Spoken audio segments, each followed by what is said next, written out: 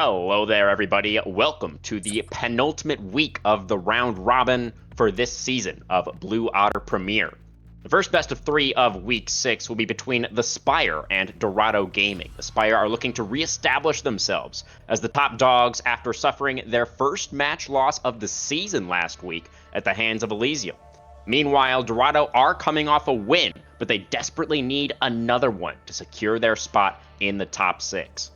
Our second series on the schedule for this evening features Omega Gaming up against the Literal Monkeys. Omega ahead in the standings right now by one singular point after taking a 2-0 victory over High Alert last week, while the Monkeys managed a Game 1 victory over Dorado before they were beset by some banana peels and ended up losing the series 1-2.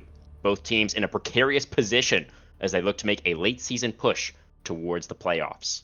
Crewman here alongside the Storm as we get ready to tell another story from the stream. Storm, what's the forecast looking like for today?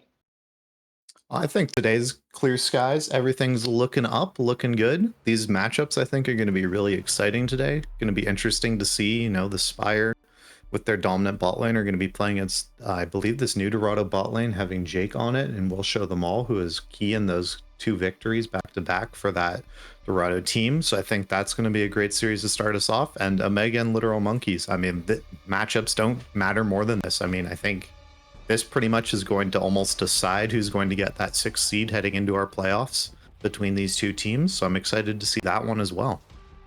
Very well could. Absolutely. A whole bunch of stakes cooked all kinds of different ways for this one. So lots to look forward to, guys. But Storm, we're going to be starting off with something a little bit different. If you would like to facilitate some guest introductions, then we'll move into some new content. Yeah, so today we're going to be moving into a new section, but before we do that, we are going to start. We have some people in here with us. First off, we have Saren. If you want to just introduce yourself, what team you're on, and what lane you play. Hi, yes, I'm back again. I'm the middle laner from Omega Gaming. Perfect. And then moving on, we also have Denial Hurts. If you just want to chime in with your, team and everything. Hey, Denial, play top for the Spire. And then last but certainly not least, we also have Jay Young. If you just want to, again, chime in. Yeah, hello, Jay Young. I am the undefeated support for the undefeated Omega team since my joining. So 2-0, baby. Oh, yeah. And then I think we'll just get right into the content. So Wookie, I assume you have the slideshow prepared. Beautiful. And then Storm, if you want to take us through this first slide, the slide after this one, that is. Yeah, for sure. So today we're going to be doing a new segment on stream. So Crew and I are prepared to be the nurses for our draft doctors that we have brought onto the stream with us. So if you just want to flip over to this next slide, Wookie. So we're going to be helping try to triage. We are identified 3 drafts from last week, which are patients, and we are going to be helping you guys go through, show the alignments that these teams have, and hopefully you can bring these patients back from the brink and show them a way that they can have a winning chance in a game. We have plenty of options available to you, and we've kind of isolated in this slideshow where we think things have gone wrong in the draft, and we want to get your takes on how you guys think that you can fix these patients. Any questions? Let's get it. All right. Let's get into it. So our first patient here, guys, is going to be the Spire. So we're going to be taking a look at their draft that they had in Game 3 that they played against Elysium last week. So you are the Spire, and you have arguably the best bot lane in the league. It is Game 3. What are you looking for with your first rotation pick on blue side with the following ADCs banned? Now, we do have, of course, a Spire representative here with us in the call. So I don't know. What do you think, Storm? Should we get Denial's take first, and he can kind of represent the Spire, or should we get Saren and Jay Young to chime in first with their thoughts? What do we think? I'm thinking we should start with Saren and Jay Young and then end with Denial, because I'm pretty sure he would remember profusely what they picked. So I'd be interested to see if he had a different take going into this or what. But I think we should start with Saren here. Saren, what are you looking for on B1 here? Thoughts? I mean, this could be a little bit of bias from my own team, but I know what you're gonna say. Same of course thing. you Yeah. do.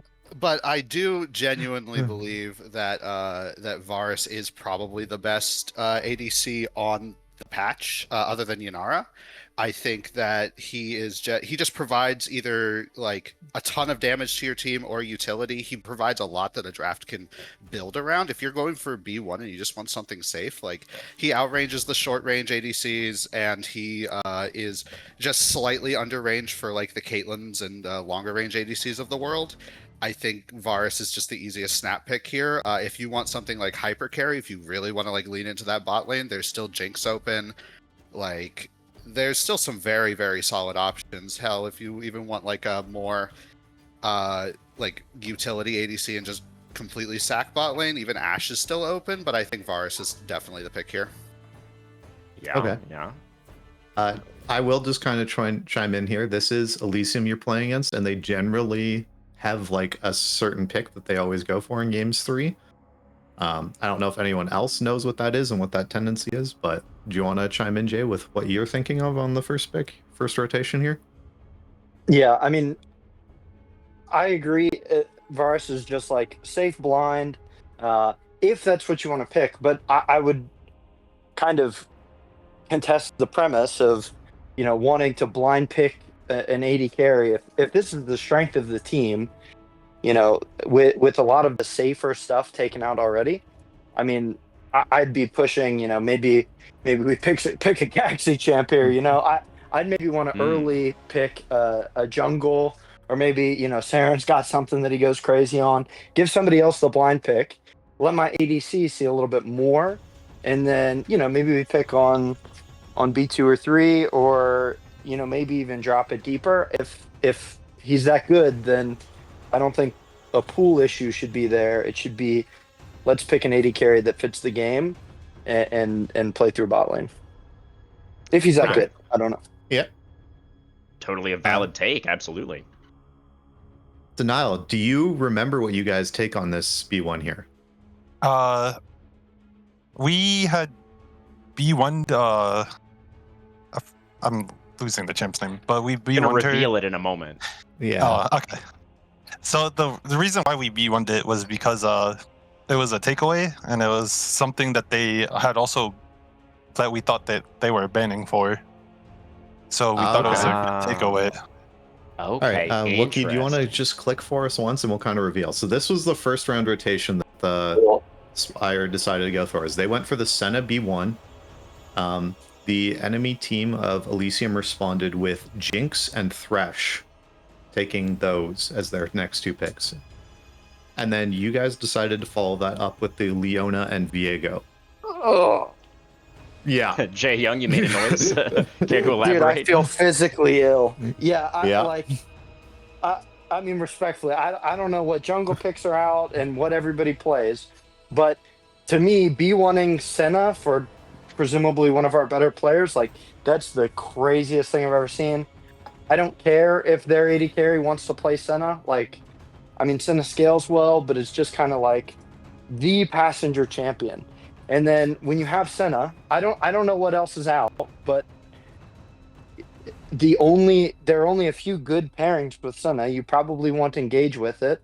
And then, we're game 3, right? So maybe Nautilus is out, maybe a bunch of Nautilus other, like, and Alistar are both out, yeah. Probably yeah. just So go to I the mean, next like, slide here. There's some more information there that we can look at. yeah, So like you can see the fearless bans towards the bottom there, and then at the very bottom are all of the game 3 bans. Yeah, I mean, the B1 Senna is so cooked, because then I mean, then they just pick an 80 carry that they're comfortable playing into Senna, and then they can pick a support that counters the engage. I mean, for me, I don't see Braum fearless out. I'm a little surprised that it. I Yeah, guess Braum was Braum is open. not great into Yeah. Senna, but Yeah.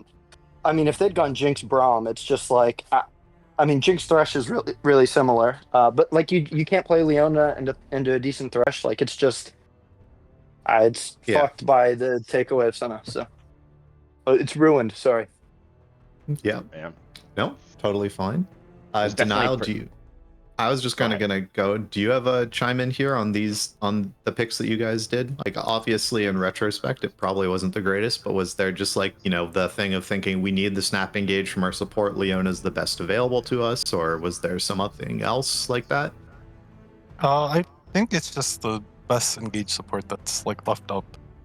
Like, Yeah. overall, Leona is still like an overall pretty strong champion, and even though she's like countered in bot lane by Thresh, I think post 6 it's like very playable. Especially Okay. if you just ulti the Thresh, you can kill him on repeat. He's not a very tanky champion. Yeah. So the idea was kind of that you would be able to use the Viego and the Senna like route in combination with Leona to start facilitating your picks. Yeah. Okay. How'd that go?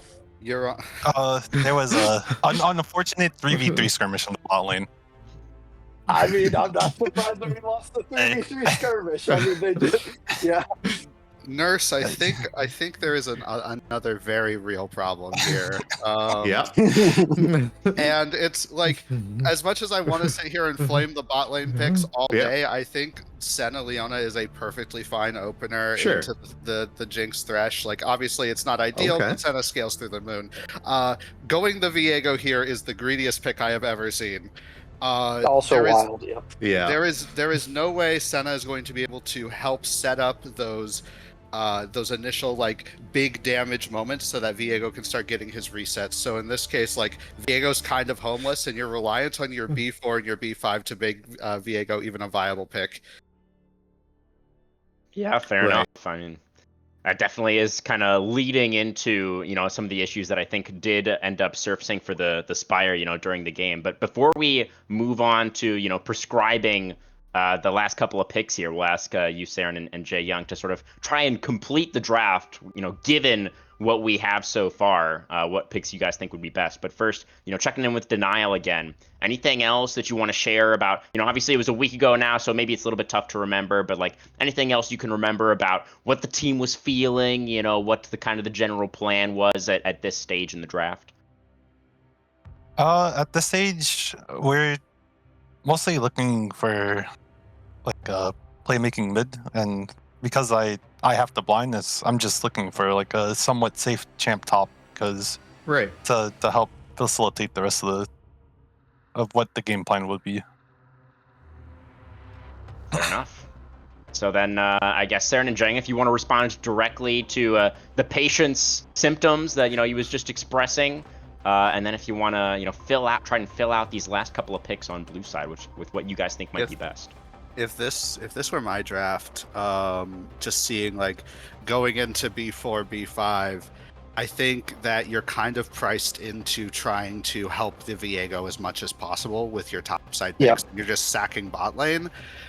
In this case, you'd probably want to look for something like, unironically, something like an Annie mid, just something that can like point and click and just roam with the Viego. I think Talia is also fine, but there's not a ton of movement on the enemy team. So I think like if Watercat plays Annie, I mean, it's a pretty plug and play champion. You just pick it and click stun on the enemy. Just to interrupt really quickly, Watercat is actually the mid laner for Elysium, who's on red side. So it's Big Sugar would be the mid laner. Point stands. Yes, Yeah. fair enough. I just wanted to, yeah. And then in the top lane, you kind of want a top laner that you can play around really hard. Something like a Renekton, or I don't see Renekton banned. Yeah, something like a Renekton or a Jax, or Jax is banned. The point is like a top laner that wants to skirmish early, but then like can get some value out of snowballing the game, and you just hard play around top mid. I think that's how I would finish out this draft, so that you can have a Senna as a late game insurance, and then you just send Leona roaming all around the map to make the other lanes miserable. So like Annie or Necton are just your two like throw-ins there. You think Yeah, would like complete this? Okay. I think those two are the generically good picks here. Okay. Jay Young, Dr. do you have a Young, different thoughts? take? Yeah. I mean, yeah, I think the problem is that this draft is done kind of backwards, where we pick things that have like very specific ways that they want to play, and then now we're trying to fit in things that work with it. So you kind of need like kind of some Swiss Army knife champions. I mean, first thing that comes to mind is like maybe an Ornn top lane, something that can kind of start the fights. I mean, their backline isn't mobile, right? So if we can send an Ornn over the top and then follow it with Leona, like we can lock a target down, or What? the other direction. What Go on. happened? Yep. Okay. Keep going. You're good, you're Sorry.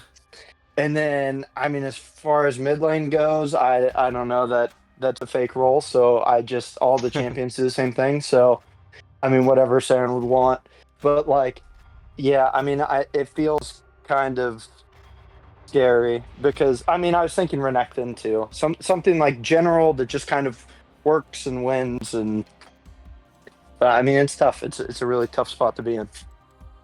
I hate it when my draft is backwards. That does sound like a pretty serious condition. Yeah.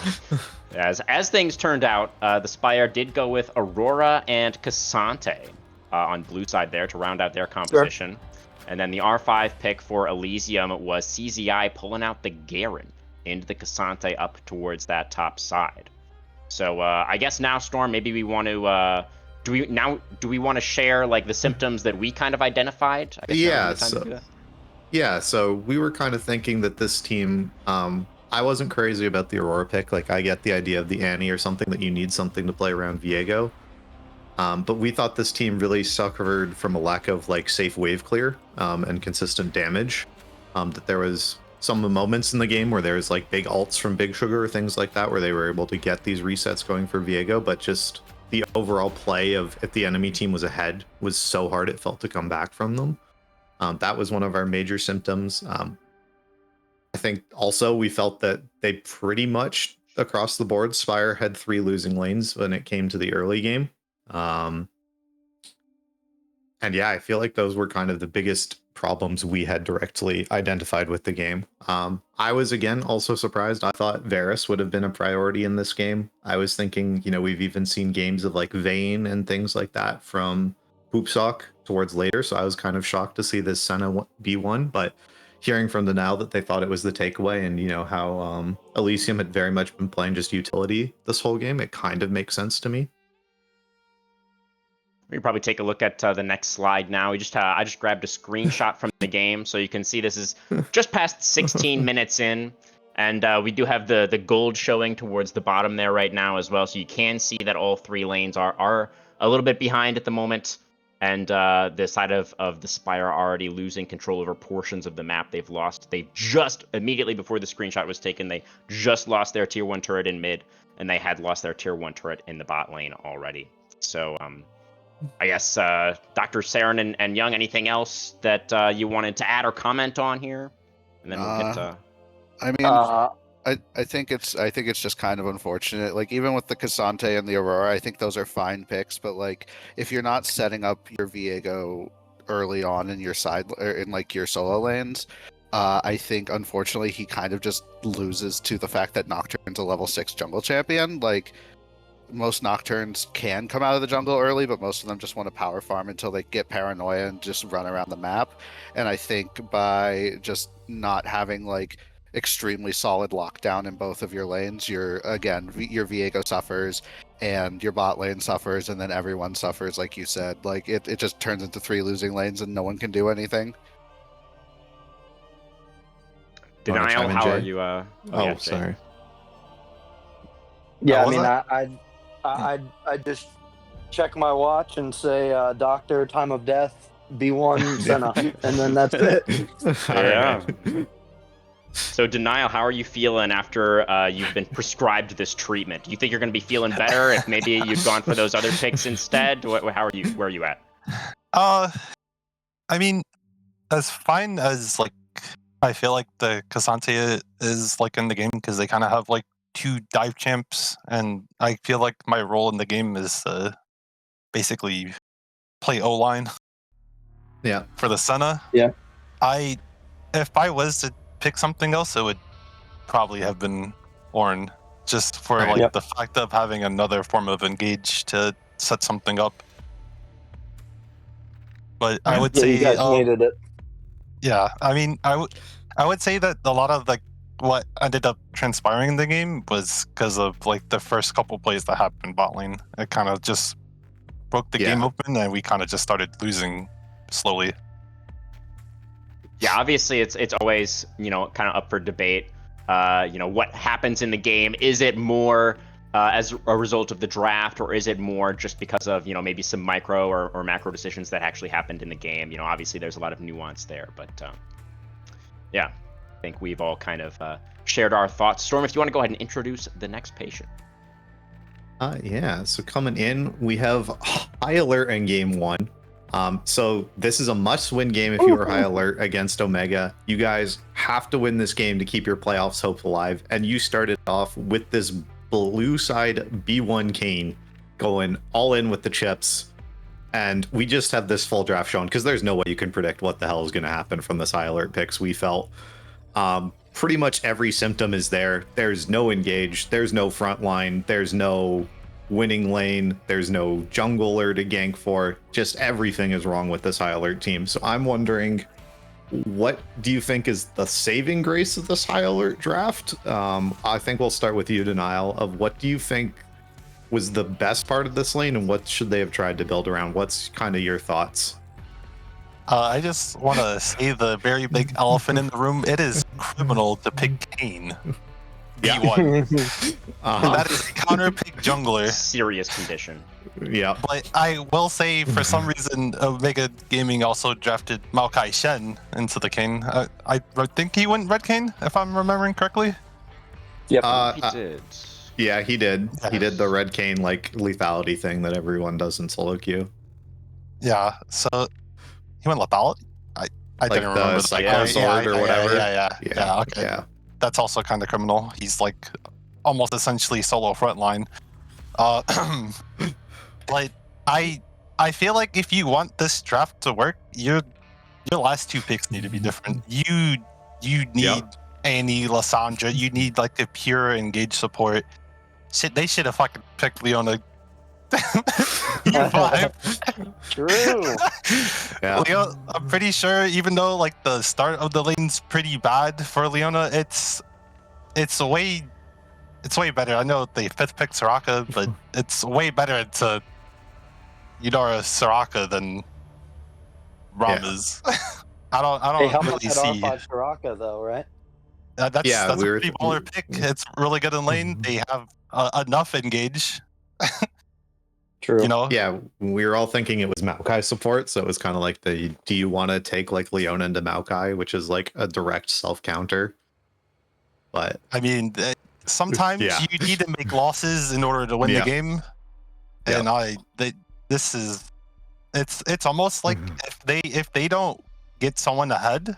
I remember the Rumble eventually got ahead, but like if one of these late game carries don't get ahead and they essentially have like 2.5, that like they can't really contest anything unless they're there first.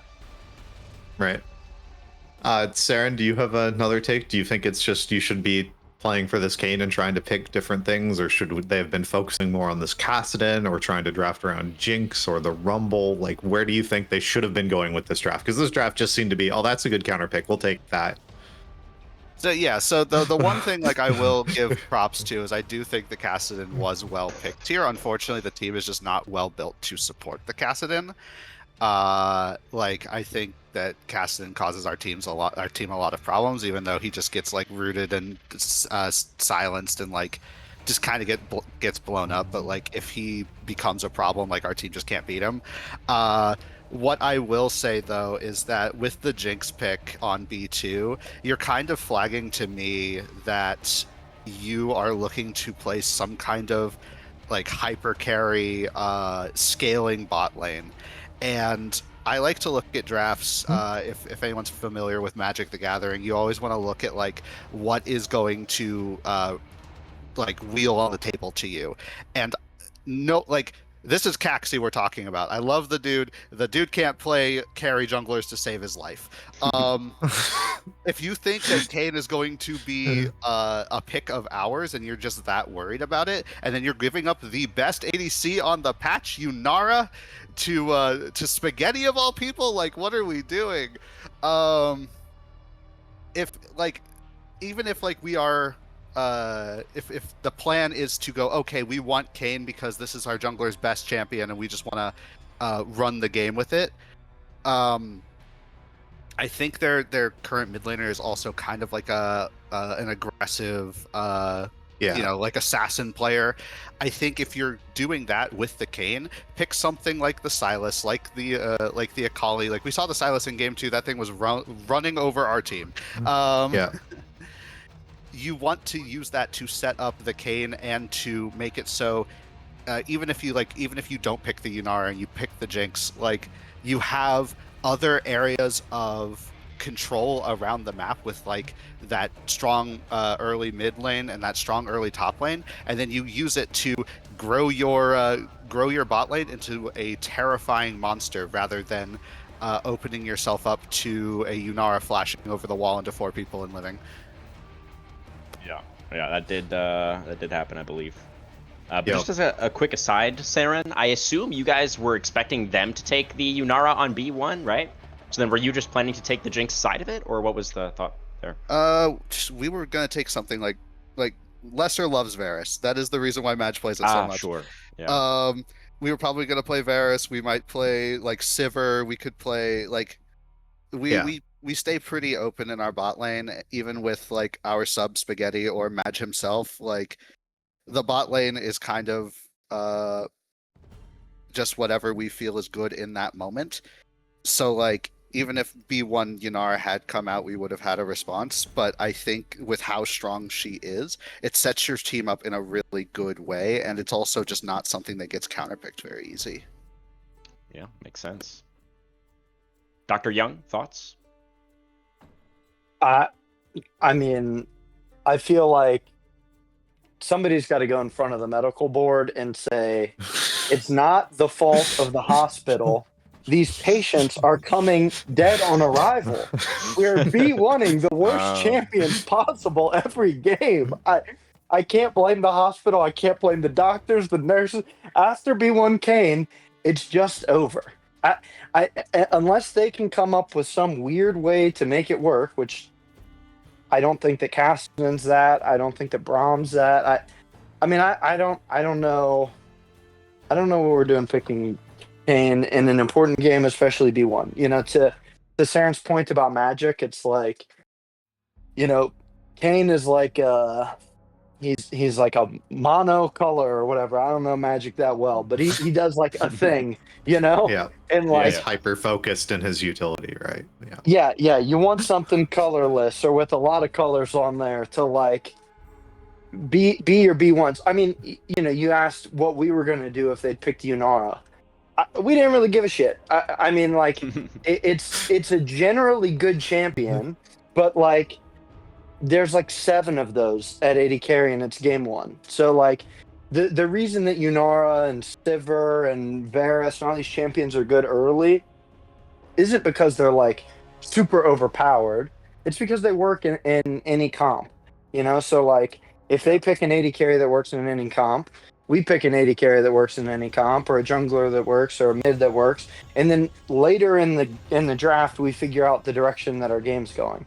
But they B1 decided the game is going the Kane direction, and that's a horrible direction. So and then they kept going with things that just want to jump on you and burst you out, but don't really do enough burst. I mean, it was just like I mean, they have Rumble with no CC. Like, what are we doing? I mean, it's just, I mean, it's just an insane draft, and the Soraka R5 just makes it absolutely unplayable. I'm pretty much the best. I suggested the Soraka, so.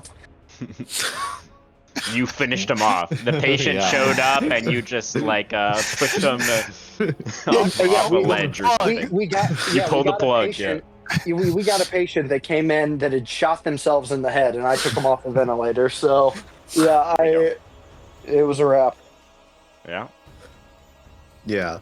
So our crewman and I's kind of thoughts with this one is like, so frontline initiation is obviously the biggest problem. Our kind of thought was maybe, you know, somehow maybe if this Casten is around, that maybe that was our thought, or this Rumble, that we just play full utility bot lane, that maybe we had taken Ashe or something instead of this Jinx, or if we had gone for, I think, like Jarvan in a first rotation or something would have made this like game somehow playable. But yeah, the first pick Kane into nothing to support it. There's like no lane to fight for.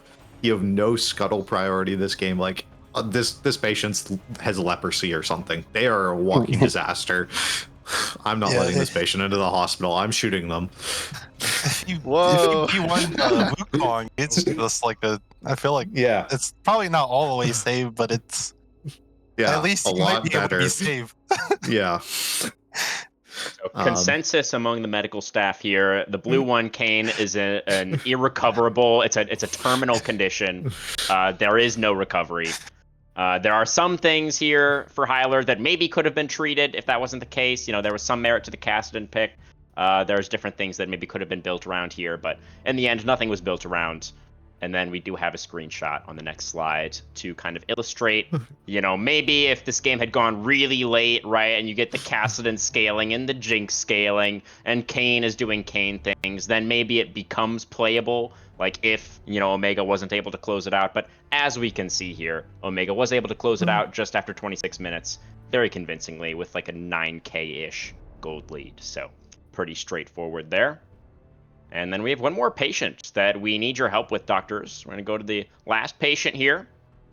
So you are the Monkeys. You have just won a close game number 1 over Dorado, and you're looking to close out the series. You have taken the first round rotation on blue side, so the champions on the left there is the first 3 that you've taken as the Monkeys. And then you can see Dorado's first 4 picks on the red side over there on the right-hand side of the screen. So Dr. Young, let's start with you this time.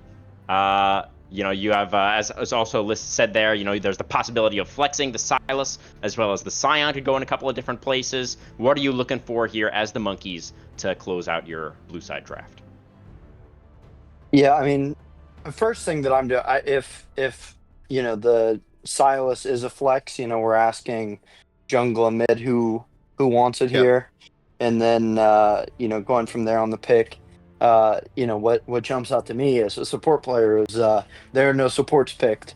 So I'm thinking I'd really love to play an Enchanter with Yunara, and it looks pretty playable.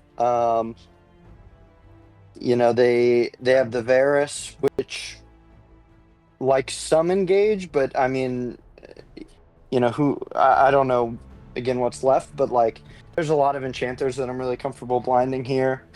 Elio is Fearless Band, and Nami is Fearless Band, but every other enchanter, I believe, is available. Well, those were my favorites, so that does, you know, but I mean, Soraka looks playable, not as good, but Yep.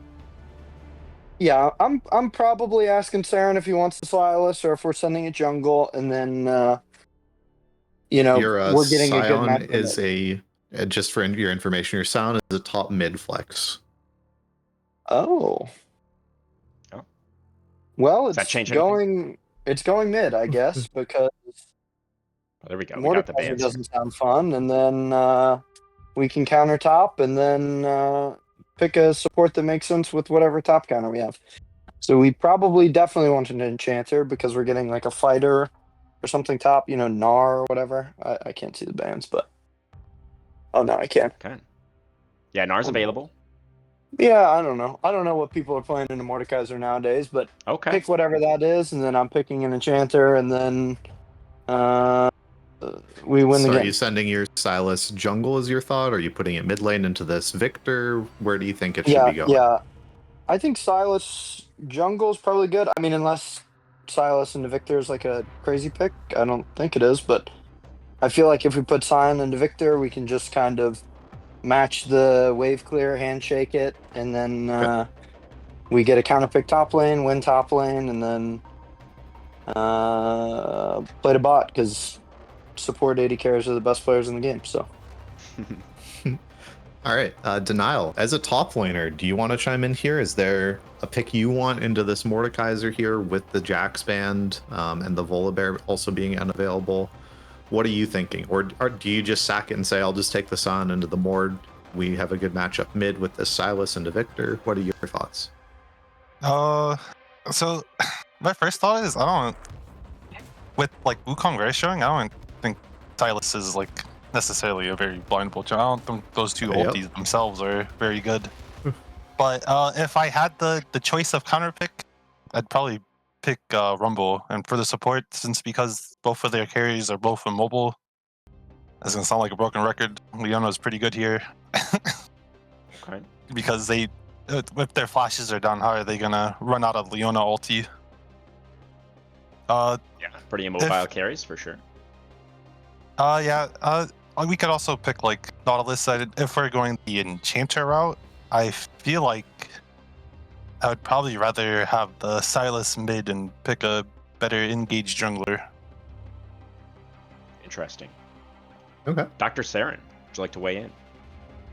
Nurse, I'm going to sound like Dr. House here, but our patient has unfortunately, a terminal condition called flexing ourselves to death. Oh, Yeah. In this case, as much as I respect my colleagues' opinions, I'm sorry, I'm putting my top laner. You're getting the Scion, and that's the end of it. I think in this case, Silas is a fine matchup into Victor, but I think what it does most importantly is it allows you to have an aggressive mid laner that can put a lot of pressure on this Varus to get your Yanara ahead. You compare that with something like a Xin Zhao or even a Maokai or a Zac, just something that provides a lot of crowd control, and you just start running your Silas bot lane on repeat. Make that Varus miserable, and don't let him get into the game while your Yanara scales into the moon. I think also that gives you a lot of play in the mid lane. I think that Victor can suffer into Silas if he doesn't play it right, as someone who's played both sides of the matchup. And then you kind of just wave to top lane as you hope they don't int on Scion. You just got to play it straight. And if you get too caught up in these flexes, like, oh, our team can flex everywhere, our team can flex everything, unfortunately you end up in situations where you just pick two really bad champions because you get caught in the idea of, oh, well, we can flex it here, but that doesn't always mean you should. Yeah, All right. makes sense. Uh, I'm not sure if we have Yeah, Go I think for the it. next slide is our full draft. If you want to click that for us, so this is what ends up happening. I kind of agree with Saren that this is very much a case of this man has bent his back and has destroyed it from bending too hard. Why are we picking 4 melee champions into Mordekaiser? Is kind of crazy to me. Is how it just like comes off of, right? It's- You know. Victor as well, obviously. Very Yeah. happy here. Victor's also happy that there's just so much zone control has now been set up via Dorado, and it's hard, I feel like, as the monkeys now to kind of play this game. I don't think the Ambessa counter pick is good enough into the Mordekaiser. It's just kind of a 50-50 lane. So there's a lot I feel like you can discuss with this. Who wants to chime in? Do we want to go to you, Denial? I do not think Mbessa counters Mord at all. I've looked Yeah. at the stats. I'm pretty sure Mordekaiser wins like 55% of the time or something like that. It's pretty, I would say, naturally one-sided. I do prognosis. remember watching this lane. I don't know how he did it, but he definitely did beat that Mordekaiser in the early laning phase. But I feel like, yeah, I think I would rather play Rumble in this comp if I'm getting counterpick, because it's like a pseudo range champion. Plus, they have like the Leona, and they have like the Silas, Wukong ulti, and Zion. I feel like it makes it really easy for Yunor to play if they're all like burning half their HP at like the start of every fight, and they're not going to really be able to run out of it if they get caught by any one of those ultis. So I feel like the Mbessa counter pick is probably what I would say is the worst thing about this draft. Because I don't really see how Mbessa is gonna really be able to get on Varus, Wukong, Mordekaiser, Victor all like hitting her. Saren, do you have a rebuttal? Do you think this is just a case of Sion, you just good luck top lane, bro? This is a case of we let our top laner speak too much. I'm sorry. What like I can kind of envision it in my mind that our top laner probably said something like, "Oh man, Ambessa's really good here. Take the Scion mid." Unfortunately, you have given your Victor not just a free lane, but like your Scion's doing nothing in mid lane. It's going to sit there and clear waves and get beat up by Victor. It's going to be a punching bag for this Wukong. And then when we hit the late game, like, sure, you're going to have an potentially unkillable Scion, but then you're staring down a Varus Victor who is going to melt your Scion alive. It just makes the pick worthless. And if your top laner really wanted Mbessa that bad, pick something better on B3. Just to follow up on that, at least the Scion did do a really good job of clearing those waves. Scion actually had the most CS in this game. Fun fact. Good job, boss. That is what happened. Dr. Young, anything else you'd like to add? Yeah. I mean, in line with what Saren said, I think that the flexing got him into a weird spot. I think Mbessa's a weird pick. To what Denial said, of course, everybody always wants Leona. I get it. You want me to go in. The problem is everybody wants the support to go in because they're just too afraid of ruining their pretty KD, and they want me to go in. And then I'm the one that dies. And then if it's a good fight, well, oh yeah, of course it was a good fight. The engage went in, and then if it's a bad fight, then my support's ending. So if it's Leona, I agree with the Rumble. I think that's fine. You want something that's a good matchup, something that likes CC, something that can carry. So I mean, I agree with that Rumble Leona combo. And Mbessa Leona, I guess, is in a similar vein, where they're two immobile carries. But yeah, I mean, if Mbessa just loses to Mordekaiser, probably not the best pick. But I mean, I can only imagine how many grasp stacks that Victor had at the end of the game. I mean, Scion might have been farming, but Victor must have been grasp stacking. So I think seeing the Karma on R5, it reminded me that she exists. And that's probably what I would have liked on blue side. So it sounds like you're kind of coming around to Dr. Saren's position, where it's like, we're flexing too much. Scion should just go top lane. We get something else in mid. And yeah, I mean, I personally don't hate the Scion and the Victor. I think you just handshake wave clear. We get a good matchup top lane. I don't know what that is though. I don't know if there's like a good fighter. If there's a good fighter or something that can win side against the Mordekaiser, I want that. And then I want Karma support. And we can round out this little like skirmishing, maybe a 4-1 kind of thing, and beat the Mordekaiser inside. Yeah, it's like the kind of classic picks would be like Olaf, Riven type things. Are really good into sure. Mordekaiser. Put one of those Olaf up not there. anymore. Of course, used to be, but I think he's still good into him. He's Yeah, still is he? good, Okay. still really good into him. Yeah, If he's a Fiora player, it's a great Fiora game. That's all yeah. I'm saying. I was thinking that, yeah. Throw one of those up there. Give me the Scion mid. We've got a nice little 4-piece, and then the top laners don't exist except mine's ending the game, and then I want Karma. Then put the fries in the bag. Put the fries in the bag. Yep. done deal. Yes, Aaron. Put the fries in the bag. Clear waves on Scion. And then that patient's going to be cleared for release. There it is. Anything else in the First time. slideshow here? For now. I think this is it. Okay. We are. Well, let's just really quickly throw up those predictions that I believe we do have from everybody. And we don't have too much time left here. Looks like we are pretty split on that Elysium Conduit matchup. And then we do have one high alert predictor in that match against TSI. Denial, definitely want to get your thoughts there. What's up with that high alert prediction? With the games that I had watched yesterday, I was doing a little homework. I feel like High Alert looked way better than TSI did. Oh, do you want to elaborate on that at all? What was better about their play? Than you thought? I would say, like, from like previous games and like the games we played, I would say the High Alert looked a little bit more cohesive than what they used to look like. Interesting. Okay. Yeah, High Alert definitely in a pretty desperate spot. I think it is still technically possible for them to make playoffs, but I think at this point they are counting on some other things to happen. So yeah, they're in the category of they have to go 2-0 and certain teams need to lose 0-2. They're at that point. Did anybody want to comment on any of these other matchups? I won't lie, I almost voted for Dorado over Spire just for content, but Oh, I that would be lying to the cast, and that would be lying to myself. I think the Spire is going to win. I mean, to speak on High Alert, I think they did in our match they did play really well, especially in game two.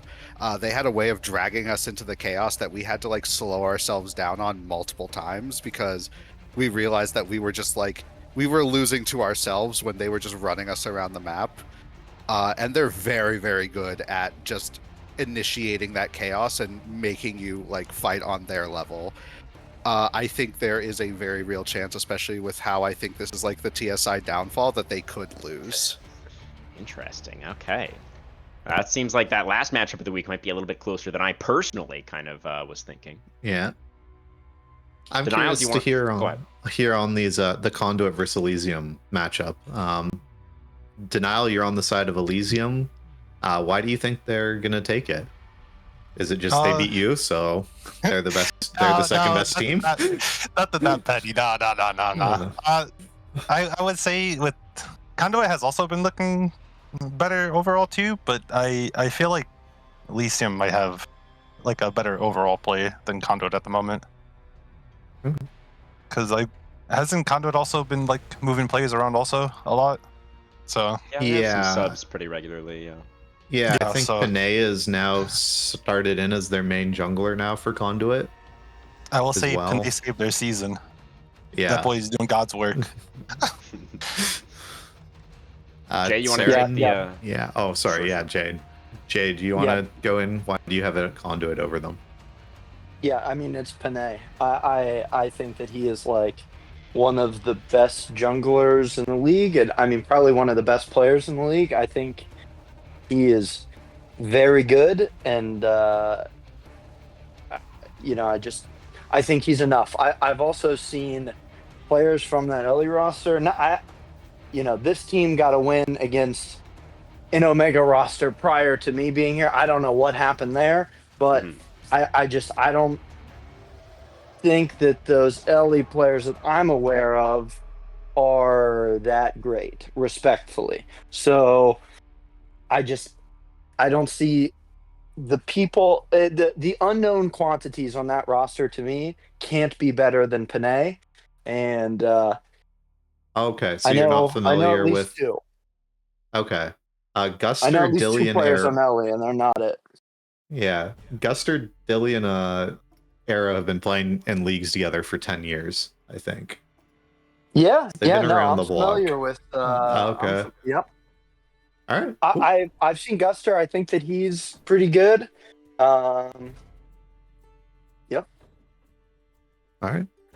I will admit, my Conduit vote is definitely one of me asking for forgiveness from genetics. I'm sorry I flamed your team. I wasn't familiar with the game. I will flame you again. Throwing him a bone and a promise to take the bone away at the same time. Interesting. In that vein, I think Dilly's not terrible. Dilly's pretty okay too. Not terrible. All right. I've got a really yeah. I mean, I played a couple games with the guy. Good guy, like the guy. Not the worst AD carry in this league by far. I think top 5. There you go.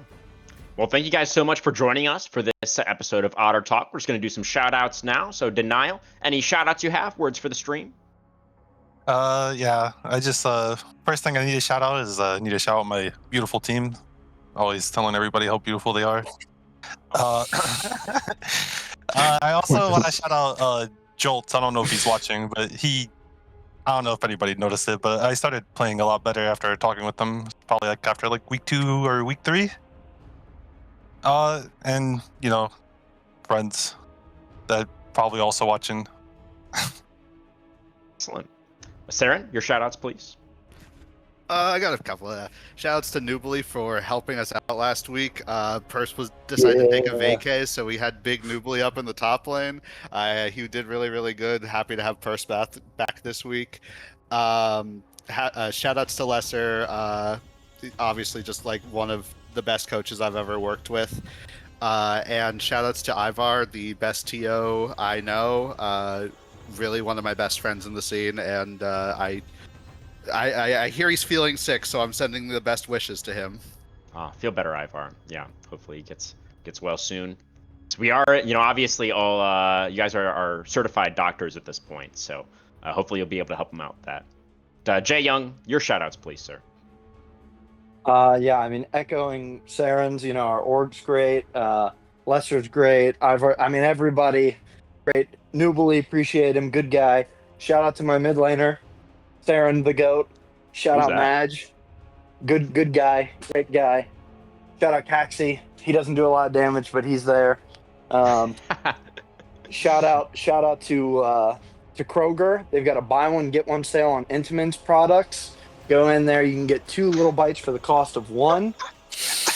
And shout out to my battery. Shout out to my phone battery for making it through the whole auto talk. Amazing. Just a little bit of a 2%, disclaimer on the end there. Kroger is not an official sponsor of the Blue Otter League. I'm Are you sure they selling out appreciate then? your shout out regardless. Again, thank you guys so much for joining us this week for our new segment. I hope everybody watching enjoyed it as well. We're going to take a quick break now, and then we will be right back for the Spire versus Dorado first match of week number 6. Don't go anywhere. Woo, go Spire.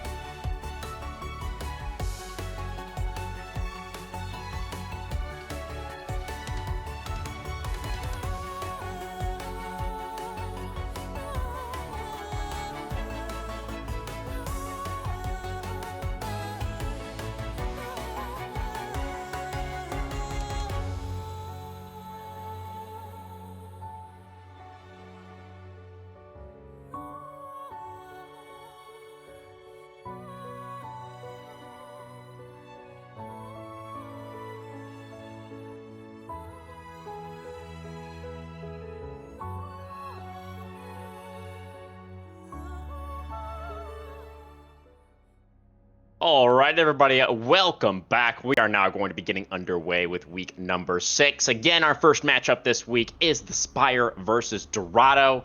The Spire taking their first match loss of the season to Elysium back in week number 5. They're going to be here on the blue side, still holding on to first place in a relatively comfortable spot, whereas Dorado, in that race for the playoff storm towards the bottom half of the standings, they're going to need every single win they can get.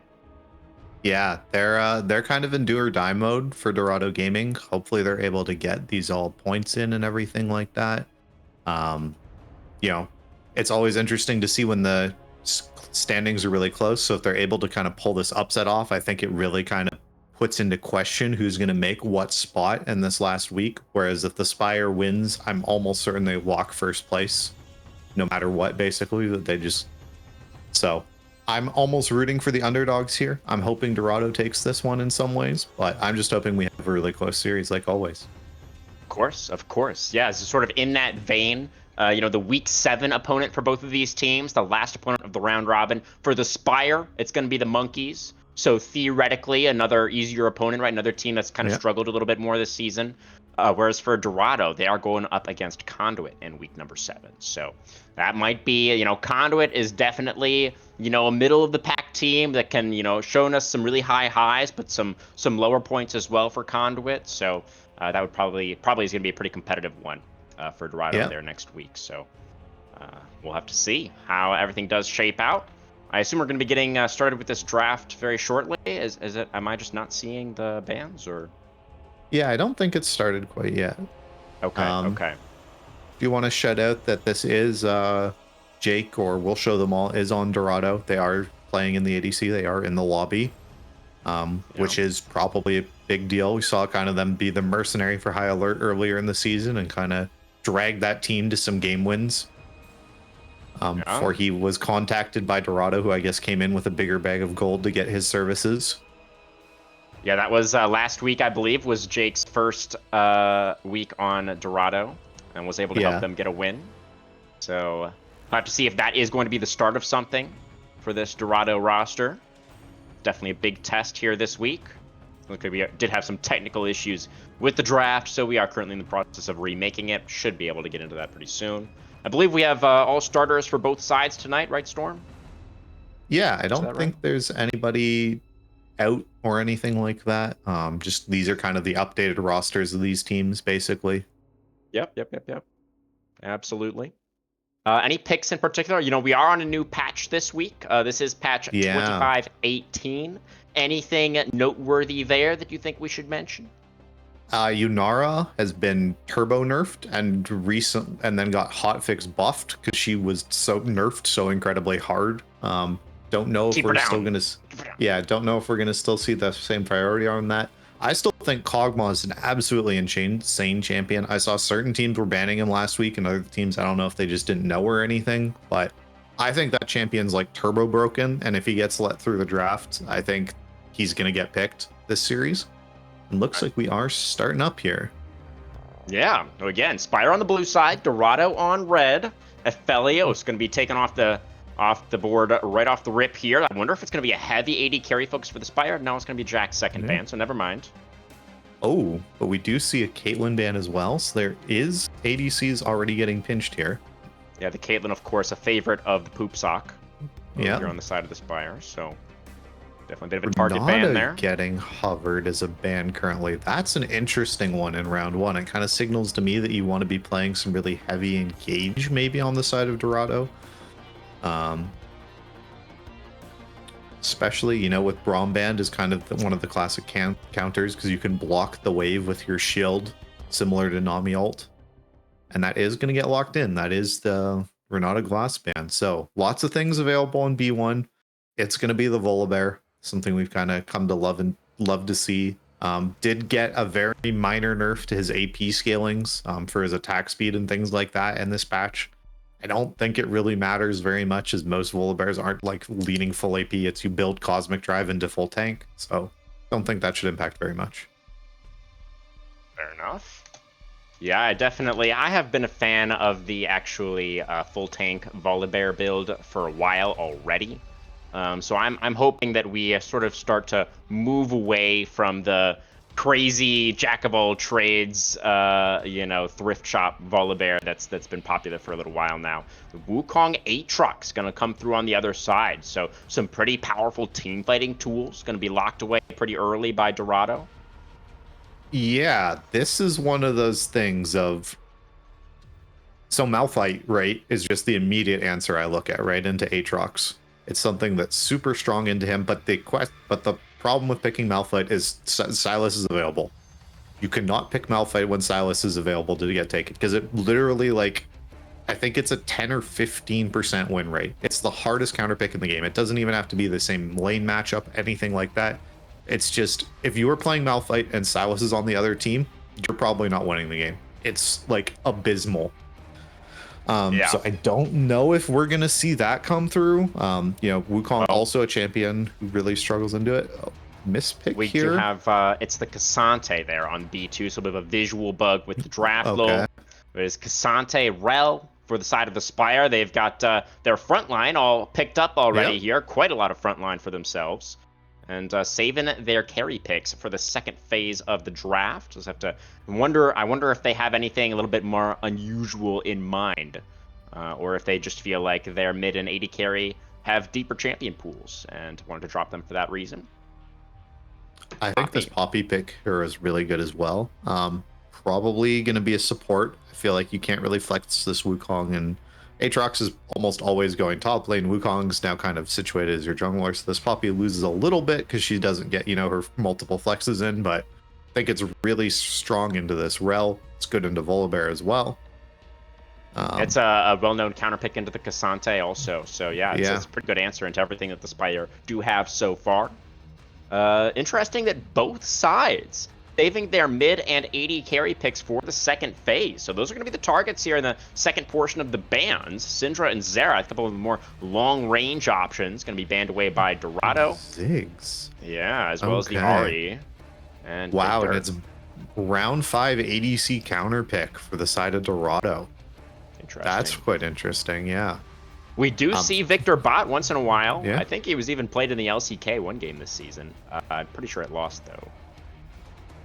Yeah, I mean, I guess the rest of your team is all AD, right? You could lean into that, but I'm thinking it's more going to be some sort of AD carry. I mean, Varus is still open, which I think is really interesting. I thought that would have been really high priority again this series. Sivir is available. True. If you want to just run the kind of...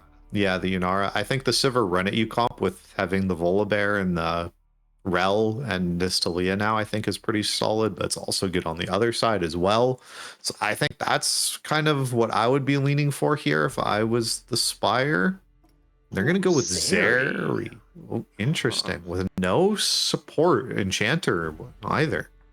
Yeah, and that feels a little bit dangerous picking it into the Poppy as well, does it not? And the Wukong, I feel like both of those champions are quite happy to play into the Zeri.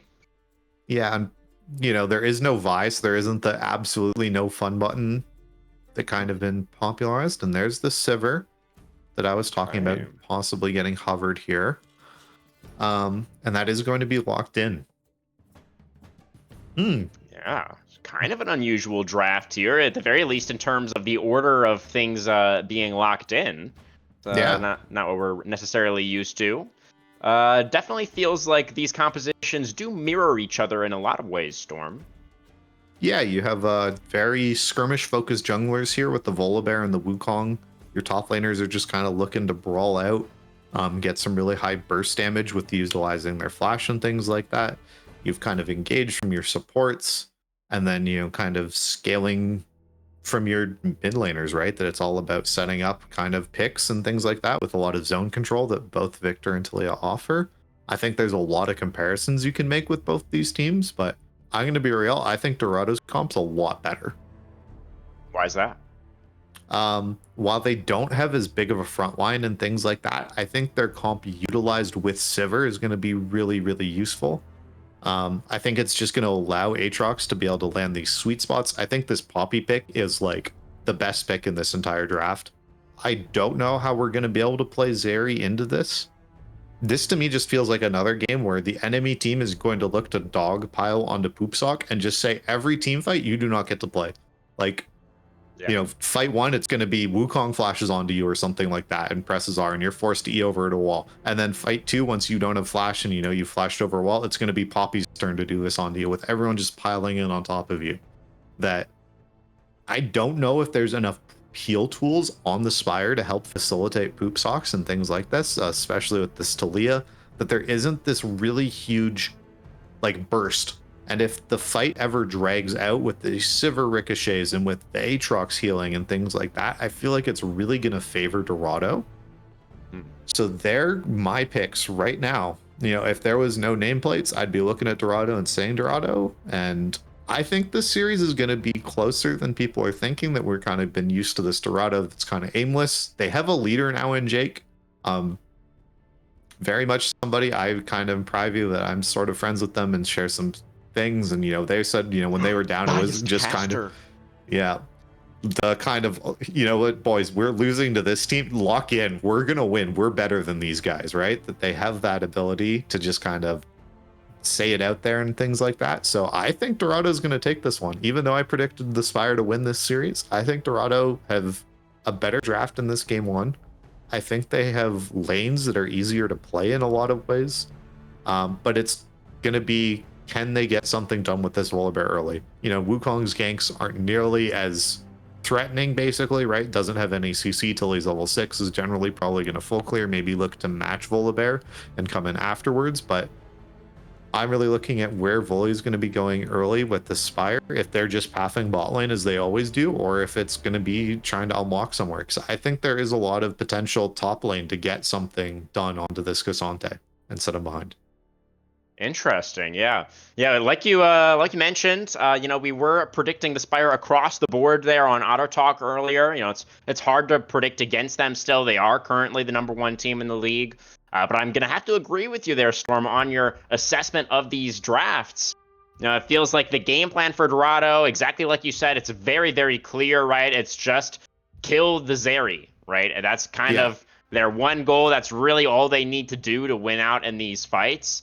And they're just going to have a lot more damage as well. The side of Dorado is going to have a lot more damage as we move later into the game. And, you know, Wukong gets his Trinity Force. You know, Victor gets his 2 items. Even the Aatrox as well, right, is going to be able to contribute pretty meaningfully in terms of that damage department. So, yeah, I'm with you. I definitely favor the red side draft here as well. And on your thoughts about the Poppy, of course, I agree again there also. So I guess, and you kind of laid out the game plan for the Spire as well. It's going to be about this Volibear, right, and trying to find an early lead. You know, there is some decent scaling on the side of the Spire as well, so I don't know if we can really say that it's mandatory that they get an early lead, but given, I guess, the draft disadvantage, according to us anyway, that's kind of, I think, where we're coming from in terms of Spire needing to potentially look for that snowball, right?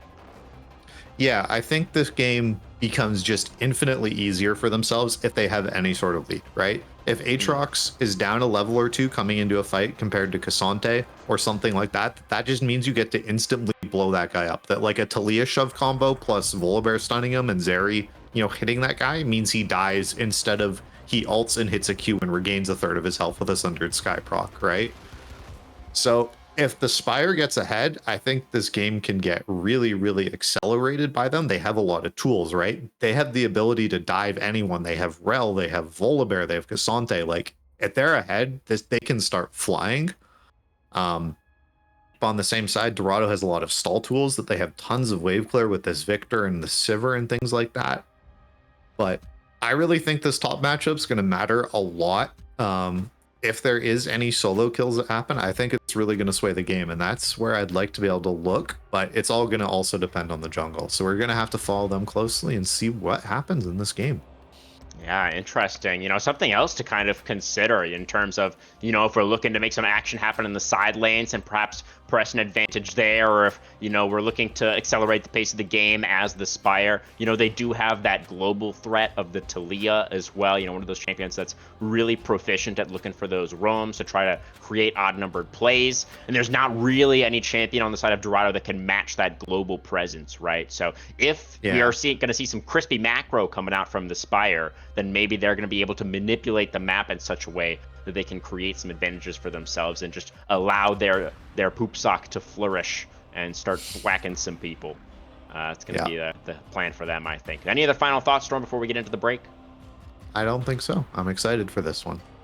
Oh, yeah, it's going to be a banger. Again, Dorado needing the win here to be comfy in their playoff spot, and the Spire looking to bounce back after their first loss last week. Don't go anywhere, guys. A short break, and then on to the Rift for our first game of the week.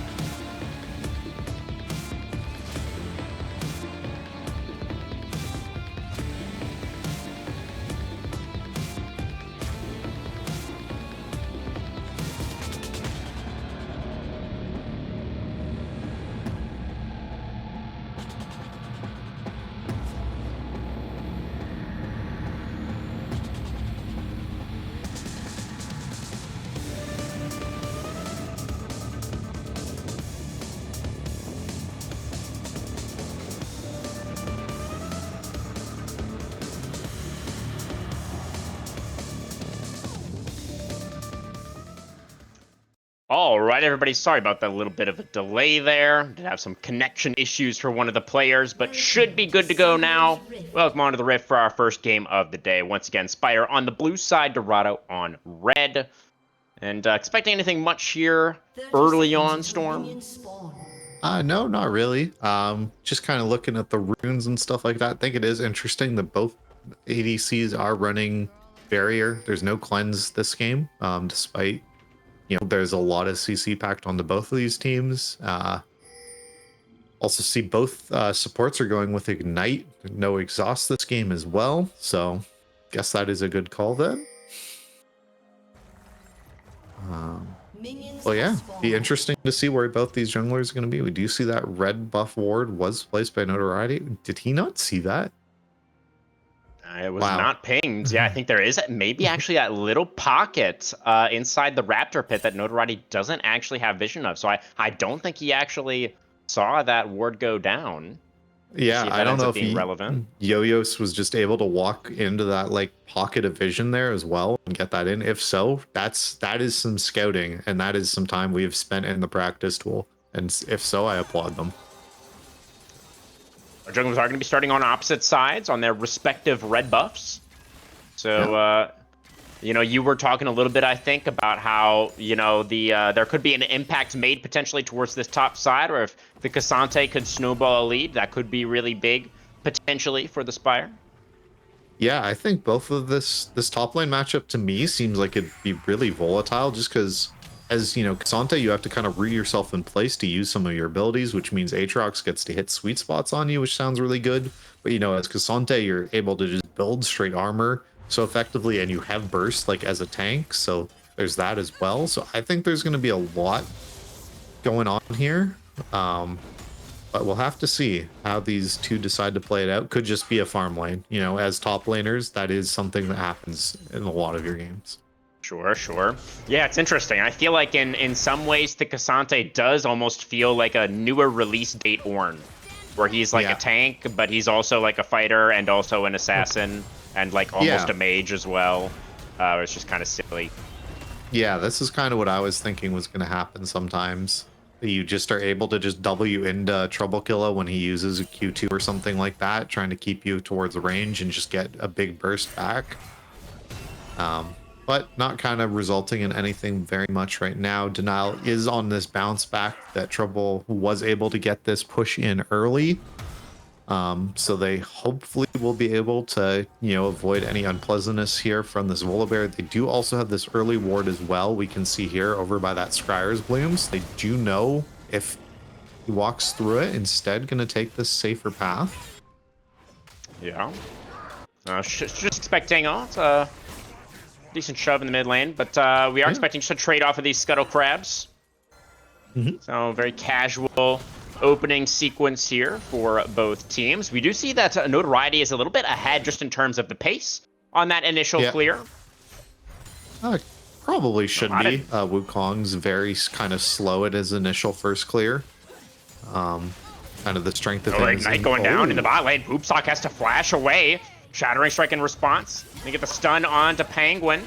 And Strawberry Frog just going to crash down in retreat. That is both summoners off of Poopsock in the 2v2. Yeah, and Jake, or we'll show them all, already reset here and was able to get a cull early on as well. Just going to be able to keep expanding that lead and take these good resets after shoving these waves in. Gonna go back here, I'm guessing, after this, or gonna look for some early tower damage here. Maybe try and get an early plate instead. Okay. Penguin just got a ward down in the tri-brush. We see that Eli is here, but the Volibear will be spotted if he does go for some kind of play towards this bottom lane. So gonna be moving to the tri-brush now. Clears out that ward. Penguin and Jake able to back off.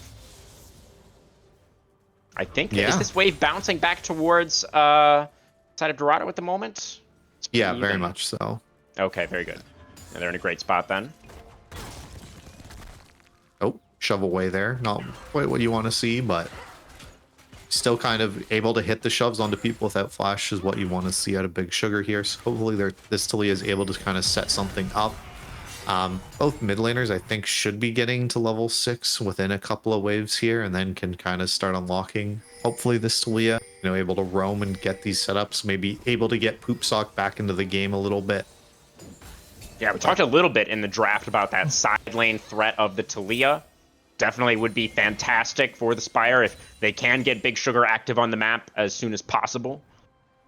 Do want to shout out Dorado again, just getting these deep vision down early. We do see this ward on the enemy red buff as well from them, so they do know when Notoriety is pathing down towards the spot lane here. Great job by them. Absolutely. They've had some really good vision set up across the board so far in this one. Hasn't really materialized into too significant of an advantage, just that slight lead on the bot lane at the moment. Just 200 or 300 golds. Little bit of a forced play here, but there is kind of this timing window here. But we do see Notoriety is coming over for, kind of a safe push out, or if they want to see walk. Seems like we're maybe considering a dragon start. No, Warlock just gonna go for the recall. Weaver's Wall gonna come out now. The Penguin gets to the other side of it, and Sugar Ignited is just gonna burn down, and it's first blood for Dorado. Man, what a friggin' call by Pellet. Just being able to get that E timing immediately and slamming into the wall to get all that burst damage. The Ignite can come back some as well. revenge, but without their mid laner, they're gonna have to back away from this one. Yeah. And both these top laners are just kind of brawling out. Denial is running really low on mana. Charging to the wall. Strawberry Frog doesn't get the crash down. The flash forward and the auto attack is there. Jake picks up his first of the game. Now Poopsock looking to be in trouble, but the counter gank from Notoriety flashes on top of Penguin with a boomerang from Jake. Gets him his second kill. And now can he kite out the Volibear? Does he have the damage? Yes, he does. It's Dorado in the bot lane coming up with a massive early game teamfight win. Yeah, and this is going to get them their first dragon as well, which is pretty huge for them. This Hextech Drake is obviously just always one of the best. And again, we just see more and more of these wards just getting thrown into Notoriety's jungle. Just tracking this Volibear immediately, meaning that they're just able to kind of scale that without these early kills going over, right? That this Volibear, who is going for this Cosmic Drive build, is going to be squishier and squishier in this early game. Yeah, not going for that full tank Volibear like we were kind of talking about in the draft. Is still going for that Cosmic Drive first despite the nerfs. So, yeah, Notoriety going to be a little bit behind the pace of the game here. See how close Warlock is to that Trinity Force. Has the Phage completion now. Working towards the Axe. So he's, maybe a little over 1,000 gold away from that Triforce. As Penguin going to find a charge onto Big Sugar, who just gets taken down. Great move there from Penguin. Finds another pick. That's with the Grub Spawn just now coming up as well. Yeah, I think there might be an MVP in this game so far, coming out quick here. Yeah, definitely Penguin off to an early lead in that department for sure. Yeah, they're just having pretty immaculate support play, and the Sivir is just able to kind of sit down here and just insta-clears all these waves. That Poop Sock isn't really able to get anything done as well either. Already is coming down. They might just look for this dive. You can just press R. Yeah, absolutely. I think they kind of have to. They just got the news that the Grubs have been taken. I think they need some kind of cross map here for the side of the Spire. They're getting just choked out of this game already. They're down 2,500. The wave is so slow to come in. This is taking an excruciatingly long time.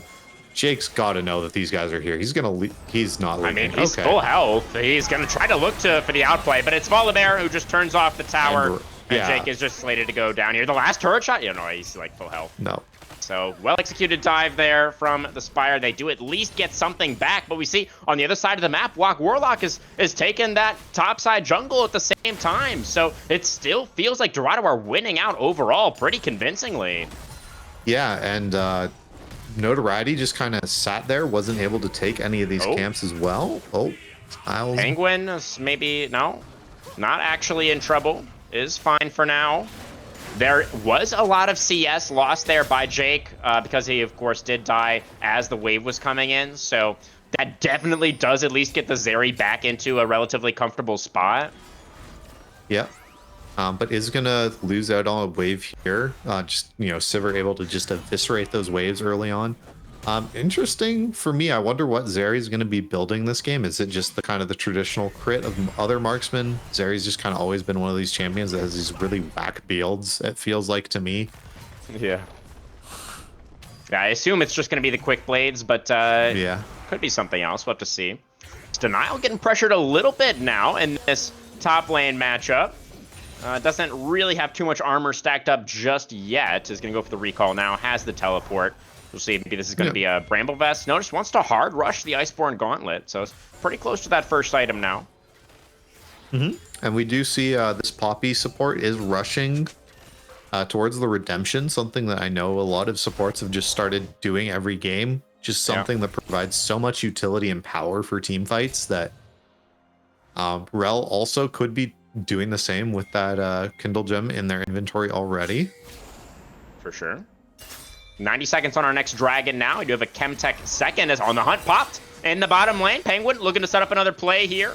Movement speed is there for Strawberry.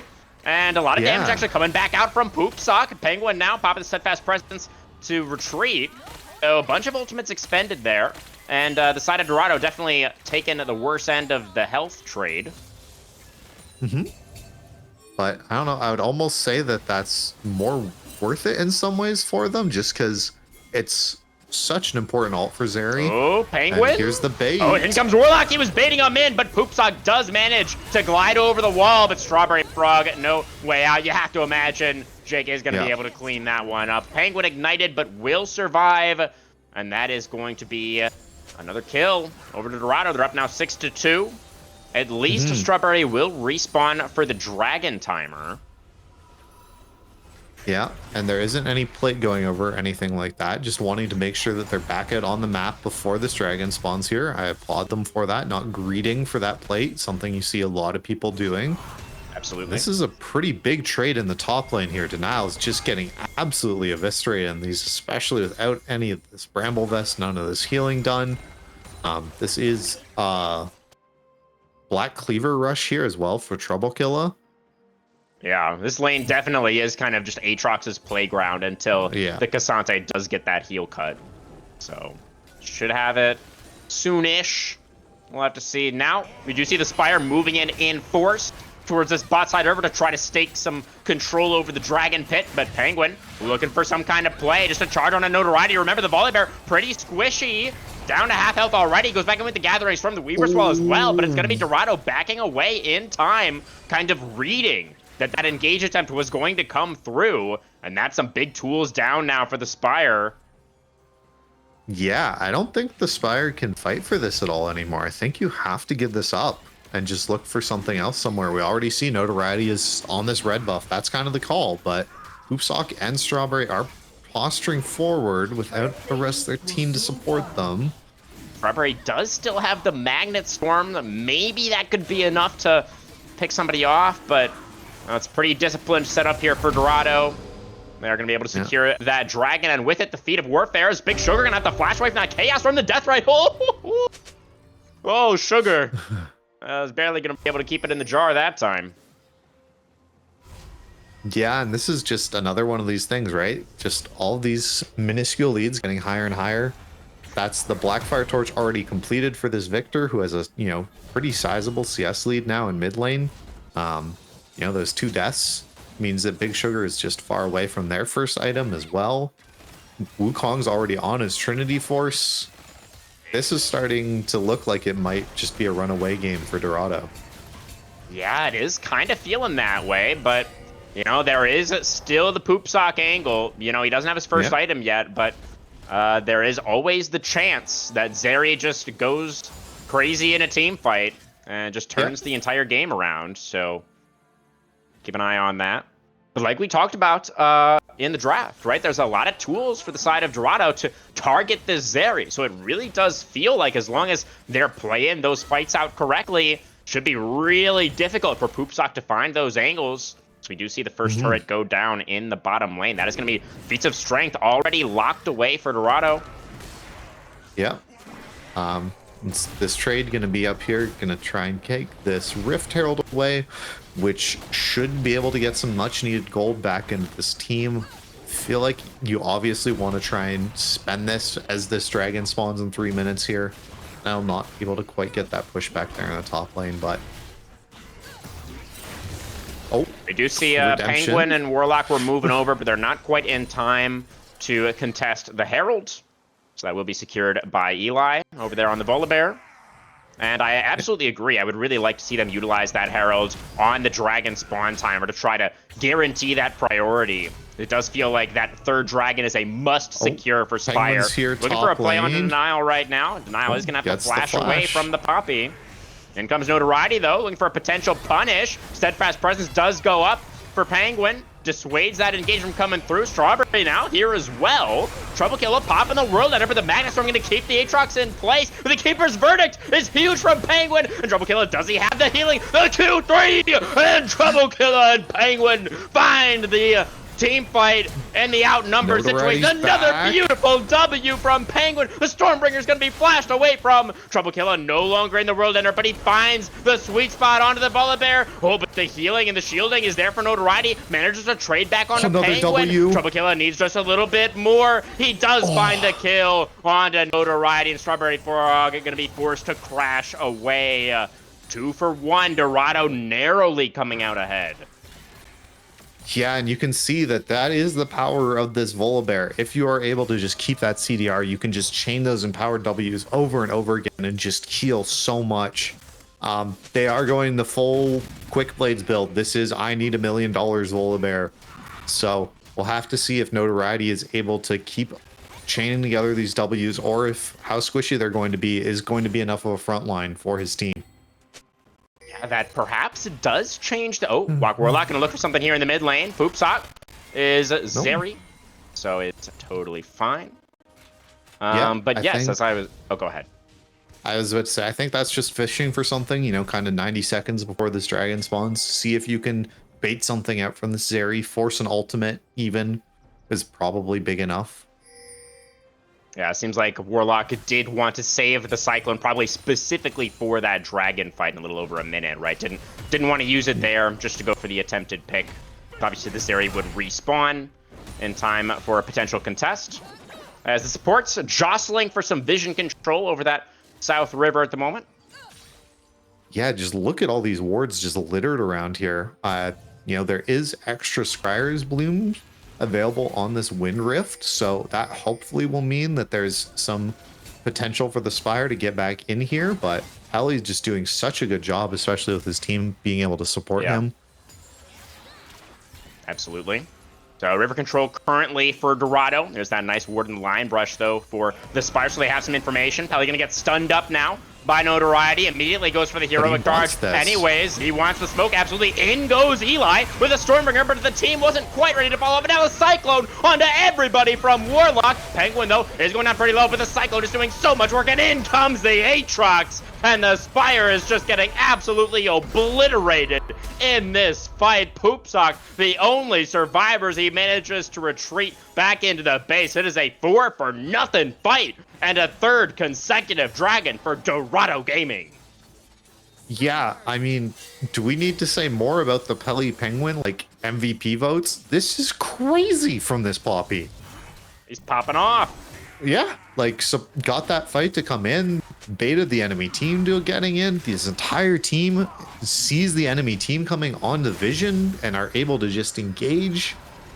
Man, this is looking really ugly. I don't think there's any chance now, to be honest with you, that there's going to be much chance of the Spire to come back, unless there's some sort of crazy poop sock moment. But, you know, he doesn't have flash now again for this next upcoming dragon fight, which will be Soul Point in 4.5 minutes. Yeah. I'm wondering how you get back in. This might start being one of these cases of you have to start looking for death brushes to try and get these shutdowns. I have to agree with you there, Storm. Does feel like the Spire are going to need a miracle at this point. And, you know, as far as that last fight is concerned, you know, it feels like, you know, not only is it a Penguin diff where he's just, like, doing so much work on this Poppy, but I feel like there was maybe a bit of a team communication diff in that one as well. You know, like Notoriety, I don't know if he like didn't realize that all of the Dorado members were there, but it felt like he was kind of going in a little bit early before the team was entirely ready to follow up. Meanwhile, Dorado were very clearly looking for that fight as a unit. Penguin gonna get this shoved might be here. A shut down. Poppy is going to survive. As a new guy has now joined us on the Rift. Yep. Nice that he doesn't have multiple forms anymore. Don't have to figure out those different names, but this is just a crash mid. I don't think this is going to be a tower going down with walk here. Wait. I'm not really able to get too much with that Herald. Yeah, I'm guessing it was probably expiring soon, so just had to use it. But makes sense. And now looking for that death brush like you were talking about. Yeah, but there's just this huge pass of darkness. I don't think anyone's ever getting anywhere close to that. Look at Eli's position here, trying to go deep into the jungle, looking for an angle. Is going to be spotted out. Does retreat in time. Penguin continuing to clear out that vision.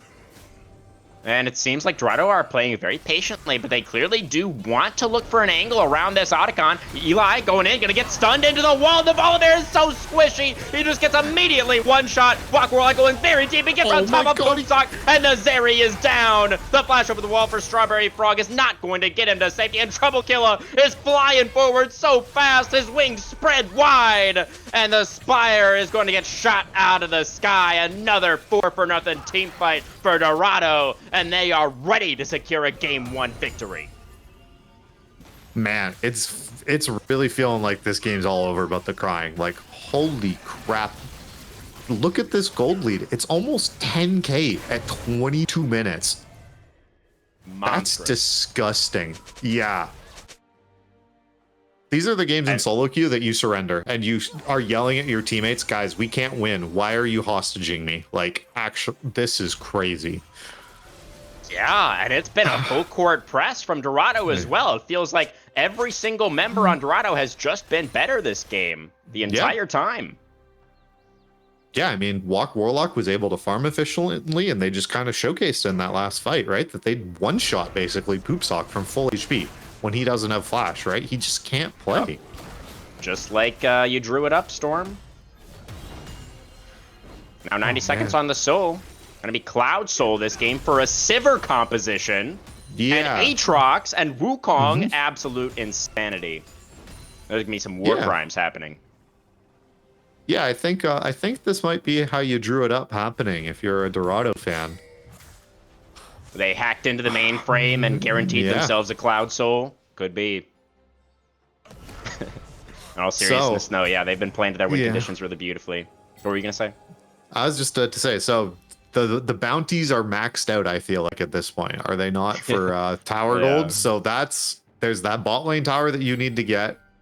Hopefully you're able to take that with a, I guess Baron hasn't spawned for 2 minutes, so that's a play you can grab. Oh, Strawberry might be dead. Oh dear. Yeah, that's another We'll show them Cyclone. all. And look at that wraparound from Penguin. Still, the Zeri is going to do Zeri things, but Strawberry Frog's not going to have that opportunity. Stormbringer retreat for Notoriety, the flash as well, but Trouble Killer is so fast. He doesn't even have Cloud Soul yet, guys. And look at how fast he is already. Poopsock is at least going to be able to complete the recall. Big Sugars takes half of his health bar from my one God, he's Victor. dead. Just dead to the Chaos Storm. Oh my God. Denial is also crazy. flashed as well. Yeah, there's an there's no hope, annihilation. guys. I think you It's an actually absolute have to. stomping. This is an Do they FF to FF save game mental. 2 as well? Like Like- you, I don't know, but you have to have some sort of idea. There's no way you can come back from here. And like Like guys, this Poopsock is and the Denial is Spire. not. Yeah, The #1 team in the league is just getting completely blown out right now. This is crazy. yeah. They're getting stomped. Like, It's one of this the most team is one-sided just- games we've seen all season. yeah, And we've this seen is some the team- crazy stomps. Yeah, and I was saying, this is the team that does this to other people. That they're the ones playing Oh, like yeah. Caitlyn Siv, like Kate Lux, and getting like 12 plates in a game. Like, they have been the early game team that just plays other teams and goes, yeah, we're just better team fighters than you, and we're just gonna play an early game comp and just win off of it. And this game, they didn't get a team fight that was fair, like at all, right? Like the first time we had a team fight, they were already down so much money. And yeah, there's Cloud Soul now. Good luck escaping Wukong and Aatrox. Strawberry just dead. Yeah, I think he probably is. There's no Oh. teammates around, but Dorado don't know that, so they are going Yeah. to allow the Rel to canter away, and they will look for the Baron instead. Trouble Killer in a 1v2 situation. Pops the World Ender, gets all that movement speed and notoriety. Remember, pretty squishy on the Volleyball, but he has the damage, and they are going to be able to finish off the Okay. Aatrox. That's flash ult from Poopsock. Secure the last hit. But meanwhile, Baron That's will go over. Yeah, I think that's the best you're going to get off that. Maybe you also get this bot lane tower here as well for Big Sugar for this trade. That's probably a good trade, sadly, at this stage of the game. Right, or the best Yeah. possible trade. Possible trade, yeah. is maybe the way to phrase Yeah. that. Because that was what, like 2k gold that they just got? Yeah. The gold So that's, differential you know- still hovering around 10,000 at the moment. So, Yeah. yeah, maybe like 7 or 8 more of those trades. Maybe. Yeah. Yeah. I'm sure we can get all of these shutdowns. We just have to kill Sivir through Cloud Soul and E, and has Flash Barrier. Surely we can get that shut down here soon. Surely. Yep. But hey, Zeri is 3 items. Has the Infinity Edge completed thanks to getting that shut down. Doesn't have a front line to speak of. Cassante is on 1.5 items. I guess he's close to his 2nd item here. Probably has it after this pushback, but don't think there's very many people who can be standing in front of these people. That's a full combo onto an enemy support who has just built armor. Are you That's sure not that good. combo happened? Because I Yeah. don't think Poppy took any damage. So Yeah, maybe that was like a unfor- visual bug. Yeah, it must just be a spectator glitch, right? Maybe. Long list of Riot Spaghetti code. We got a little bit of like a 3-2 setup at the moment for Dorado. Looking to mostly target this bot lane inhibitor tower at the moment. They've got both the Victor and the Sivir down here. Meanwhile, Trouble Killer's Aatrox just holding it down in the mid lane. Another wave Yeah. coming in. Notoriety getting chunked down very low by those ricochets. Coming out Same from with Big Jake. Sugar. Hit one Yeah. of those boomerangs, max rank on the Big Sugar, forcing him to reset here, and now this Canyon minion just gets to start popping away at this.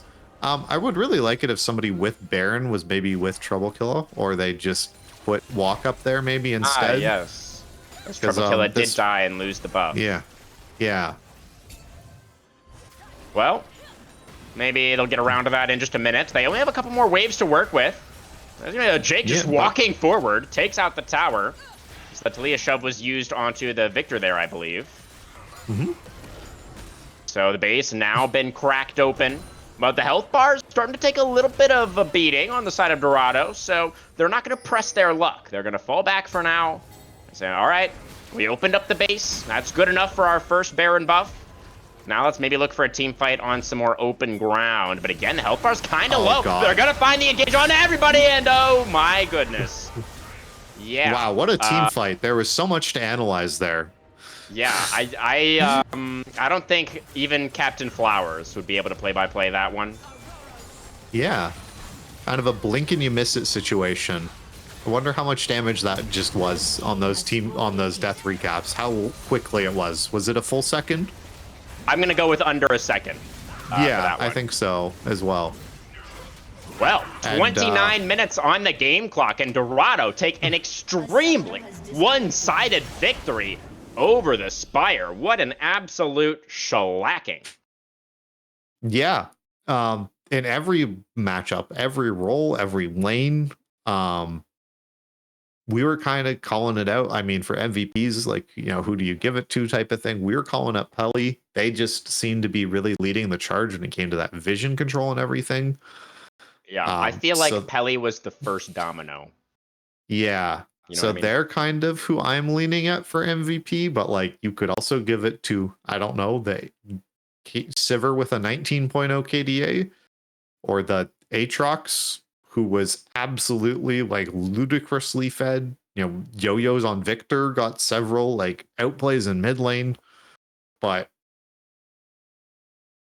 yeah, I mean, there's arguments for everybody. I mean, the entire team there for Dorado just really, like we said during the game, they were just better. Every single member was better than their opponent for their respective roles in this game. So you absolutely could craft an argument for any of them for POG, but personally, I am quite partial to the Pelly vote as well. I feel like Pelly was kind of the one who facilitated a lot of the early plays that got them ahead in the first place, and then everybody else was kind of able to help snowball this game into the insane one-sided victory that it was.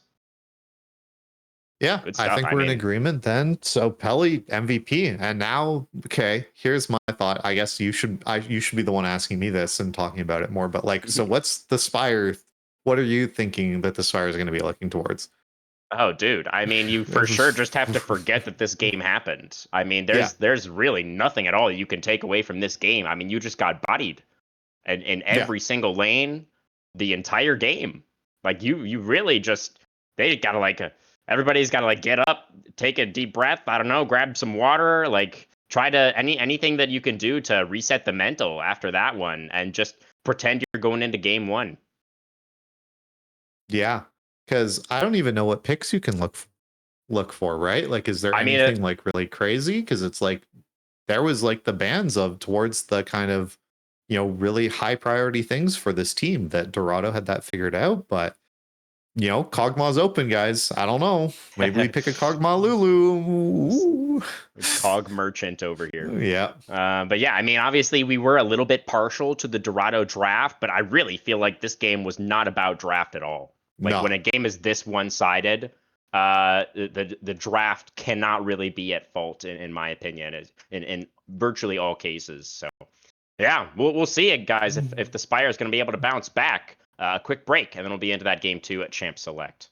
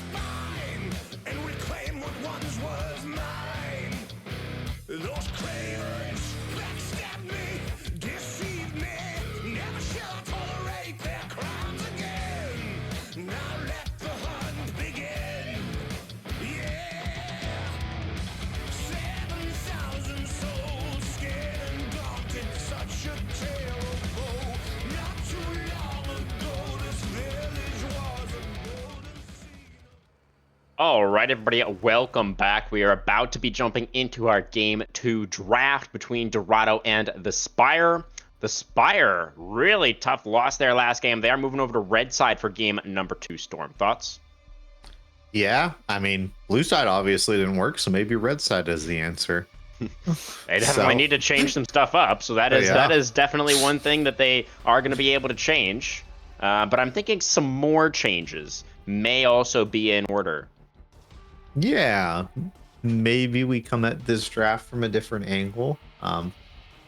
Perhaps we try and secure ourselves a strong winning top lane pick or something like that. Just kind of change the dynamic up. Maybe it's time to go utilities in our bot lane, right? That all these hard carries are being what's really focused in this draft here. You know, there is lots of strong options available on this B1 for Dorado here. Be interested to see what they kind of go for. If they're going to take some sort of flex angle here, or if they're just going to go, here's one of the good junglers. No, instead, here's Varus. Here's the ADC that I love, says Jake. Our old friend, the Bladed Quiver. Yeah. There he is. Now, the Spire, you imagine, are going to go for some kind of AD carry option in response here. The Aphelios and the Caitlyn have been banned away once again. So probably, I imagine you're going to want something that can match the range of the Varus. So I'm imagining like Jhin, Ezreal, kind of what I'm thinking. Xin You know Zhao. what? I'm really going to be honest. I think you... Okay, never mind. They took their ADC. They took Xayah. What were you going to say? Oh, I was going to say you just drop your AD carry pick later, and you just try and make sure that it's like something decent that you're playing into, kind of like last game, how we were taking our ADC towards the later half of the draft is like... True. Maybe you look for the Vayne angle or something like that, right? And just make sure the rest of your team is like actually playing things they're good early game.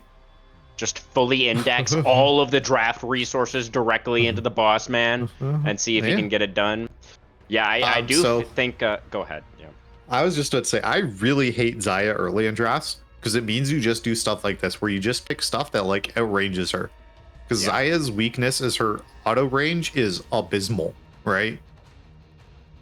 She's just really, really good at, if the enemy team is like playing stuff like last game, like where they're all dive on you, it's like, oh my god, Xayah is the greatest champion. But if the enemy team plays a poke comp and a pick comp like they're doing, playing Xayah is like absolutely worthless. And now it's like, oh sick, I get to pick Rakan into Karma Varus. Whoopee! Yeah, no, this is already going to be a miserable lane for Poop Sock and Strawberry down there.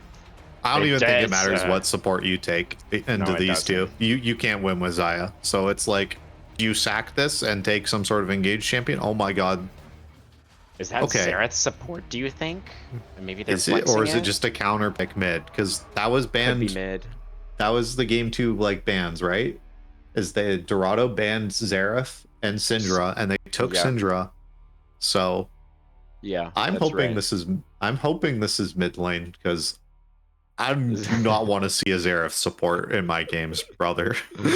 Yeah, that's definitely one of those solo queue specials that we don't really enjoy very much here in the constructed leagues. So yeah, I am thinking Xerath mid probably more likely here, and Dorado does seem to agree, as they're gonna look to target that Melio as a potential support option that the Spire might go towards. But yeah, I mean the Xayah in particular, now that you mention it, I think I would have liked to see your approach of actually just saving Poopsock's pick for later in the draft. But going for the Xayah specifically feels like such a self-counter pick against the Varus can just bully you out so easily. And the fact that now you're going up against the Karma in that lane as well, it's just like, how is Xayah supposed to play at all? Like, you just gotta wait for 20 minutes and like pray that you haven't lost the game by then. I don't know. Yeah, I definitely fully agree with you. I feel like Dorado just needs to ban champions that like are trying to shore up like the early game weakness. Like, yeah, this Millia, which means you can just press W on your Xayah and heal her up under tower. I don't think you can play Soraka like we've been talking about, because you're just gonna get absolutely poked to smithereens. That's an answer. You can go for that. That is Blitzcrank. So that's something that Xayah does bring, right? Is she does have a fair amount of high burst damage with the feather recall and things like that. And you can if you hook Karma or Varus, just look to blow them up. There's kind of one of those classic counter picks that no one really talks about, but a Mumu, which means you now just stand in front of your team, and whenever Blitzcrank hooks you, you go, "Thank you, I love you." Much obliged. Yeah. Yeah, I'm trying to see Blitzcrank. I'm not seeing any Blitzcrank here on the op.gg for Strawberry, so definitely not like a mastery thing. But certainly, you know, we are on the same page here, and that it could potentially work well into the Varus, Karma, and the Syndra as well, all immobile, right? All very hookable champions theoretically. And yeah, the response. It's round 5 counter pick top lane time, dude. You just got to pull something out. You cannot play a tank here. This is the Fiora angle or something like that. How do we feel about Set? That's not a good enough counter pick. That's unfortunate. You do have the Vestaya synergy alongside the Xayah. That's so true. Yeah, a little bit of a trait bonus there, perhaps. Isn't Set only half Vestayan or something? He has like a normal. Yeah. His mom's a feathered Vestayan, and his dad was like a normal dude or something. Something like that. This, you know, kind of still counts. Yeah. Maybe. Yeah, they didn't go for the. Go ahead. Yeah. I was about to say, yeah. I feel like this was the opportunity to just slam something, man. Like, yeah. I don't know if that's it. Maybe yeah, I'm just looking at like stuff, but it's like. I mean, maybe he it's more of like a counter pick for the Amumu specifically, where like Amumu tries to get in there for the big ult and Set is just like, no, go away. Yeah. But like, are you even going to be able to get off your showstopper before the Amumu can get off his ultimate? Like, that's not guaranteed for the Set by any means. Yeah, I don't know how this Varus is gonna like play the game. Is he just sitting a full screen away trying to channel like Q and ult onto people? Because like there's a lot of people he does not really like. Like Syndra has the ability to stun him and like try and combo him the back. I guess Karma and like you outrange Karma Varus, but like if you ever get hit by a Karma snare or a Varus snare, don't you just die as the Xerath? So I think there's still just as many problems for the Spire team as there was last game. Yeah, I mean, at least one thing that this draft does have that I think the previous draft did not is they do have more threats, right? Last game, it was like Poopsock Zeri, you know, all or nothing. Yeah. Yeah. It is him or nobody. This time around, they do have some more damage kind of coming in from all over the place. So there are going to be, you know, theoretically more options in terms of how they actually want to play out these team fights, what kinds of fights they can actually look for. I think there maybe will be some more angles there, but I definitely feel like Dorado kind of have the better side of things again here. You know, they've got a bunch of CC. You know, it's not the most reliable engage. You know, Mumu has to land the Q, right, for them to really be able to start these fights, but they have so much range where they don't even, I feel like, necessarily need to start the fight. If they are just able to, like, land skill shots and just poke out the Spire, then that could be another way for Dorado to play things out as well. So I feel like they also have a good number of options in terms of what they're going to be looking for, and yeah, I feel like they have the tools that they need to maybe secure a 2-0 tonight. Yeah, I don't know. I don't really. I'm just still trying to cycle back to the Set pick here, and I'm just like, man, this really just needed to be some sort of like smash the lane counter pick, because like, even if you're taking, you know, like something like Mundo that like eventually outscales in the side lane or something, I don't think that matters, right? Like theoretically, like that's like the other pick I was thinking is I played that champion a lot. Is like, sure, you sack your early game, but then you just like become this monster and like the enemy team doesn't have the tools to deal with you, right? But I don't know if that matters enough, because I think this is going to be one of those games again where it's like by 20 minutes there's going to be a Dorado stranglehold on this game. I don't understand how Xin Zhao is going to be able to play this game at all, right? Who is he, you know, engaging onto and not just getting like, you know, being unable to play the game. Like Mord ults you, a Mumu is able to like just stand on top of you. You get rooted by Karma. Varus is his self peel tools to get on top of you. Syndra can stun you away. Like it's very hard, I feel, to play this game as Xin Zhao. It's very hard to play this game as, you know, the Xerath. It's And the pretty much Xayah as well. impossible to play this game as Xayah. So it's all on Strawberry Frog. If Strawberry Frog hooks Varus, Syndra, or Karma, there's a chance. If they don't hook one of those three people, they lose the fight. I think that's as simple as. I think for the first couple of like dragon fights, it doesn't matter who you hook. It's kind of like one of those hidden things in League. Tanky champions aren't very tanky at one items. You just kill them. That's fair. So just hook whoever the hell is in front of you and kill them at like for like the first two fights. But past that point, you can never ever hook a Mumu. Once he builds his second item, if you hook that guy, your team is going to get like absolutely 5-0'd wiped. So it's so hard to be this blitzcrank this game, and it's to me all on Strawberry Frog. I don't think Set's going to do enough. I think he's just doesn't have the ability to like get a W channel onto someone. So yeah, I'd have to agree there again, Storm. Yeah, it feels like, especially for the Xin Zhao and for the Blitzcrank, because they need to find some plays early, or it's just going to get more and more difficult, kind of like you're talking about, to actually find those angles. You know, one thing maybe that the Xayah does actually give you here as the Spire is you can maybe farm as the Xayah like underneath your tower somewhat safely. I mean, it's still Varus Karma on the other side, so like that is still easier said than done. But like maybe like past level 6, you know, you just as Xayah, you do everything that you can. You use everything to try to survive underneath the tower and farm, and Blitzcrank just goes somewhere else on the map and tries to force plays to and like just basically follows Xin Zhao around, and they just try to like pick people off. Maybe that could be an angle. That's the way it has to be, right? Is Blitzcrank is saying peace off to Xayah. I think once he gets like a level 3 or something like that. Like, I really do not think it matters very much unless Xin Zhao path spot. You know, that is a distinct possibility that they are just going to look for this 3v3 and try and go, we're going to hook someone and kill them, and that's going to be good enough for us. I mean, you know, Varus Karma are going to be pushing, right? So. Yeah, there's plenty of kill threat, but it's at that same time, it's like, are you going to leave this set like this really high volatility matchup in the top lane? Yeah, it seems like a tricky one. We might even have another candidate for Draft Doctor here, Storm, but we'll have to get around to that later. It's going to be another short break, and then on to the Rift for game number 2. We'll see if the Spire can bounce back.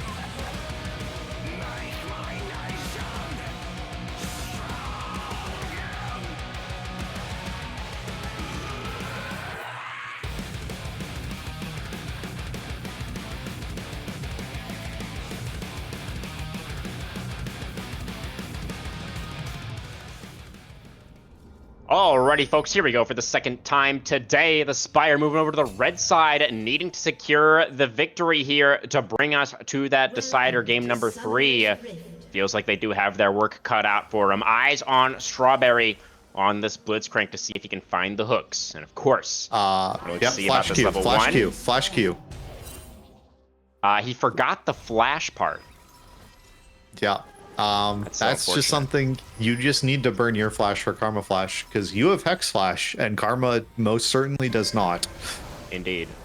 And that gives you an angle there, but whatever. Like feel to like see we that should- they went for it. You know, you have Blitzcrank, you gotta go for it.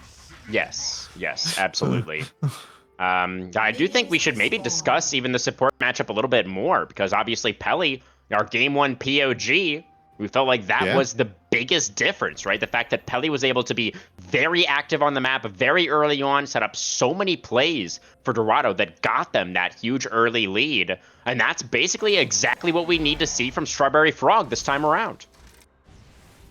Yeah, we need to see Strawberry just kind of be that X factor and get this going for them, because I'm imagining this bot lane is going to spend most of their time just kind of living under their tier 2 tower. This is one of these kind of like matchups and these things that you just have to know about how to play, as you are, for the first 3 levels, literally just trying to survive. There's a lot of brawling top lane. I am all for this. Fight to the death. Don't be a coward. Yeah. Treble Killer did struggle a little bit there to actually get the passive run-in, so they'd lose out on that trade marginally against Denial's set. Yeah. Of course, worth remembering as well. Yeah. Go ahead. Set also has a lot of regen built into their kit. That's a Facebreaker. Ooh, yeah, it's a lot of damage on Tequila. Yeah. Set really loves heavy trading because it just means his passive goes off, that he has like enhanced regen when he's low on health, as well as the 1-2 punch thing. Set has 2 passives, just like every new champion. And Set to me is still a new champion. I'm not old. Shut up. Okay, Grandpa. Let's get you to bed after the series. We do see the junglers mirrored in their pathing this time around. Both junglers pathing towards this bottom lane. I think that's really smart from Walk Warlock, because you know that Notoriety wants to try to punish the Varus Karma lane, so Amumu is going to be there for a potential counter gank. I mean, I'm just going to start throwing this out there, but when has Notoriety not pathed bot lane? It just seems to be the thing. That's the Spire playbook, is go bot lane, get poop sock ahead, and win, right? Fair enough. And, you know, Look Pelly at that. just walks in and just goes, hey, that's where you are. Doesn't even ward. Just looks at him, stares at him in the face. Wild. Yeah. Oh, that was nice. A max range shocking orb coming out from Big Sugar there. Yeah, it was nice, but it did mean he missed his cannon minion. So, Oh, dear. not as -1. nice. Yeah, I take it all back. Not worth. Yep. As we see Jake returning to lane, just with the tier on that first recall. We did actually see this from Jake last game as well. It was the call last game. But the tier this time around off the early recall. Oh, that's an E landing for Trouble Killer. That's a big hook in. Denial may be in trouble. Does have the Yeah. Haymaker to shield up from that last Obliterate. Notoriety not quite able to find the W onto Yo-Yo's. The Syndra very low on mana here, and Strawberry Frog coming over as well. So Yo-Yo's in a little bit of an awkward spot. Meanwhile, Walk Warlock was able to secure that topside Scuttle Crab, so Eli not going to be in time to contest that one. And the junglers remain even for now. Yeah, we do see this Amumu is still going for this Faded Ashes rush. I was wondering with the new jungle changes that Balmies now deals double damage to monster camps, if we were going to start seeing any of our tank junglers kind of start going that way. But I haven't done the math or seen anyone talk about it. It's probably just better to go Faded Ashes. Mumu has really high AP scaling ratios anyway, so... True. It definitely does feel like a really significant buff to Balmies, though. So I am curious if we will see it more going forward. See it, Jake, and oh, Pelly, nice backstep there, avoids the grab. And this is AD, like caster Varus, that this is, you know, Comet full poke Varus gonna be this game, which kind of, you know, makes sense in a lot of ways. Don't think there's gonna be a lot of, you know, fights where you're really able to sit there and auto here. Zaya did go with this lethal tempo, kind of her standard room. I was wondering if we might even see, you know, the fleet footwork or something like that just to try and survive, but it seems to be doing okay so far. Yeah, pretty even, all things considered, in this bot lane. You know, we Yeah. were definitely quite worried about the poke power of the Varus Karma. Haven't really found too much of that just yet. That is going to be another hook that is going to go wide for Strawberry, though. A bit concerning. Yeah, but it just matters about the ones you hit. You just press There's R the here now as showstopper coming out Mordekaiser. in You the top win. lane. Yeah, Denial already used the Denial's ult, dead. obviously. He's just dead. He does have the Haymaker Yeah. still. I don't think it's going to matter, though. The It flash, doesn't. as he comes out of the Death Realm, he flashes over the wall. Trouble Killer's going to let him go. All right, Right. so Denial barely survives. Trouble Killer absolutely could have flash followed there, but just going to accept the summoner advantage. Look for that kill later, I guess. Sure, whatever, I guess. Maybe he was worried about, like, because it was the fat wall, right? That can be a tricky flash to actually get, but... Yeah. Like, you don't even deny this minion wave now, like, really, right? Oh, Yo-Yo's Unleash Power comes out. Sugar survives with about 150 health. In comes Notoriety now to be able to get on top of Yo-Yo's. The flash is going to be utilized, but the Syndra Oh my is God. still dead. Yeah, And they are but going to be we- able to give the kill over to Eli. But bro, why are we not just saving our Zerathars for when Notoriety knocks them up, man? Just stop guessing. Just play the confirms. Jingao likes early gold as well. Maybe he just felt like his jungler deserved it. Sure, whatever. Not buying it, I guess, huh? No. Unless my jungler is Graves, he does not deserve early money. That guy, Well, yeah, I haven't seen that in a while. yeah, never do. I see it in my solo queue all the time. Yeah, sorry. Oh, Unless really? you are Graves or Nidalee, you do not deserve early kills, is my take on it. What about, like, Kindred? No, they get marks for an assist. Okay. Yeah, I guess that's kind of fair. You just need 4 marks. I'm willing to go fight to the death at a random raptor fight for you, but I get the kill for roaming. Fair enough. So as long as you roam, then I'm happy. Yeah. As Trouble Killer, flash advantage up here in the top lane. Bro, just go fight him. Kill him, Trouble Killer. Come on, He's man. waiting. He's waiting for the ult to come back. He almost has the death round back. Then he can look for the all-in, and that should be guaranteed. So the first plate is going to go over down in this bot lane. Very nice. Jake able to pick up the solo gold from that one. Yeah, I also want to call out, I think that's kind of interesting. This is like CDR rush on Mordekaiser. This is the Fiendish Codex already, instead of, you know, the kind of traditional. Penguin may be in Frog. trouble here. Gonna There's get a pulled hook. in by the Blitzcrank. And Penguin does have to use the flash to get away from this one. Still gonna get hit by the Arcano Pulse, and it will be the side of Strawberry having to flash away as well from that bandage toss that was coming out from Warlock. So, ended up being a pretty even trade. So Denial looking for the angle, gets the showstopper back underneath the tower. Trouble Killer now has to burn the flash to get out from underneath the tower. And that was a pretty nice setup from Denial. Able to mitigate that summoner disadvantage. Okay. And this is the first dragon of the game going over. I mean, you're losing grubs, but I'd be kind of happy with this trade in some ways, right? Like, you're actually getting an Ocean Drake. Again, probably the best case thing if you're playing into a poke comp to get early. It doesn't really feel like the side of Dorado are going to get a ton of value out of the grubs necessarily either. Like, yeah, maybe Mordekaiser are going to be hanging out in the side lane a little bit, but doesn't really take it turrets exceptionally quickly or anything like that. I feel like it should probably gives your bot lane the opportunity to grab an extra plate or two, would be my guess. Definitely, I'm with you. I'm favoring the dragon side of that trade in this situation. Yeah. We'll see if the Spire can keep it going. -1 for Jake. Feels bad, man. Sage. He is still up about a wave. Yep. Not quite the lead I was expecting out of this bot lane, and I don't think you were either. Mordekaiser also not anywhere near kind of completing one of these mask items yet. Hasn't finished it. Set. I don't know if that is how you build Stridebreaker. I think it Whoa, is. So close. Yes, I believe so. Yeah. Okay, now Interesting we're seeing some poke come out. The tether on the poop sock as well does get the root. Strawberry though Notoriety's moving forward, gonna look for here. another grab, and Penguin no flash on the karma, gonna get pulled in, and that is a kill. And Big Sugar is going to be gifted the gold this time around. I think he took that one. Zimzow wanted that. There was an E forward and a Q procced, but Big Sugar definitely went, no, I need money. I'm the carrier, remember, guys? Oh, now you want Notoriety to take the kill. Okay. No, I want Big Sugar to take these. I'm saying Notoriety was trying to take that, and I was not happy with him. Oh, right. I mean, Yeah. also, Poop Sock was literally right there, but I guess, you know. No, the Poop Sock's not the carry of this game. I'm sorry, Poop Sock. Okay.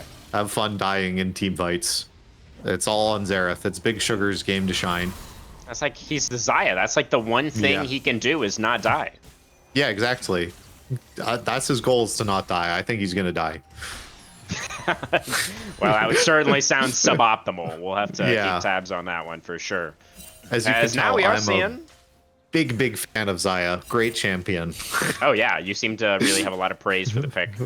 As, is this going to be a full plate going over to Jake here? Solo gold again. Not quite able to secure that second plate just yet. Oh, actually, no, he does. Yeah. Okay.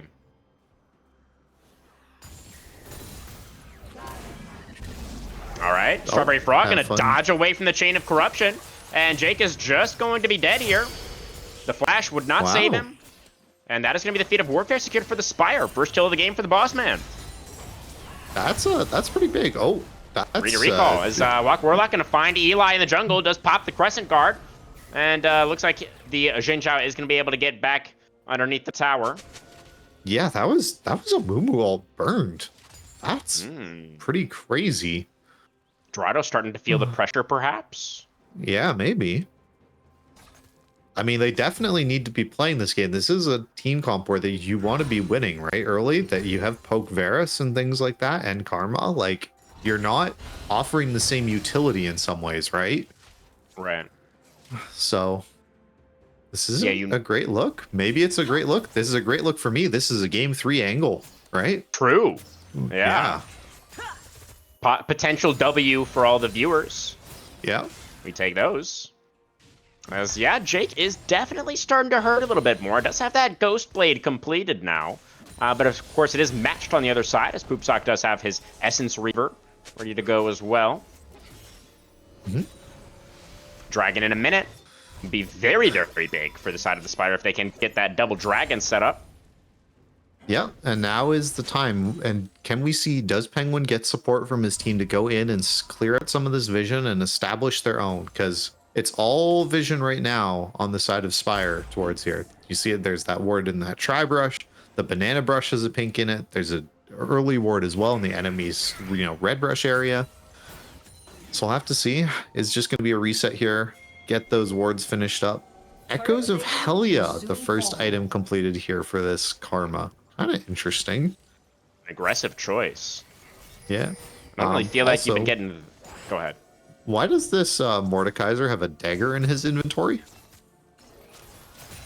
Didn't you hear, Storm? A Mordekaiser has AD scalings now. Yes, Clearly, but, he's going dagger Rage Blade second. He could be building Chain of Corruption, Hexblade. gonna connect there onto the Blitzcrank, but the knockup is there from Eli, Notoriety? and that is gonna push Jake back for now. Notoriety flashing away, immunes the Unleashed Power, still goes down to the Piercing Arrow, heroically sacrificing himself to keep the support alive there. Yeah, that's kind of how I feel this matchup is going to go most of this game. Is Notoriety is going to go in, and he's going to tank people for a little bit, and then he's going to die. Yeah. I don't know how that's going to change very much, but let's see. Xerath is scaling up. Has his tier item started here? It is the Archangels already. Kind of interesting. Most of the time you see Xeraths go for all these burn items. I was kind of expecting the Blackfire Torch like Syndra was building, but... No. Definitely going to give him that little bit of extra safety later. If he is worried about just dying to the poke, or like a Syndra ultimate, the shield can be really valuable to barely keep you alive through that unleashed power. Okay. So here's could be Strawberry good. on a roam. Notoriety Nice. is here as well. Nice shocking orb from Sugar there to prevent yo-yos from kiting forward. Now we see Pelly moving into the top side. I would like to mention, is Chemtech Soul. Probably Set is one of the only champions in the game who actually likes having Chemtech Soul. Oh, Penguin gonna get pulled in by Strawberry. The flash away for the Karma, but likely still going to go down here. But the right of the Arcane, finally, that last shot coming through from Sugar, able to finish off the Karma. Now the flash forward for Trouble Killer puts Notoriety into the Death Realm, and the Xin Zhao is just not gonna be able to get away here. Should die to the Mordekaiser, but outside, things are going the way of the Spire. Denial, though, not quite able to find it. Haymaker's pretty big, keeps us head alive for a while. A showstopper, and he dunks Trouble Killer straight into the Dirt Walk. Warlock with the Mega Blast Cone barely manages to get himself out to safety. That is going to be a fight win for the Spire. They do come away with a 2-for-1, but they lose their bot tower in the process. Yeah, and that's denying these feats away, right? That is a point back. No one has claimed the feats of monster slaying yet.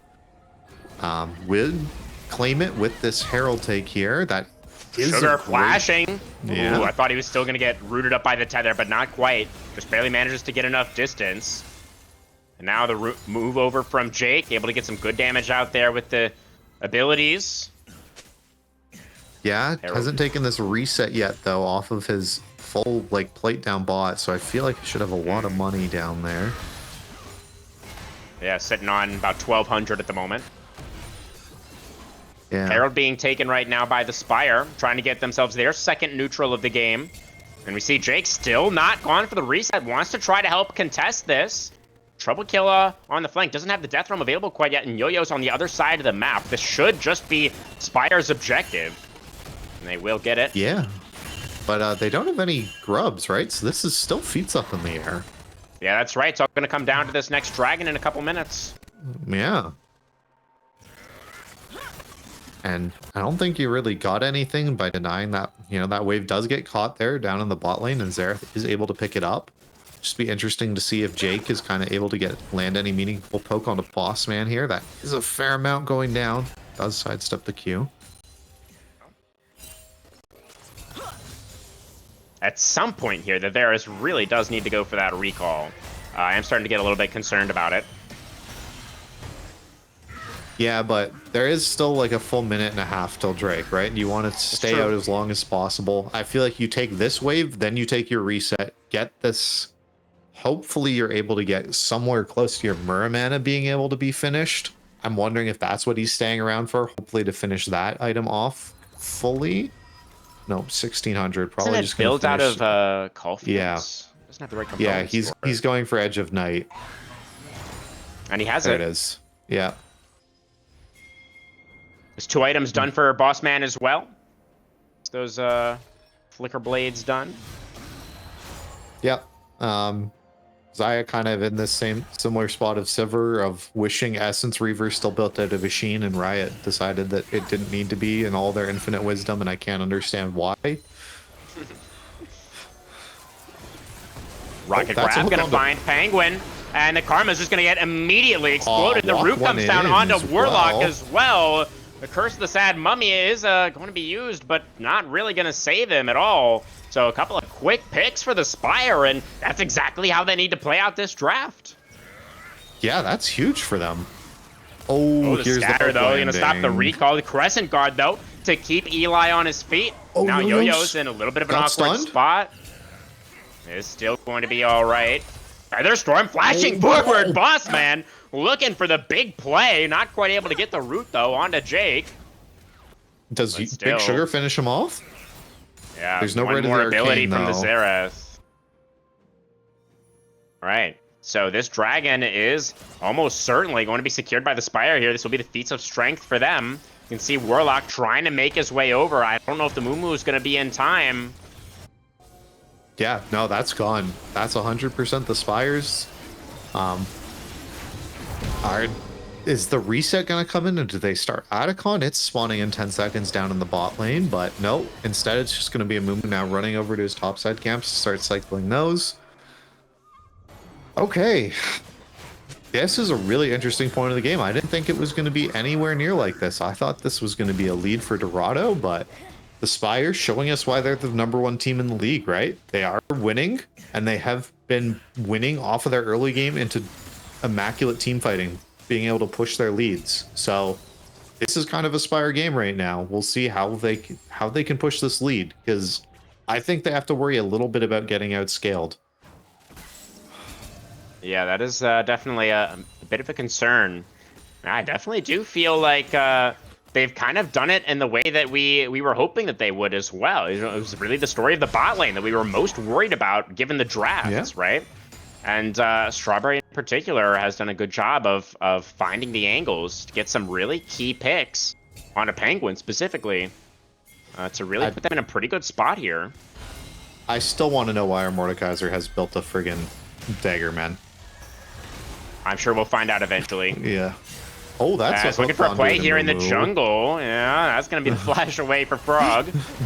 And meanwhile, dead. A lot of damage onto Sugar. Yeah, the root does come through, and that is going to be the Xerath going down, but the Karma is going to be traded back. Jake now in a little bit of trouble. The Blade Caller comes back, and that is going to be the kill onto the Varus. Hoopsock here off on the side, still able to hit. Trouble Killer flashing forward.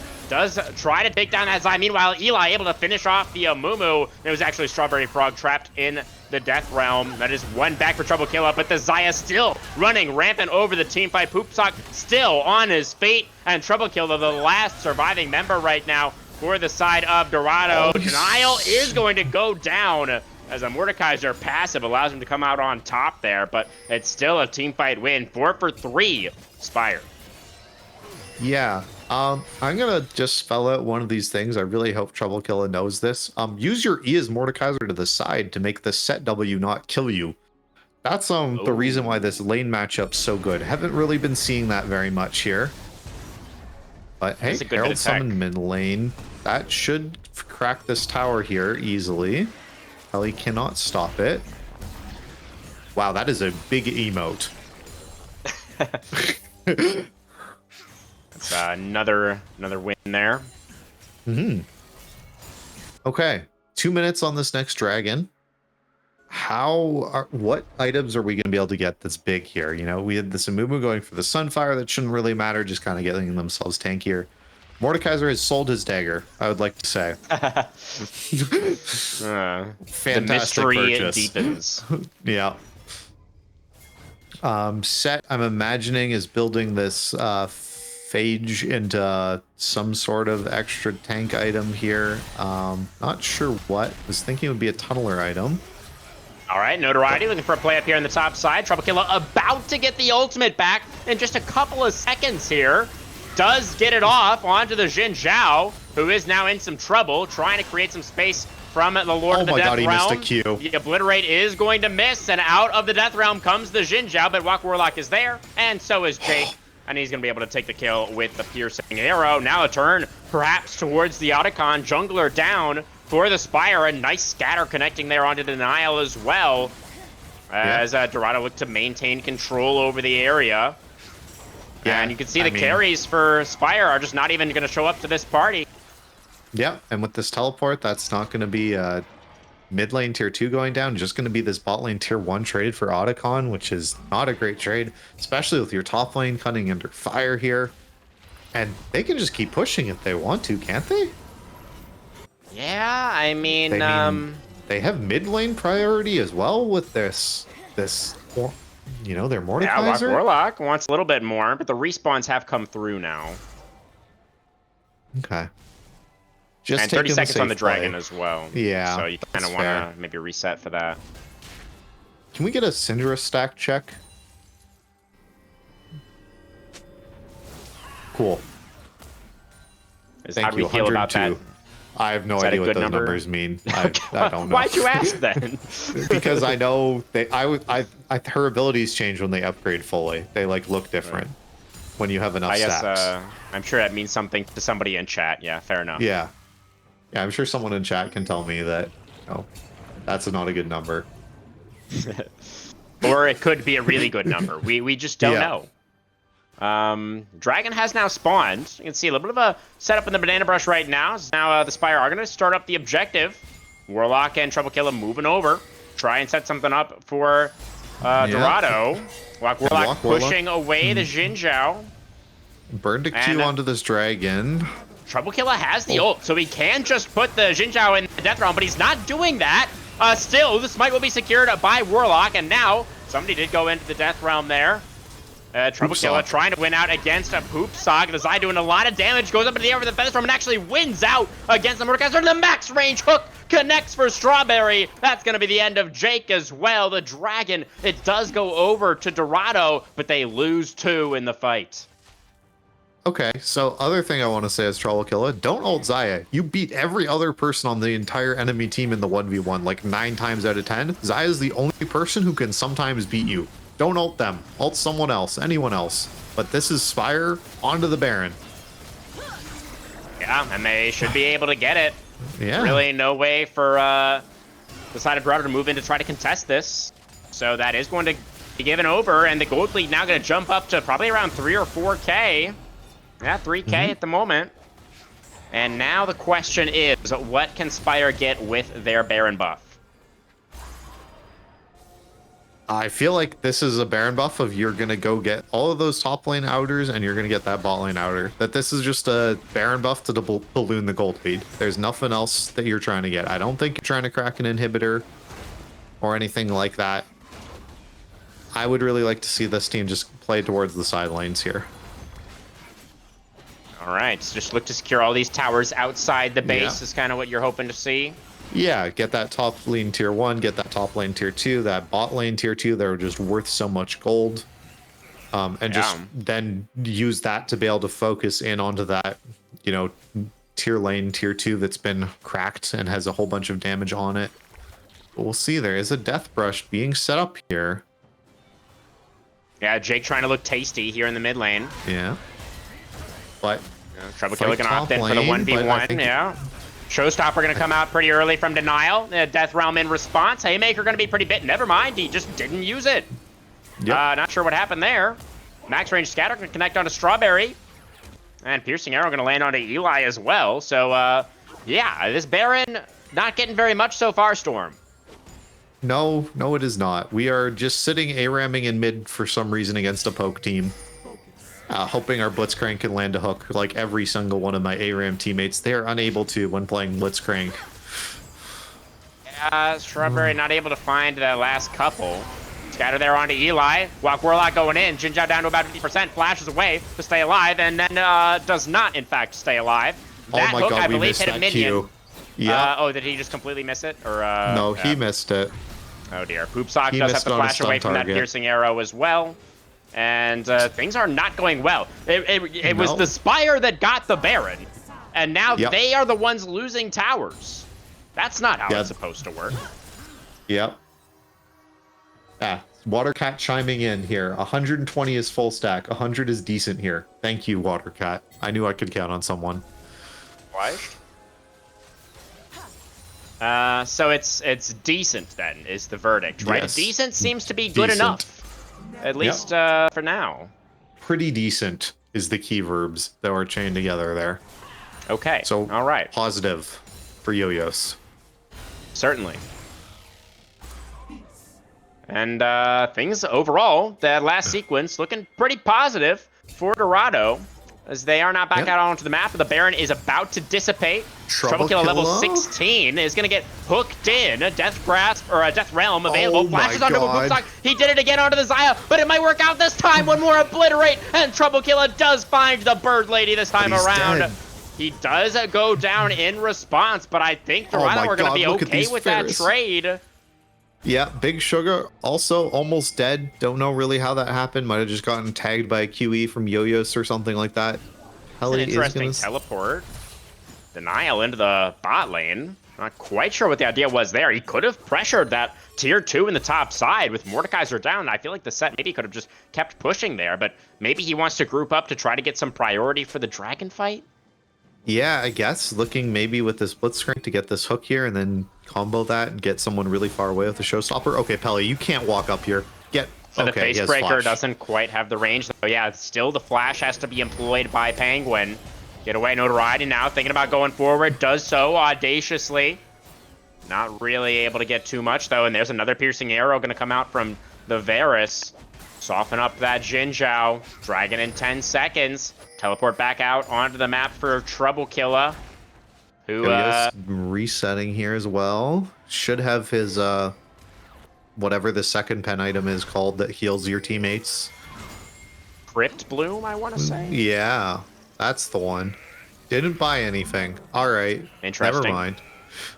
Well, his team was able to get Pryo here in the river in the 4v5 before the Syndra even got here. Now, Notoriety going in, but the side of the Spire are so split in this fight. And Dorado just walking forward, taking him down. Poopsock CC was just a few seconds away from the Featherstorm. Gonna have to be a flash away for Big Sugar as well. Gets pulled in by the Mordekaiser. And now the Xerath gonna be going down here as well. Trouble Killer brings down the Mace. And just like that, I think this series might be over. Yeah, I think so. I don't think this game's actually over. I'm not sure. Jake is alive, and you do have 10 Syndra and seconds on the Ward. crank.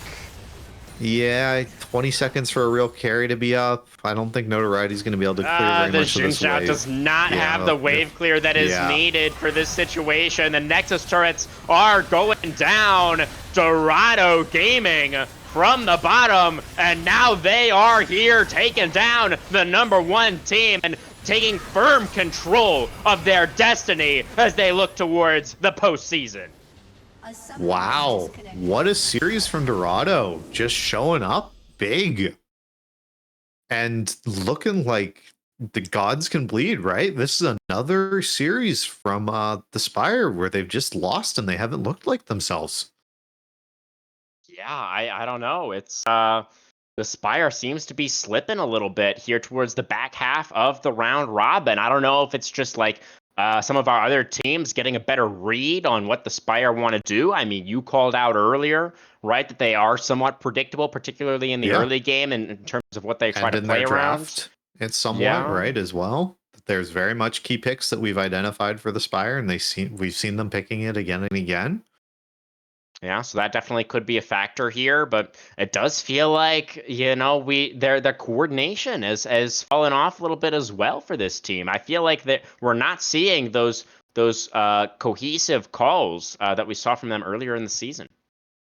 Yeah, I'm getting kind of worried for them. This might be one of those things again, like last season, of a really dominant regular season into a round 1 playoff exit. Yeah, that is something that we did see in the last season of Premier. A good callback there, Storm. Something we'll have to keep in mind. But for now, we can celebrate the success of Dorado. Played really well tonight. You know, in this game number 2, they did end up being in a relatively difficult position. You know, they did not get the leads that they were probably expecting to get in the bot lane, at least initially. And they were able to fight back. You know, they were able to just find their moments and punish some people on the side of the Spire that were overstepping at various points. Yeah, I mean, I think the MVP of the game's pretty clear. It's Trouble Killer, right? They killed Xayah and got those fights going, right? And was kind of the one shining point of the game early on. That I feel like that game was a bit of a top diff. Yeah, I like it. I mean, we do see here that Trouble Killer topped out the damage charts as well. You know, it was like did double the damage of pretty much everyone else in the game, right? It wasn't like these damage charts are very close. Yeah, and we could also factor in the fact that Denial even got the counter pick here, right? The Spire took red side, saved their R5 pick for Denial, and Trouble Killer was able to come out on top anyways. So I like it. Trouble Killer POG sounds good to me. Yeah, I don't know if there's really much else you can say. I don't feel like there's all that many people on this team. Like, I don't think Walk Warlock did pretty much anything that game. Right? Like, yeah, not as much of a contribution, I think. That's fair to say. Yeah. And, Pelly, that game definitely looked a lot more. They weren't looking like the smurfing support that they did in game 1. Again, very much harder to play this game, kind of as this Karma into the Blitzcrank. But, Jake didn't have a great game. Like, I really do think that, Trouble Killer didn't have that fantastic game. They didn't win. I think the Spire won that game if Trouble Killer was just having an okay game. Oh, yeah, I could see it. I could definitely see it. The Mordekaiser was really pivotal in some of those big moments. I really hear you on that one. So Yeah, absolutely. I love to show some love towards the top laners. I feel like we haven't been able to give credit to top laners very often this season. So when we see a nice Nope. performance like this, definitely happy to be able to call that out. I'm wondering if this might be one of our first top laner POGs. Might be actually, yeah. Yeah. Huh. I But guess this I need is to fight for you guys more. Yeah, I'll keep trying to sneak in those jungle POGs whenever I can. You know, you already know junglers. I got you. But this is now 4 consecutive game victories for Dorado. You know, they're able to take down the Monkeys in games 2 and 3 last week, and now start off week number 6, able to get the 2-0 over the Spire. Definitely feels like this team is ramping up in a big way. Yeah, ramping up at the right time. That's always the thing. It doesn't matter how you start the season, it matters how you end the season. So everyone knows that in sports world combined, that there's all the super teams that have the dominant regular splits into losing the first round of playoffs. It happens in every sport from hockey to football to League of Legends as well, right? So I mean, we saw Gen G lose last night as well, right? That's right. You were just That's talking right. about it, and they've been the most dominant team in the world. So it really just matters. The end of season strength is all you need. And it's really difficult, especially in a game like League, to maintain that form for a long time, Yeah. right? Over patches, over, you know, everything. So Yeah, be interesting to see. I mean, we have another great series coming up here in just a couple of minutes. I believe that it is 2 teams. They're scrapping and really fighting for this end of season, looking for their playoff runs. Omega's been that's on right. this huge resurgence after playing arguably probably 3 of the best teams in the league in the first couple of weeks. And now this is kind of their test point. This is the, do you make playoffs? They have to win this series to make it, I'm pretty sure. And they're playing against a Conduit who've also looked pretty good. They were able to win last week. I think there's been questions about certain players on the team that we've brought up, and we'll have to see if they're able to keep doing it. Can its genetics keep impressing us? I'm pretty sure it's 'Cause, the you know, Monkeys actually that they're playing, yeah. that Omega Oh, are playing sorry. against in Yeah, this one. Yeah. that's my But mistake there. yeah, Omega definitely another team that feels like has been ramping up over the past couple Yeah. of weeks. So expecting them, that was another universal prediction from us. You know, every single person on Otter Talk was wrong on this first series. We all thought the Spire was going to take it. So maybe this is a bad omen actually for Omega, the fact that we all predicted them to win as well. But we'll have to wait and see. Producer, do we have word on this next series? Or do we know if the teams are ready now? Do we need some time? Okay, just are we looking like a 20-minute, 30-minute break, somewhere around there? Okay, all right, looking at about 20-minute break here, guys. So go ahead and grab some food, grab yourself a drink, go for a little walk maybe if you would like. And we're going to be back in 20 minutes for that second series. See you then.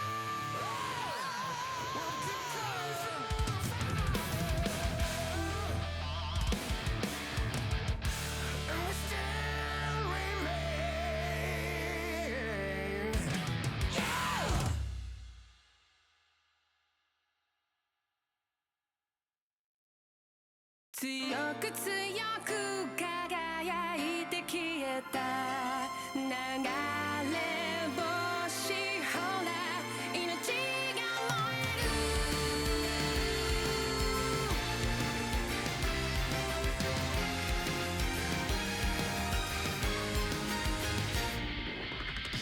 何かに怯え走り続けたその虚しさのしじまに何を見て何を探してきた自分の声がただ響く幾千万の星の中で惹かれて出会った守り手たちよ回る回る時の輪の中で自分の弱さ強さの先に同じ空誰かが見上げてるそう信じて消されない虹の奇跡が届けと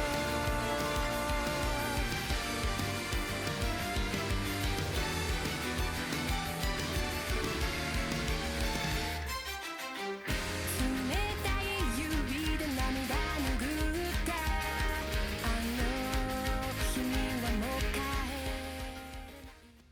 Alrighty, folks, welcome back. We are now getting underway with our second series of the day. Omega Gaming looking to take on the Literal Monkeys. These two teams separated in the standings right now, Storm by only 1 point. Definitely needing to get this win over one another in order to make their way towards the postseason. Yeah, big series, lots of points on the line. I'm almost certain whoever loses this is probably going to be very close to missing out on playoffs. So have to see who's going to go where.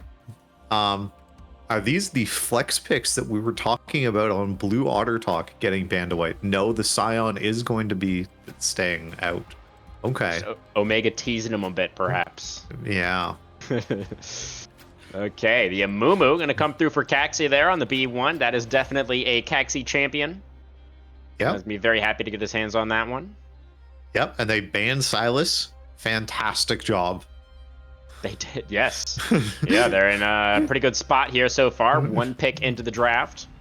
Yep. And, you know, given the fact that we were just having that lengthy conversation with both Saren and Jay Young about draft priorities, you have to imagine their draft brains are already warmed up, you know? So expecting big things here from this Champ Select.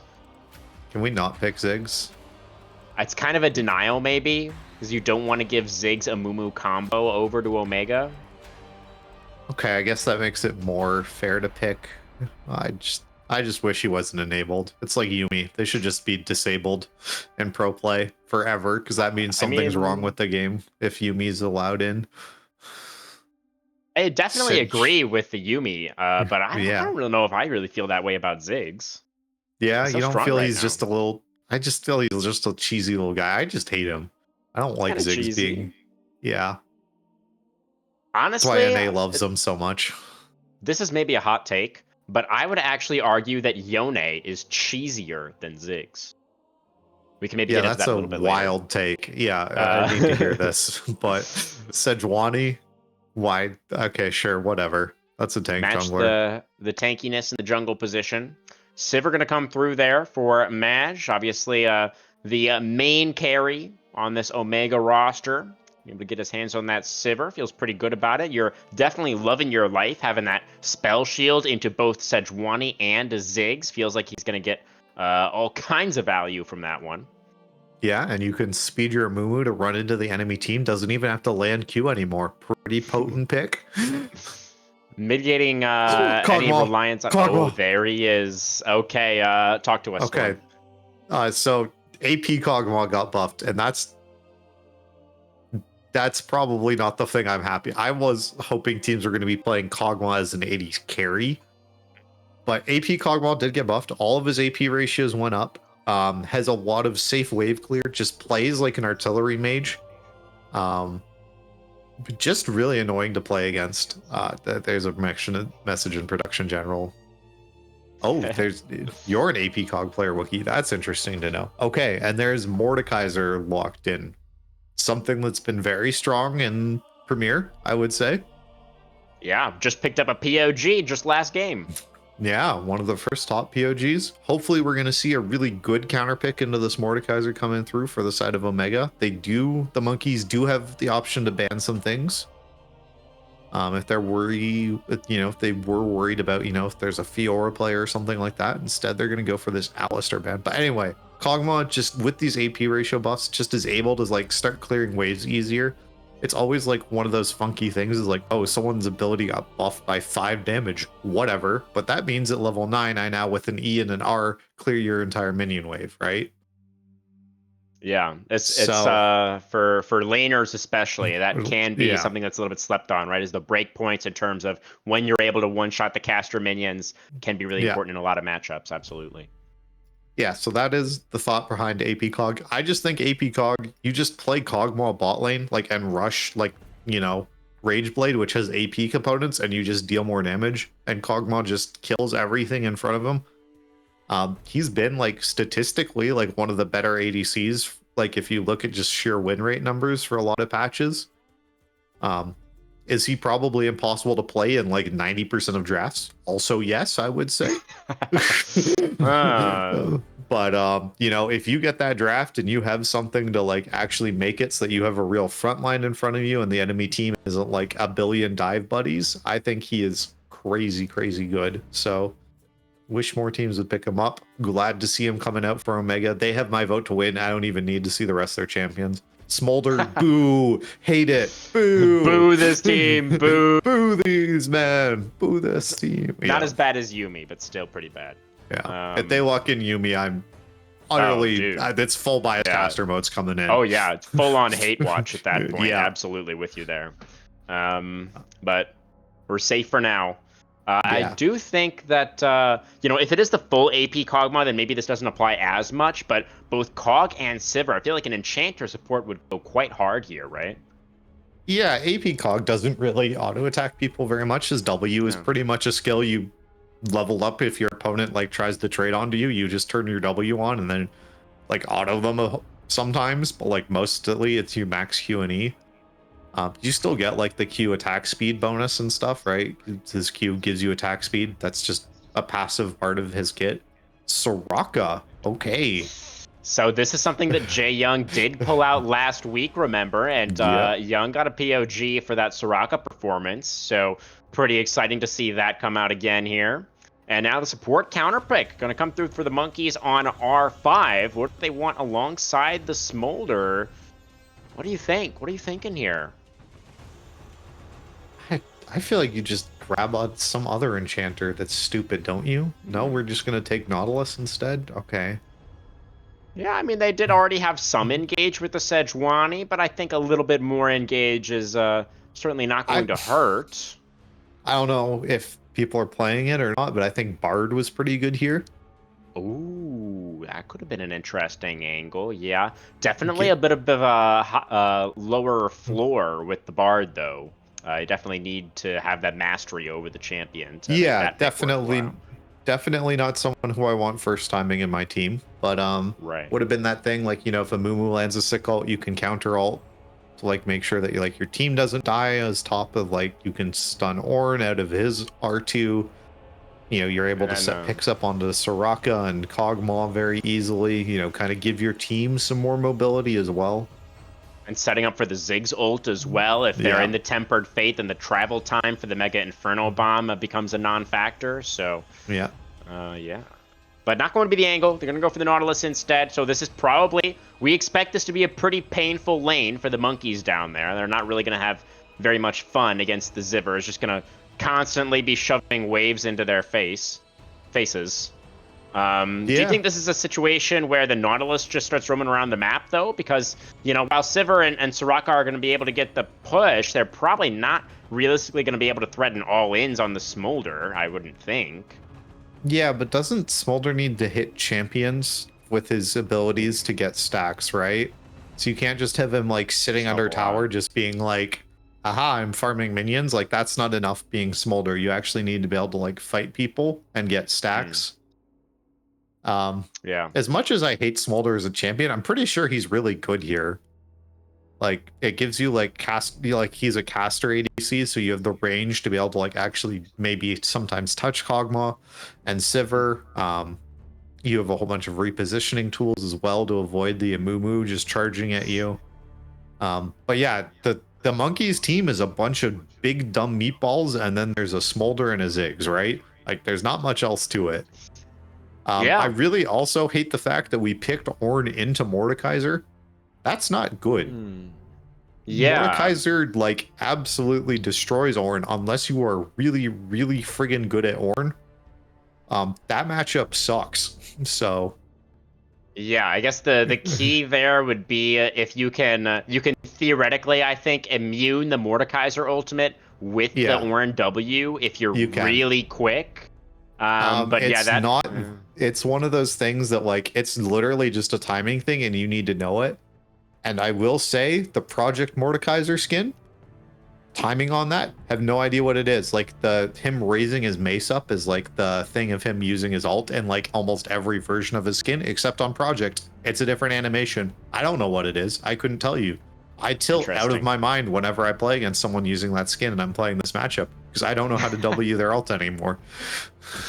Well, we'll have to keep tabs on that for sure. Yeah, Perspicacious was out last week, but back in for Omega this time around. Going to be the one piloting that Ornn. We'll see how he does in the matchup.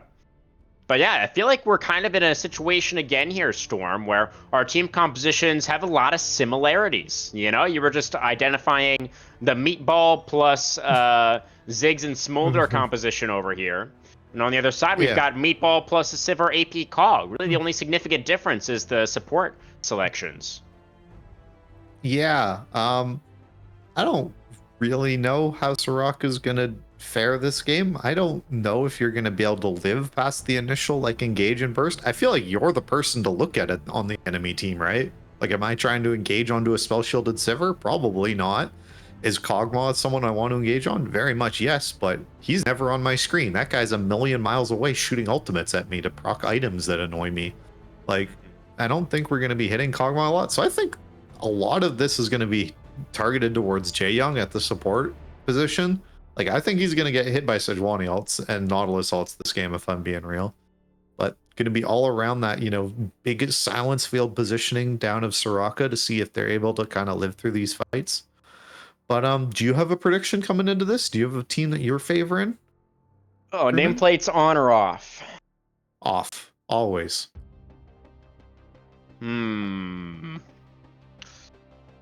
I think I like...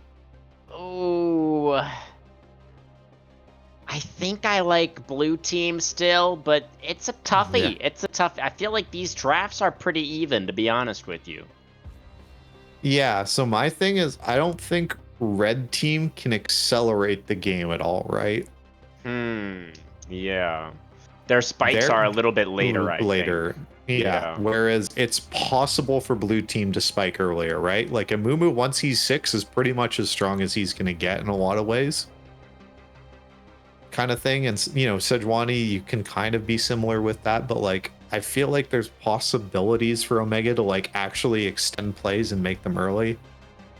For the side of monkeys, I think their top laners should absolutely dominate this 1v1, which should be really big deal. And that means that they're able to just get this Sejuani to sit bot lane and hopefully do something to this Soraka Sivir, right? Yeah.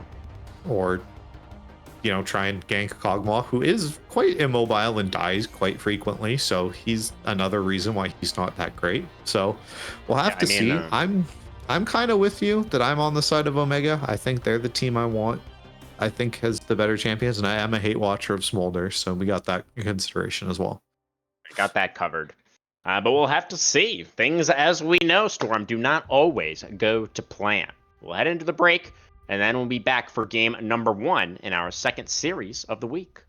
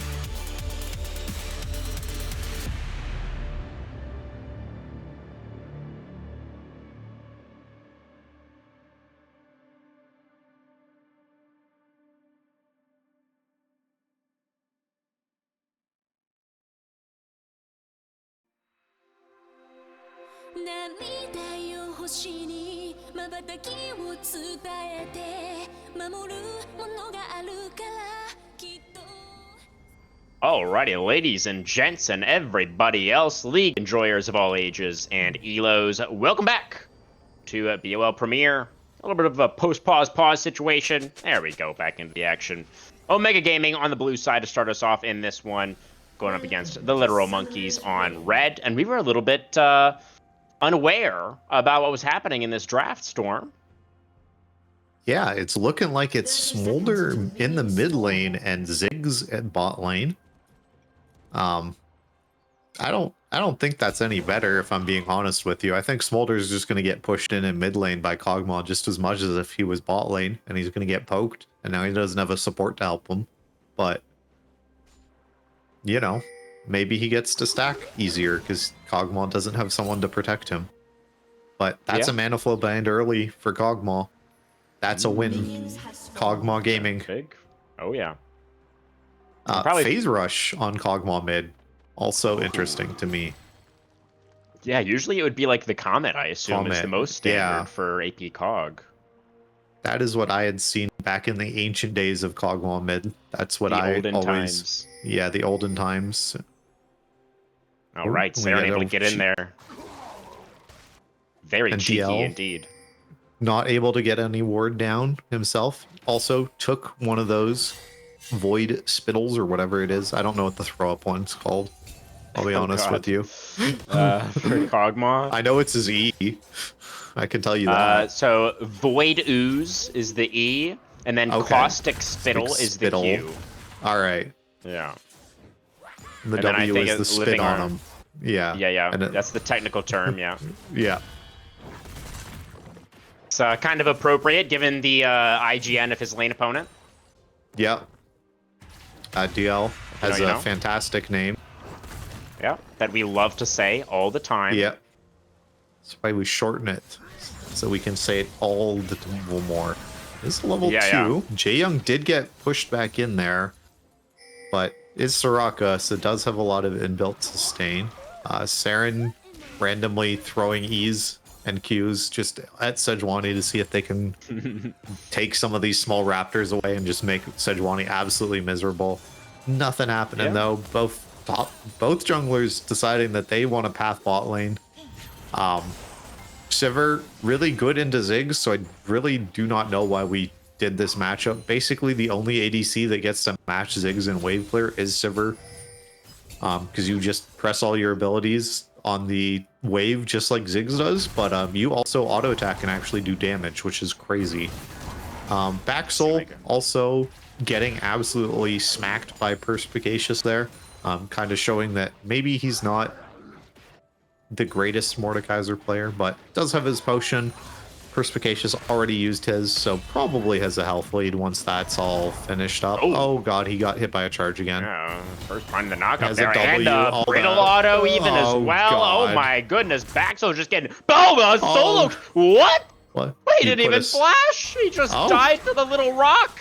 And now we've got Caxi coming in with a bandage toss. That's going to be a flash away for Supporta.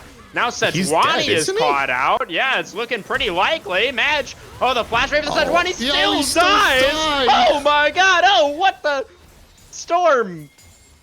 It's over. Oh, it's not over, but that was bad for sure. Really bad. Yeah. Okay, so we lost feats, but hey, the kills went to a Mumu. Oh, they both flashed and they both died. That is so and we're getting painful. double scuttled. And our Mordekaiser is losing 1v1 against an Ornn. At least he didn't also waste flash. There's a silver lining, I guess. I was not gonna lie, I was like, yeah, that Q kills. He has 2 points in Q. He had 1 point in Q and that still killed. So I'm a little shocked by that. And Slayer on Sejuani there, able to get that Scuttle Crab with the smite. So big for them. We are still getting hit by all these knockups. Hey, that time we did it correctly. We pressed W before we got hit by a brittle product. Yeah. But we do seem to like getting knocked up by these pillars. I don't know why Baxel continues to do this. You don't want to stand on top of it. It does CC you and make you, knock you up or whatever. It makes you unable to move. That's a Yasuo thing you can proc off of for all those Yasuo freaks out there. I'm sure you Shout all out to know the that. Yasuo freaks in chat. Yeah. Junglers now on their second clear. Obviously, Caxi did end up being a little bit delayed on the second clear, given the fact that he went for the double scuttle. And then unfortunately didn't quite manage to get it. Yep. And now, actually, take a look at this. Slayer going for a little bit of a move into the enemy jungle. This is why. He's going to find I an don't empty know. raptor camp. Yep. Are we ganking Ornn?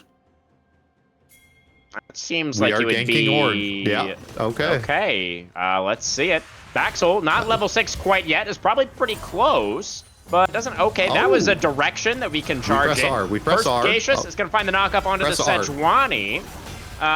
He does now have the R. The permafrost does come through on a Persp, and there is the R press and the flash Q. And we did use a lot to do that, but we did successfully obliterate the Ornn. Yeah, maybe we just press R a little earlier, and then we don't have to flash and all that Did stuff. he have R earlier? Because he wasn't level 6 when that gank started. He got 6 off of the minions dying in that wave. Okay. Like those 3 minions, he got R. He was level 6. Sounds like maybe he was like hoping that he wasn't going to have to use it or something. Yeah. Well, it basically worked out in the end. Yeah. They managed to So get the kill. Kog'Maw's now level 6 and now is a real mid lane champion because he has abilities that do things. Also is going to start running out of mana all the friggin' time now. So that's cool too. A phase rush proc there, very cute. Yeah. Scurries back towards the turret so we can go for this recall and refill the mana bar. Never mind, he's actually placing a ward and he's just going to hang out still in the mid lane. I tell a lie. Yeah, I'm guessing we have our tier full. Oh, we haven't built a tier yet. That's interesting. No, we but haven't. Mana Flow Blend, I'm sure, is stacked on this Kog'Maw, or close to it anyway. It's a mandatory rune on this champion. If you do not have it, I would say you are trolling, quite literally. Baxel might die here. Yeah, neither ultimate available for these top laners at the moment. Death's Grasp is going to miss. Yep. And Perspicacious just going to stand there menacingly. Grub's in 25. He can probably go for this kill, and this is when Grubs are coming up, so I like this. But Slayer is back up here, so maybe he knows something I don't. Has some sort of jungle tracking built in here. That's another pull-in. Caxi is moving in this general direction as well, and then a quick stop by there for the blue buff. But both junglers are going to be on the top side of the map. Perspicacious got to be heads up here. Does not expose himself to the Sejuani. This is good from Persp. Very patient from the top laner. Caxi is level 6. Okay, now he reveals himself. In comes the Sejuani. The Grubs are the target. Oh, gone to call the Forge God. The activation, the shield is there. Keeps Bax alive. Now we're going to be able to finish off Persp once again here. And looks like the side of Omega are looking to trade their top laner for some Grubs. I guess they're feeling pretty okay about that. Yeah, I would let my Ornn die for 3 Grubs. I would die as Ornn for 3 Grubs as well. Both sides of that is fine. Yeah, I think we're feeling good about it. All the Omega fans. This Ziggs has a call. Interesting. I don't think Ziggs got any AD scalings. Yeah, just those auto attacks, baby. Yeah. Ooh, he's just look at trying to that match Kog'Maw the... yeah, no, he is doing some damage. Looks like he's going to be foregoing the tier entirely, though. Just looking for that first item completion. Yeah, Blackfire Torch, I'm assuming, is the rush for this Kog'Maw, if I had to guess. Probably that into, like, Leandri's. We do see the Rylai's already done for Baxel. So that is actually pretty big. To get that first item. Yeah, it's one of those things that as Mordekaiser, you want this item into, like, tanks, because it just means you get to sit on top of them. Oh, man, Persp just does not care. We're going to get put in the Death Realm now.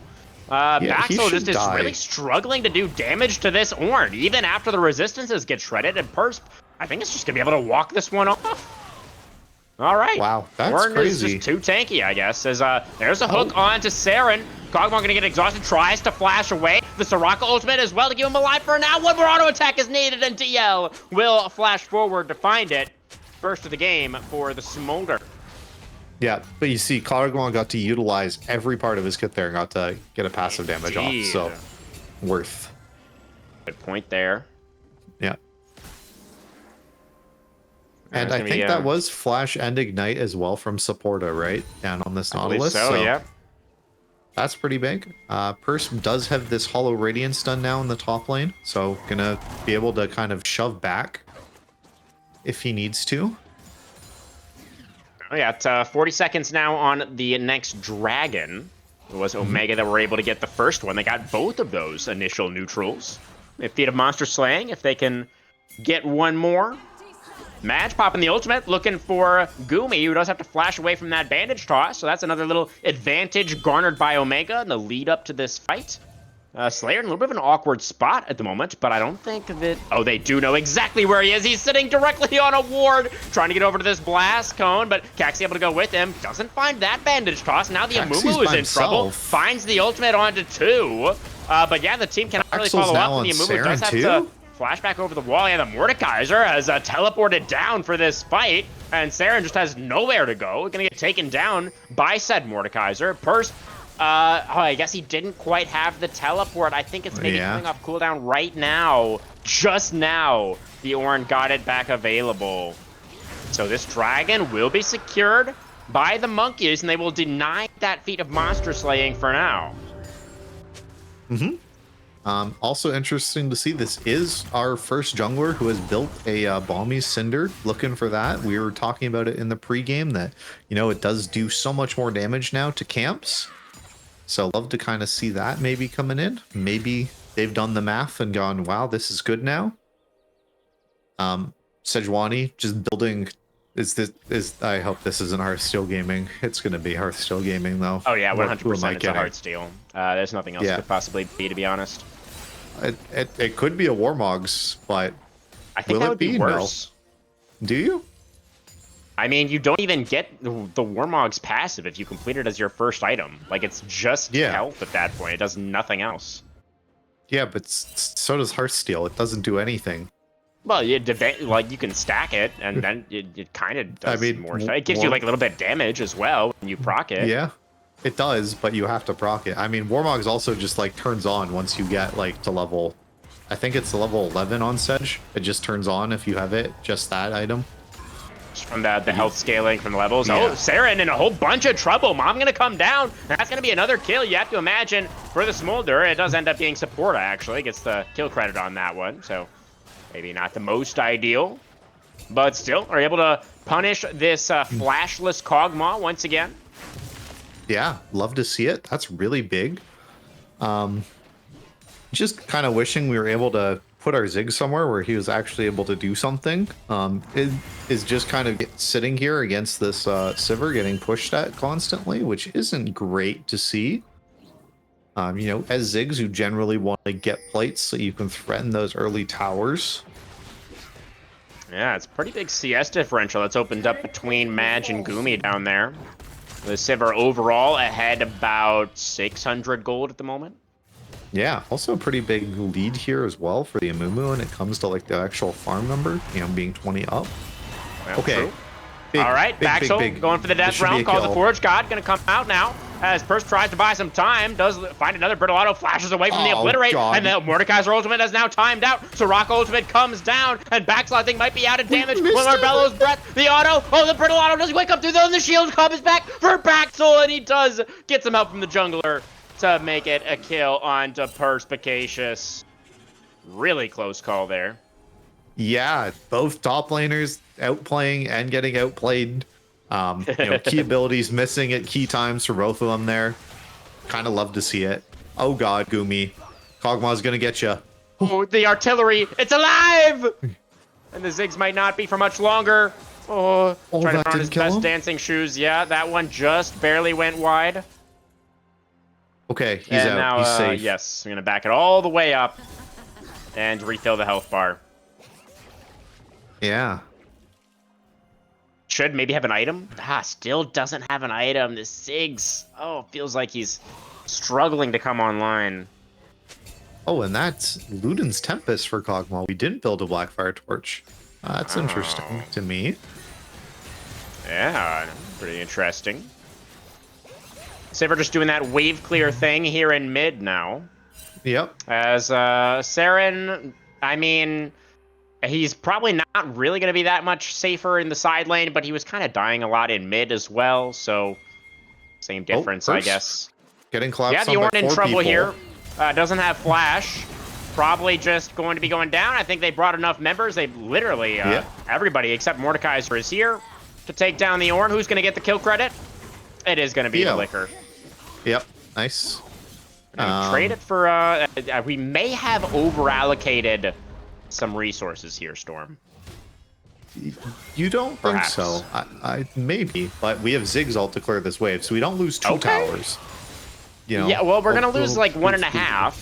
Supporta now going to get grabbed by the bandage. Oh, that's a And Caxi TP. doing a really good job of frontlining here. Death Charge, though, is going to connect. No, it's going to get spell shielded. And the damage coming out now from this Sivir, but Paxo moving forward has the Amumu trapped in that Death Realm. What a Caxi is going to be big able to wish survive from until the Jae-Young. ultimate times out. Yes, he does keep the Amumu alive for now. Now the CC comes down. That does have to be a flash right from Saren, who does go down. Baxel doing so Baxel? much work in that fight. And the Blast Cone gets the Mordekaiser out to safety. He's somehow going to live. Meanwhile, Perspicacious, almost a little bit more damage, does get it down onto Slayer. Meanwhile, a double kill for the Smolder. What happened there? Jae-Young tried to run in at low health with the Soraka ambulance mode on to try and get a heal down onto his Perspicacious and just died to his Cogwall W. You mean a Smolder? Yeah, burp sorry, or whatever. Smolder Fireball thing. His W, the Fireball, Yeah. whatever its name. That's The stupid. snot ball, yeah. Yeah. I think it's called Achu. The Smolder ability names, just bad. Like, just try again, Riot. Not good. Well, yeah, they leaned into it a little too hard for my taste. Yeah. I was really excited for a monster champion, and I received that thing, so I was not a happy I mean, it boy. is kind of a monster, in a sense. As Yeah. Dragon is going to get taken here. This is only the second Dragon for the side of the Monkeys. So not threatening a soul just yet or anything, but they'll still be happy to get it. I mean, it's a Hextech soul this game, That was- Storm, so that is something we're going to need to fight over. Yeah, I would just like to call out Slayer on that smite. That was atrocious, man. Come on. Like 80 health? Yeah, that's fair. Didn't end up mattering, thankfully, for the Monkeys. Looks like Oh, Herald sorry, it now gave- going to be the target. My mistake. That was a cull stack for Ziggs. That was planned. Oh, Yeah. I see. Calculated. All right. There is the Herald going over. I believe that last Saren neutral on objective is... Getting threatened here? Nope. Slayer just looking. Okay. But yeah, that is Feats now going over to Omega. They have them. I think they You already can had it, see. actually. They Yeah, had the 3 kills probably. plus the tower, I believe. Or, yeah. That would make sense. Speaking of towers, we are exchanging a couple of them at the moment, as Baxel does take down that tier 1 in the bottom lane. Meanwhile, a 3-man squad from Omega take down this tier 1 in top. It's actually a 4-man squad at the moment. Mom to That clear out was the a minion wave. Okay. You know what? Fair enough.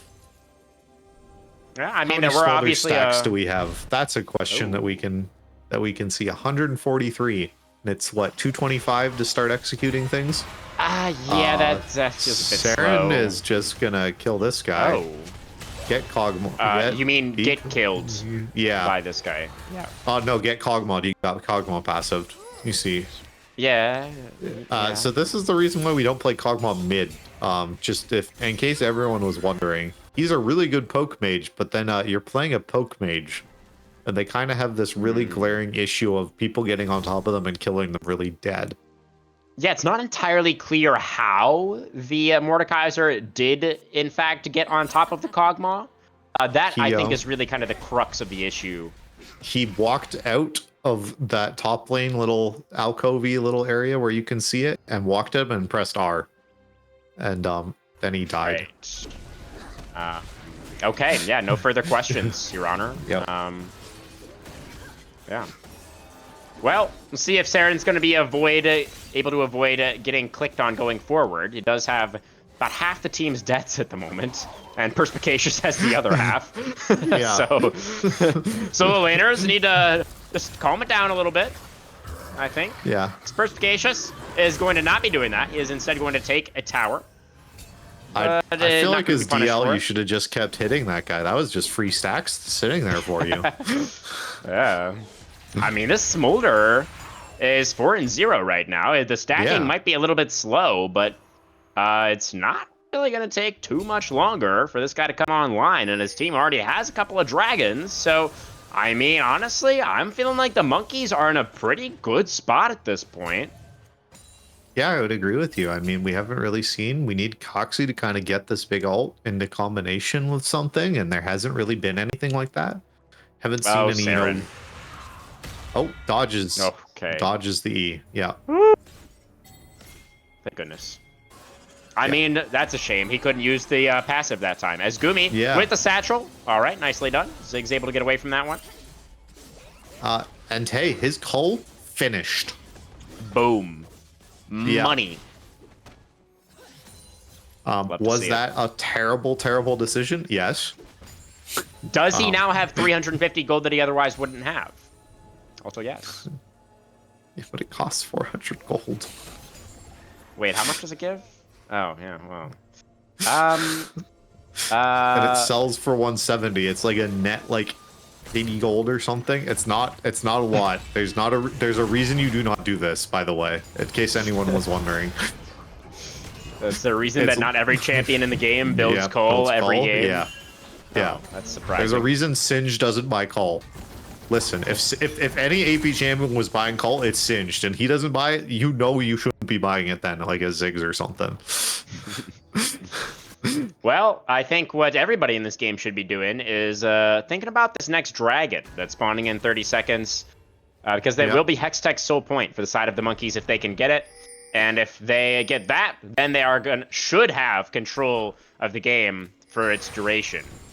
So I have to see about the setup here. Purse did just tick over to level 13, so that's the first ornament on our tree.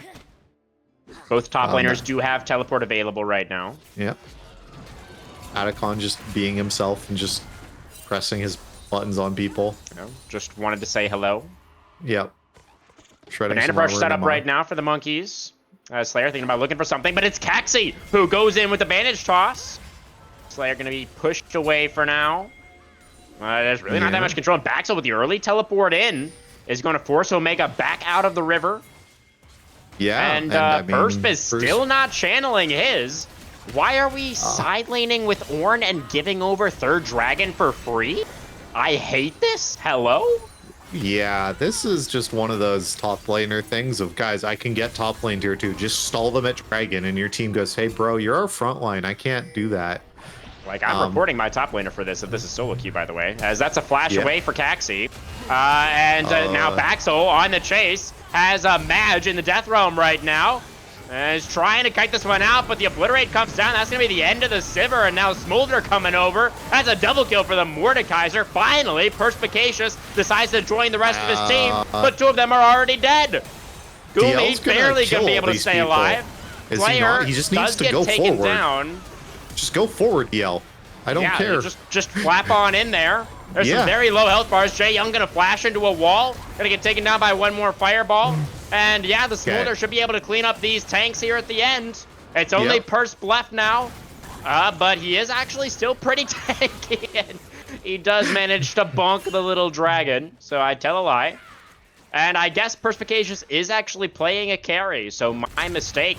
We're just gonna look to win through the side lane as Ornn, apparently is the plan. Yeah. Hey, this means he gets his ornaments upgrades earlier, so now he gets level 14. Now he can give an ornament to Kog'Maw. Okay, and then we're going Deathcap next, right, as Ornn, because you have to carry the game by yourself? Right, yeah, you understand. Okay, sounds good. I think we're building a Trinity Force because we're a fighter. The mage is like the last that could thing, work. right? All right. I can see the vision. Oh, I miss Maokai top lane. I want to be able to build Trinity Force again. Wait, Maokai top build Trinity Force? Did I just miss Maokai, back when, like, season 2, bro. Oh, okay, yeah, that was before my time, actually. Yeah. Okay, Saren is dead again. Maokai is one of the highest base attack speeds in the game for some reason. Yeah? Yeah, just one of those random facts. Don't worry about the Kog'Maw. He's utilizing his passive damage. Yeah. Um, It's just yeah. value. Yeah, value. Something worth. I don't know.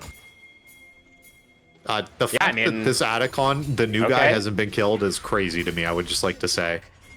Yeah, I feel like that'd be a pretty comfy target for the monkeys at this point if they want to look towards that. Instead, we're just gonna have DL just freely stack on the real carry on the enemy team first. The Smolder must have his stacks by now. Wait, let me check. Oh, he does. Yeah. Oh, yeah. He just got it, actually. Oh, never mind. I just saw him when he was hitting. I just saw him when he was hitting. It like started. I saw the little execute icon, and I went, "Oh, he must have lots." But he doesn't have that many. Yeah, not as many as you'd think, given especially how well that last fight went. I need yeah, he a has quick it now. time check for you. What time are you at? 50, 51, 52? 54. Oh, I'm actually a couple seconds ahead this time. Yeah. Oh, wow. I was noticing you were saying things, and I was like, I haven't seen these happen. Oh, wow. Okay, so just like a quick second pause. That's all you need to do, and then we'll begin. So 5, 6, 7, 8, 9, 10. And back. Okay, perfect. So we see Caxi doing these camps efficiently, killed both the red buff and the chickens at the same time. We love to see it. Running fast as a moo. And so now we've got Hextech Soul coming up in 90 seconds. And that is going to be alive on the map simultaneously with both the Baron and the Otacon. So there's just a whole lot that's going to be going on here. And Caxi's just going to start up the Baron. All right. Yeah. We're just doing that. Whatever. And actually, the monkeys have no idea. Actually, finally, Baxel will move in here. Sees the Baron at half health, and it's like, oh, guys, they're doing Baron, by the way. And then Omega is going to be like, no, we're not. Yeah. So you have AP Kog'Maw, if you guys didn't realize. He doesn't do very much damage to Baron, unfortunately. He is not on-hit Kog'Maw. Especially when he's 0-7. He does even less damage. We don't talk about that. Oh, my mistake. He's utilizing his passive, remember? Okay. We Does the upgraded passive a do Sivir good item. damage to Baron? Yeah, it's true damage. Okay, there's the angle. We upgraded Kog'Maw. Oh dear God, what are we doing, man? Well, Otacon's gonna get taken by the monkeys, Yeah. and that will not be contested. They're gonna get that one locked away. That's pretty the useful. timing. So Omega are here. We're just gonna hit Baron again for fun. That's cool. Yeah, and that's. I mean, if I'm monkeys here, I'm like, okay, you can have Baron. Let me just get Hextech Soul and win the game. That's kind of what I would go for. I feel you on that one, but there's gonna be a team fight here. I'm pretty sure. Probably. They're gonna Sivir R and they're gonna run at them, right? I guess they don't see anyone. They don't have our OP observer vision. Slayer potentially a target. The bandage doesn't quite long enough. Maybe he's hit a couple. Yeah, maybe we run over to this Hextech dragon and deny soul. I guess we can get this tower first. Enjoy that. Yeah, they are going to get the mid tower, so that's definitely not bad. Trying to maybe stick around for the inhibitor, but that's going to prove to be a little bit too much. As out comes the monkeys. They now have fully replenished their resources, and they're ready to fight for this Hextech Soul. There's a bandage toss as goes in pretty deep. Finds Curse Set on me on a 3. The Warren Ultimate is there as well. They burst on the Sejuani immediately. But look at DL on this Smolder. Looking to start executing people. The Smolder is still untouched for now. Finally, some damage starting to come in, and he's going to get flashed on top of by Madge. But now the Sivir is going to get pulled in and goes down to the Ziggs, who does immediately fall to the Carry-Orn. DL flapping back over the wall, but the Carry-Orn is right on top of him. And the Smolder is going to get taken down. You gotta be kidding me, Storm. There's no way. Okay, Mordekaiser gets the double kill right at the end there to unironically save the game for the monkeys. Yep. What the hell did I just watch? You didn't believe me about Carry-Orn, bro. Apparently. You just thought I was memeing, but we've seen it. I apologize for my ignorance. So now my real worry here is, okay, sure, we get this inhibitor here, and Coxie resets. I guess Maj is up now, so like everyone's up at the same time. But the enemy team still has the chance to randomly get Hextech Soul here, right? Oh yeah, and this is Hextech gonna Soul, be another. yeah, crazy fight. they're just going back to fight each other again 5v5. And Hextech Soul is good enough that like if you take this and win, like you just win, right? Like it's so Theoretically. good, especially on Smolder, right? Yeah. I mean, I still don't know Mordekaiser- how that last fight was as close as Yeah. it was, to be honest. So Yeah, I'm starting to hedge some Baxel bets here. definitely flash ulted onto a Soraka. I'm just going to say that. Okay. That We have a probably Mega wasn't Inferno ideal. Bomb. Is not going to get the steal, but this has one into the pit, and Taxi gets it. Denies the soul for now. Back soul. But there is the flash, and look at the depth charge. Jae Young. That is going to be the Kog'Maw trying to stay safe for now. The damage from the Omega carry is actually doing a lot of work. Jae Young Back is going to be the target of the Mordekaiser Okay. once again. He does finish off the Soraka eventually, but Baxel is going to get taken down here as well. Another team fight win for Omega. They come away with a 3-for-1 that time. They get the dragon. Can they look for a Nash here as well? It's 25 seconds on the Sejuani. I think they could have if they ran straight there, but they decided not to. That's totally fine. That's their own prerogative. They can push out these waves. There's a whole bunch of camps to invade. They could cycle their own camps.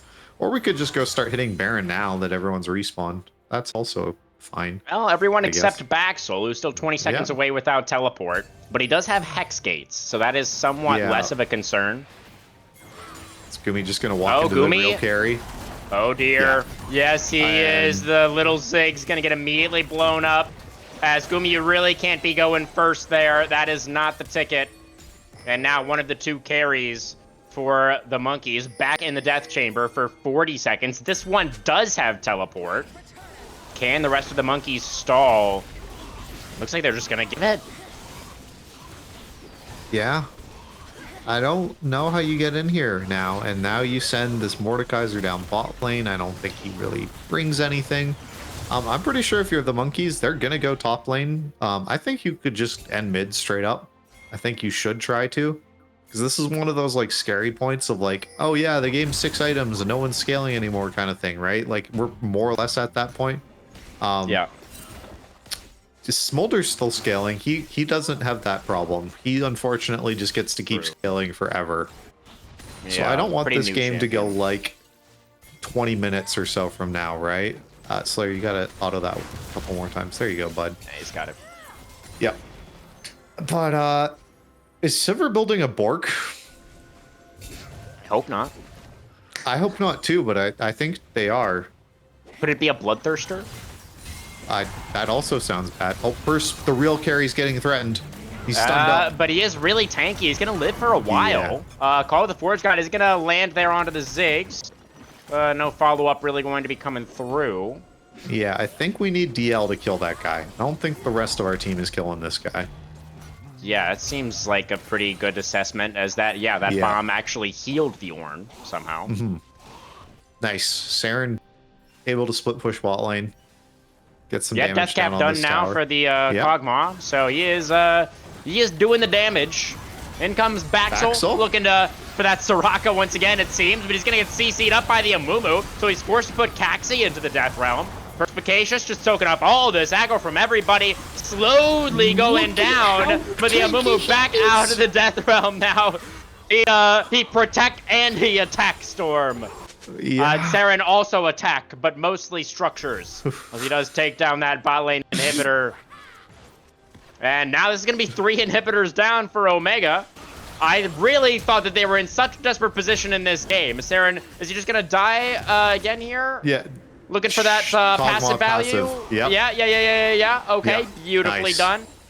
And, the rest of the team were able to take that last inhibitor in the meantime. So, Yeah. worth. totally fine. Yeah, not bad at all that time, to be honest.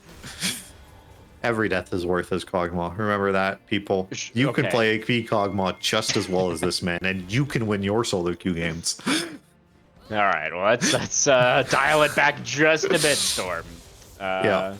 Some of my teammates are listening to you right now, so probably. Yeah. I do play enough where it's like just statistically Yeah. likely that they're gonna watch at some point. Okay. Anyways, Dragon and 40.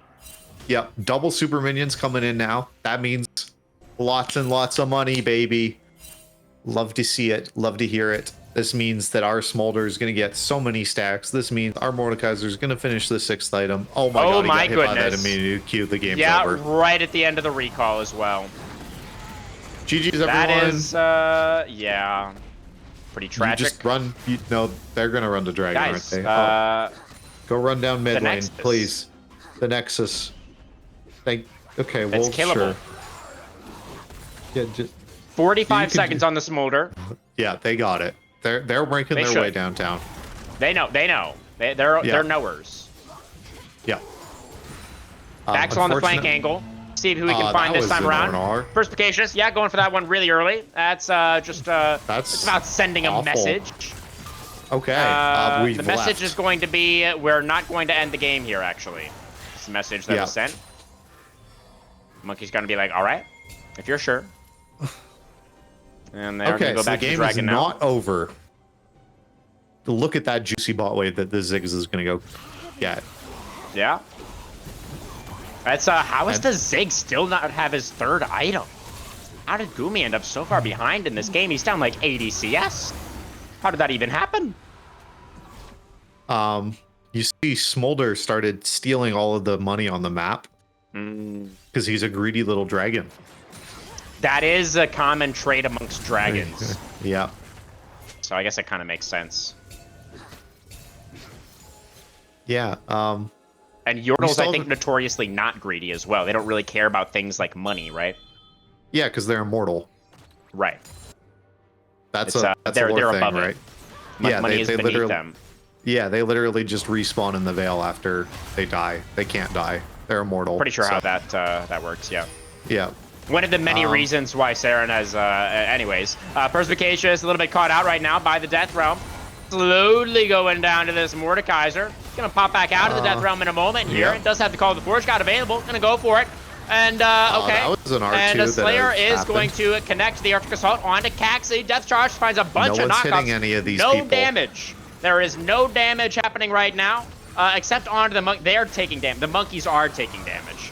Yeah. And so that is going to mean they are in a 3v5 situation, looking for a stand around the Nexus Towers. They do have both DL carries for this one. kills this guy, Perspicacious right? is going Yeah, to charge okay. forward and die to the Smolder. Before the minion wave can come in, Arctic Assault now is going to connect onto Saren. As Slayers want to do him a favor there. Get We're just the, losing to value. minions. The minions are going to secure the Nexus Towers, but hey, those respawn now, Storm. True. You are a knower. Baxel also gets his Zonia's upgrade. The Seeker's Arm Guard has been completed. We have our 3rd item finished as Gumi at 38 minutes into this game as Ziggs. That's big. And it's a Morello's. Yeah, that's... I mean, it's good in Soraka, obviously, Soraka, but like, yeah. it's not exactly the 3-item spike of your dreams. I also just watched Slayer miss 2 super minions and his caster minion took all that money away from him, so that's not the greatest.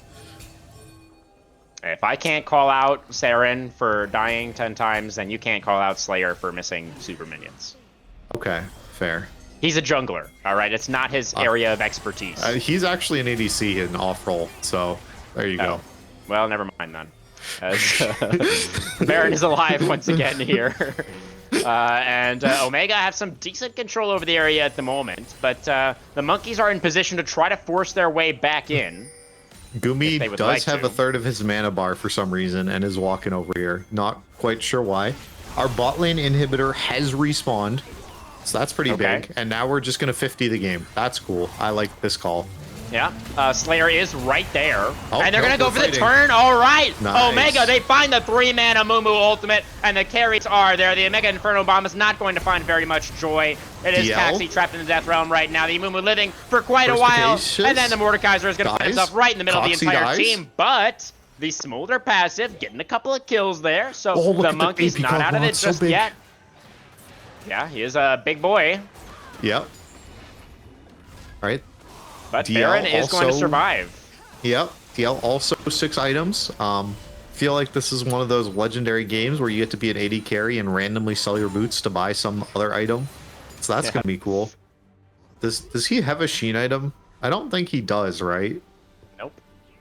Maybe we get one of those. maybe a Trinity Force.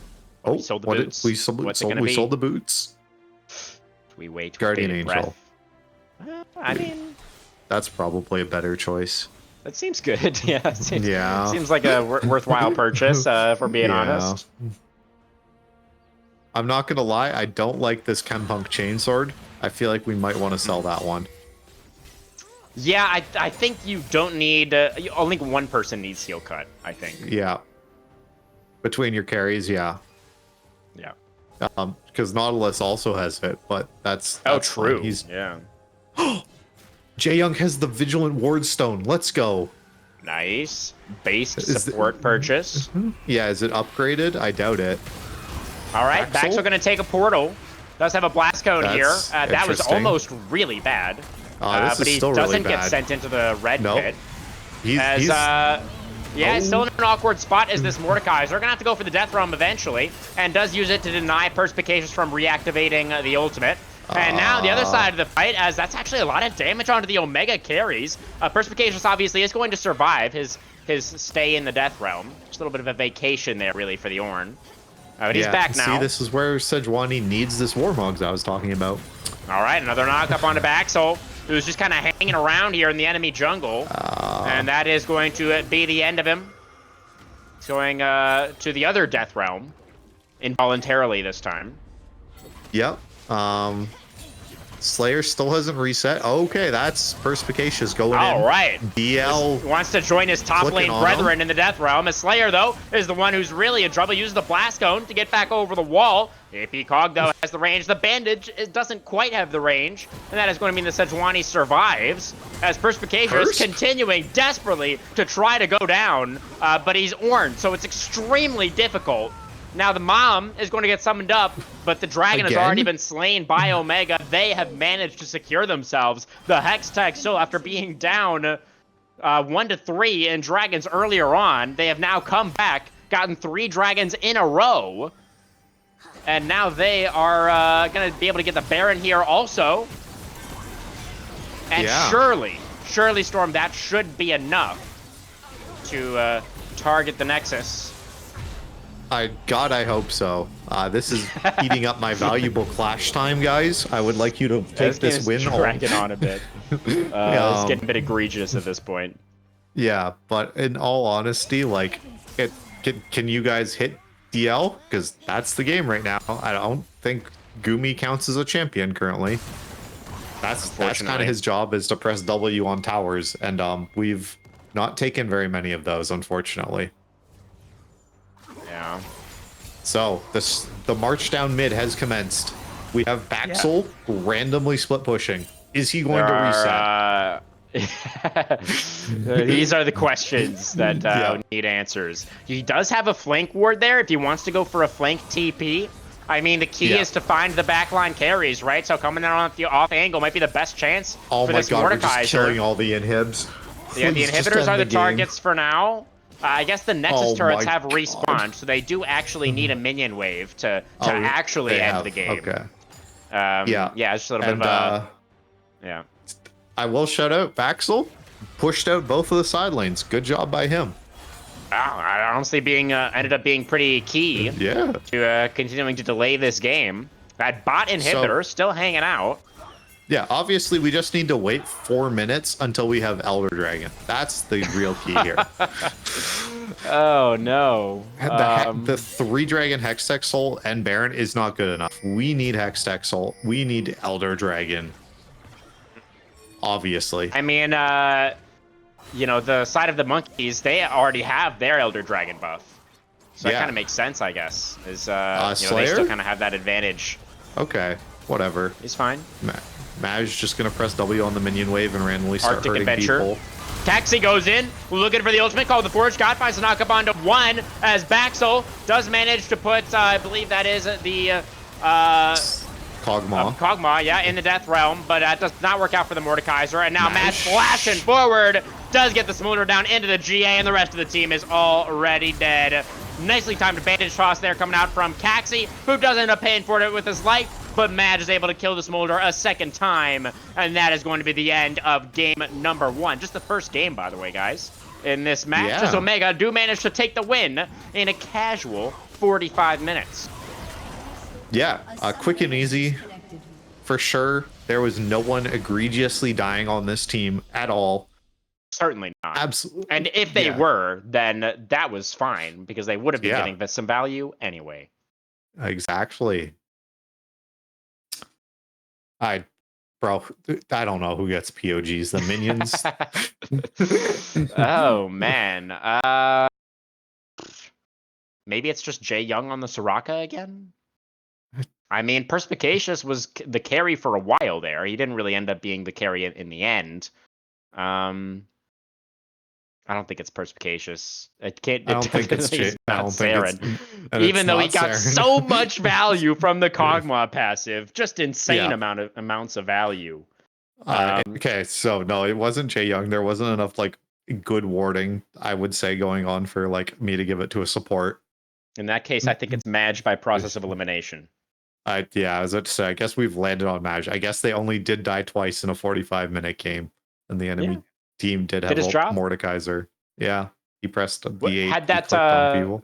decisive flash forward in that last fight right at the end to target the Smolder. That was good. Yeah, he should have died. He would have died if he didn't have Soraka on his team. Well, he did have So, Soraka on his team, so that he it worked did. out. It was calculated. Sure. I'm fine with Maj getting it. I don't really know who deserves it, but they probably do. Yeah, seems like that's kind of the pattern that's developing with Omega here. It's kind of like a when in doubt Madge kind of vibe. Well, I definitely think Maj has had some great games where they've like carried his, like that Varus game they played last week was really great. But like, yeah, this game was just a mess, man. This is not like the really confident I was thinking Omega that's on this big resurgence. You know, Jay Young hasn't lost a game since they came back. This did not look like that team. Yeah, this This was looked like- very like- obviously a battle Yeah. between two teams that are struggling to get into playoffs. Yeah. Which is, in fact, what it was. So I guess that's fair enough. Yeah. But definitely hoping to see some cleaner gameplay moving into this second game. We probably could honestly sit here and talk all night about what happened in this game. So let's not do that, Storm. And let's instead go into a break and get ready for our Game 2 draft. Be right back.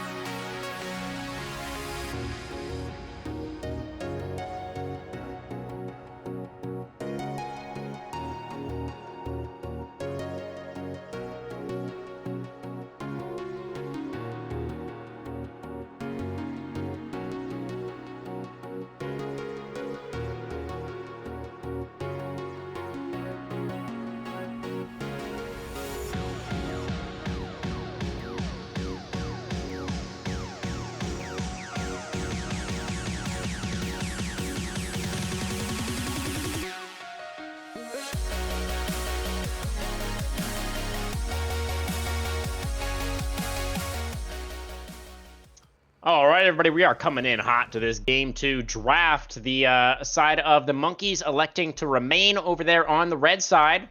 And they are going to ban away most of the same champions, but they are going to ban away the Alawi instead of the Varus, allowing Omega to go ahead and pick up that AD carry in the B1 slot storm. Yeah, I mean, we all know Maj wants to pick this whenever he wants to, so there's obviously some sort of plan here now for the Monkeys, and I'm curious to see what ADC it is. Is it the Aphelios or something like that? Are we going to see a open? I think Yunara is not good. I have said this on this patch after she got micro buffed. Like, even still, I don't think she's that great. Oh, it's How do you Ashe. feel about Ashe? I don't like Ashe. Archery battle? I don't like Cool. Ashe It's because fine. the build of Ashe is you don't buy a good item. You don't buy Doesn't Rage she Blade. go You Kraken don't buy Slate? IE. Yeah, but like, I mean, you don't buy a capstone item as Oh. Ashe. You don't buy Rage Blade. You don't buy IE. You don't buy like Yeah. anything like that, which just means you're not doing as much damage as any other ADC.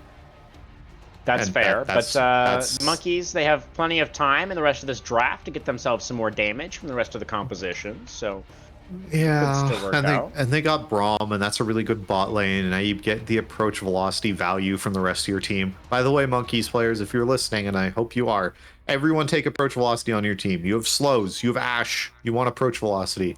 There's a tech for you. You just get like 10% movement speed the entire game that you're grouped up A-ramming, like all of last game.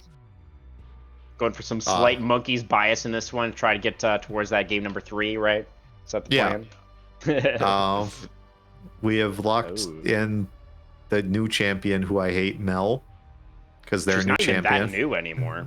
Is she not? There's, like, She's the newest 3 champion, champions, isn't I it? think, that are newer. Are there? Yeah, wait, let me check. I thought she was the latest release. Who else? Oh, Yunara would be.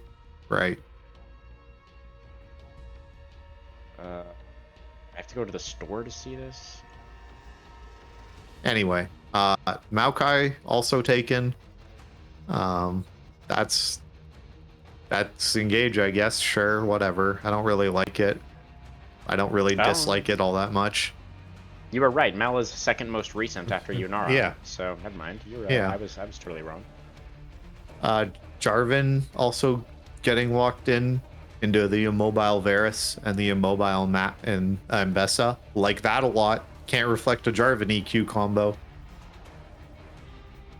Yeah, very true. You just called Mel by her mother's name, so she probably Oh. doesn't appreciate that very much. But yeah, your point stands. Your analysis stands, Storm. There's definitely something that the Jarvan is going to be pretty happy to be playing into. Those two carries without dashes. Mhm. And there's just overall really a ton of setup on the side of the Monkeys here with these first 3 picks. Yeah, I'm really excited to see what round 5 counter pick top laner that they are going to go for, because surely Ooh. they are doing that and picking a mid laner into this Mel. Yeah. Because I'm assuming this is Mel and mid and not support, because that's Jae Young has kind of shown as the Omega player that he likes kind of this later rotation to help his team out more. So Mhm. And also, Mel support is just kind of gross. Yeah, it's hopefully we don't bad. see that. I would also say that it sounds especially bad into. Oh my god, wow. Okay, we're just building no damage whatsoever. I mean, I don't know if I would say they have no damage. They definitely are going to struggle to kill any kind of tanky champion, such as Maokai, for example. But, you know, it goes back to what you were just talking about, Storm. Maybe we just are here for the hard counter pick in the top lane. They're on the R5. It's going to be some kind of carry champion. And I'm going to shore up those... Yeah, there's the Renata pick that I was thinking about. I didn't want to say anything, but yeah, that pick is crazy here, right?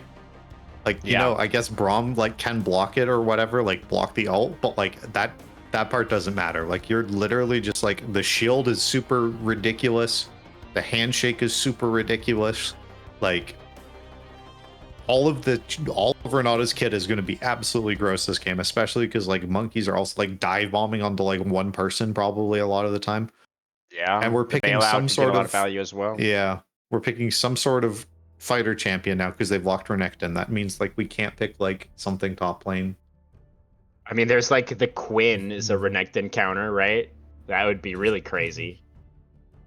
Jax, I think, would be fine, right? Yeah. Gragas feels a little bit less fine. I feel like No, then you you're. cannot I mean, you pick could go Gragas. what if you go like full AP Gragas? And you just then like you get throw a cask absolutely- into a cataclysm. You get absolutely dumpstered by Renekton in that case, I think. Well, it is going to be the Jax. All right. Sure. Interesting. I don't think this seems very playable as Jax. I think do you? I don't think as Jax I'm wanting to get anywhere near the rest of that enemy team. Just like there's so much CC, right? Yeah. I think it is a pretty hard Jax game to play. I think I'm going to have to agree with you there. And even the matchup against the Renekton isn't like hard winning. Like that is a skill matchup. This is a skill matchup. This is like honestly like a Yorick or Angle or something like that. But like your whole team is just set up to be like dive bombs, right? It's like you need some sort of like big AD like champion. Like maybe Camille was the answer here or something. Yeah, like Camille I feel like would have been good. Oh, a Gwen would have been good. I agree. Yeah, either one of those feels like they probably would have been better. Kled would have been a risky choice, but could have maybe worked. Yeah, you just need something that just like goes in and just like hits people and does like a bajillion damage. I don't think Jax is going to be able to like literally move in a team fight. There's so much CC. There's like 3 roots. You have Handshake. You have Bailout.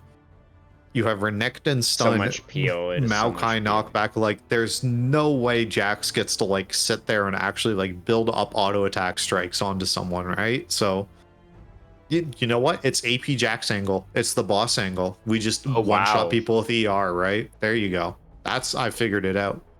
Okay. That would definitely be exciting. Yeah. I don't know if that's something Baxel's going to be able to pull out. We actually have seen Baxel's Jax earlier this season. I'm recalling a decent Jax performance that happened at some point. They had that really, really great first cast we did where they were beating up against an ADC player in the top lane as Jax. That's right. Yeah. Yeah. But unfortunately, the ADC player is I understand, jungle on his own team this time around. Is that the situation? Slayer is definitely an ADC main. I tried that guy out on a team at one point. Interesting. As the ADC, I assume. Yes, he was the ADC. We were doing tryouts, and he was in the ADC role because that's what he plays. Right. Okay, looks like we had some technical issues with the draft, so we're going to be moving pretty slowly through the client draft here, guys. But we are getting through it slowly but surely. Yeah, this is interesting. It definitely feels like with this draft, because kind of the good things that we were seeing earlier are still there, right? Like you have a lot of CC on the monkey side as well, and you're looking at 2 immobile carries on the side of Omega, but it does feel like the monkeys are gonna have to be really proactive and constantly trying to set up plays in order to force out these resources, specifically the flashes, right, from specifically Mel and Varus, in order to actually be able to set up those big team fights when they need to. Yeah, I mean, that's all their team fights are going to be like every time, right? Is you find Varus and you find Mel, and you press Jarvan EQ into R, and then you press Galio R, and Ashe just kind of goes pew pew pew. Whoever's like sitting in front of her, and Braum goes, Ashe, I'll protect you. And Jax is hopefully just on the side lane hitting towers. That's really where I feel like he needs to be. I unfortunately think he's going to get dragged to these team fights because I don't think his team can win a 4v5. And I don't know if in the 4v4 if his team has the damage to actually kill anyone, because they're gonna bail out someone who has like all of the Galio burst get put into them, and then I'm pretty sure Jarvan's gonna die, and that bailout's gonna trigger. It does really feel like Omega just have such great tools to deal with what the monkeys are going to be trying to do here. It's like the monkeys, like to win the fights, they must kill either Varus or Mel, ideally both first. Yeah. Like that has to be right at the beginning of the fight. They kill at least one of them. But like Maokai and Renata are like two of the best champions in the entire game at keeping their carries alive. Like it's just, I feel like it's just come together so beautifully for Omega here. Despite the fact that like in isolation, I do actually also like the Monkeys draft. I just feel like they got hard countered here. Yeah, like in isolation, this Monkeys draft is fantastic, right? You have tons of hard engage, you have scaling, you have side lane threat, you have like gank setup in all of your lanes, right? Like this Jarvan can go wherever. It's crazy. Yeah. He has 3 lanes that he can gank for and like just absolutely dumpster people, and like Slayer should get like super far ahead this game and all of this stuff. But I'm just like looking as like you are playing a dive comp into like pretty much some of the best anti-dive like I've ever seen, right? Like even Mel's pretty good at anti-dive. Like Renekton loves it when people are diving into his team, because that means he just gets to sit on top of you in his Dominus form and just do like max health damage to you. Varus is like fairly decent as an ADC for anti-dive, because that just means like you can't miss R and it just roots your entire team. Like, and bro, obviously the Renata in particular feels almost like it was a checkmate kind of situation. Yeah, exactly. It's just like the Omega support. Jay Young on the podcast was really knowledgeable about draft, I felt like, and was a very efficient doctor, and has proven it that he is a draft doctor. I think that is a title that he can have. Like we don't even need to see the certification. Like it's just obvious that he knows what he's talking about. So yeah, looking good here for Omega. But for the Monkeys, you know, still some win conditions available. You know, especially if they're able to utilize this Jarvan early on in the game to snowball one or more of these lanes. Like they absolutely could build a big snowball, and like if Varus and Mel just don't have the damage to cut through like Galio and Jarvan quickly enough, then, you know, maybe the Monkeys just are able to roll over the top. So, but then the question we're asking is like, is this team clean enough to take an early lead and use it to win the game? I don't know if we've seen that from the Monkeys this season. Yeah, there was a lot of mudslinging going on in that last game. Oh, it was dirty. Oh, it was. Oh man, they were just. It was everywhere. We'll see, I guess. Omega looking for the 2-0 would be absolutely amazing as far as that playoff position would go. The Monkeys desperately needing to pick up the win here as well. A lot on the line in this match, guys. We'll see if the Monkeys can get us to that game number 3 right after the break.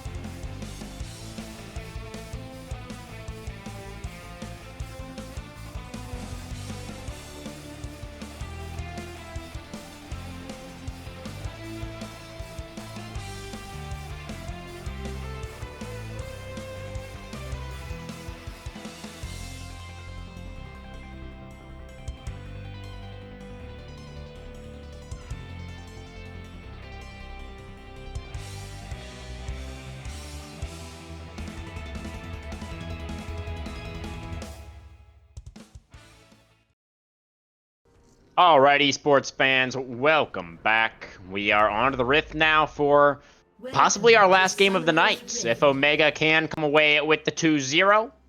Monkeys, though, looking to get aggressive early with this draft. See if they can turn things around and accelerate themselves towards a Game 2 victory.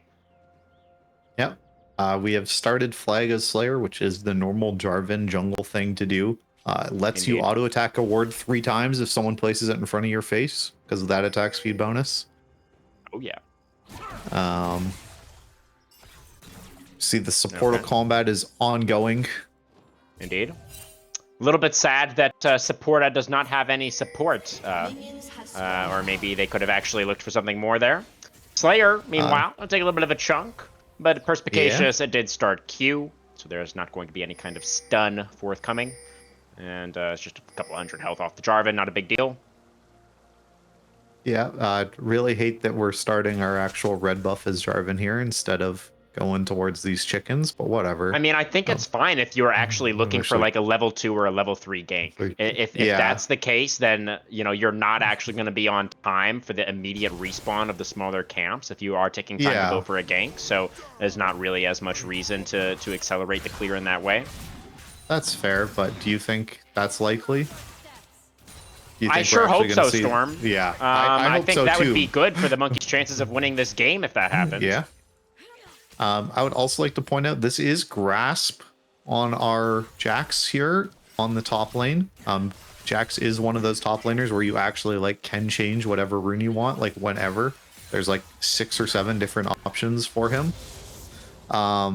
But with the Grasp, so this is probably going to be all about team fighting Jax, and he's going to be looking to utilize that extra health to be able to come fight, Yeah. which not the biggest fan of, but Especially in this draft, we were talking about how we Yeah. kind of wanted to see more damage, right? yeah. I don't think necessarily staying alive for the maximum amount of time is Baxel's best way to contribute in these fights, but we'll have to wait and see.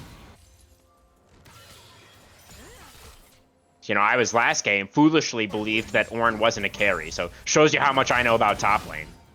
Yeah, obviously. He's the blacksmith mage assassin. Carry is not in that list, I guess, granted to you, but I feel like it's just kind of implied. It's just one of his no, titles. I know better now. I've been Yeah. educated by Persp in that previous game. Thanks again for that one. But we do have our junglers now both towards the bottom side of the map. Slayer did not, in fact, go for a level 2 or a level 3 gank. He has just gone for the full clear here on the Jarvan. And he's pretty much keeping pace with Caxi. Looks like the J4 will actually narrowly beat out the tree into the river. Madge gonna get concussed a little bit here by the blows. Yeah, And, and it's then- not actually going to be going down or anything like that, though. Does have to use the barrier. Yeah, that is a small win. But, without that Ranger's focus stacked up, Ashe just doesn't do all that much damage, so Purse, okay, that was crazy, but whatever. Pretty spicy in the top lane. I mean, they were fighting a lot Yeah. last game as well, but now their health bars are smaller and their damage numbers are bigger. So Bigger. expecting some Yeah. fireworks up there, I think. Yeah, I did just watch Purse use his W to get an Empowered Q onto a wave instead of playing for Empowered Renekton W, which is the best part of his entire kit. Right. The wak wak, in the words of Nuguri. I don't know if you're aware Yeah, of that. it's- I don't know if that's a deep It's cut, like but- it's a big meme over in China. Like if you're not using Empowered Renekton W, you're like Okay, not there's a playing. flash underneath the tower for Baxel. Gets the kill. But I think Caxi was just there the entire time. And so he's going to be able Yeah. to trade it back onto the Jax. And Baxel did have to burn the flash for that one. And actually, Caxi did as well. So, I'm going to trade of flashes. And actually, Slayer flashed as well. I think I missed something there. Not sure. Regardless, it is going to be Yeah. 1-for-1 in the top lane. Honestly, I think the Monkeys, better end of that one as their kill did go on to the Jax. Gonna have a little bit of an advantage Yeah. in the 1v1. Yeah, and I mean, we do see Jax is building towards his Blade of the Ruined King or something along those lines. There is a Vamp Scepter in his inventory, so we are maybe being a side lane presence. We love to see it.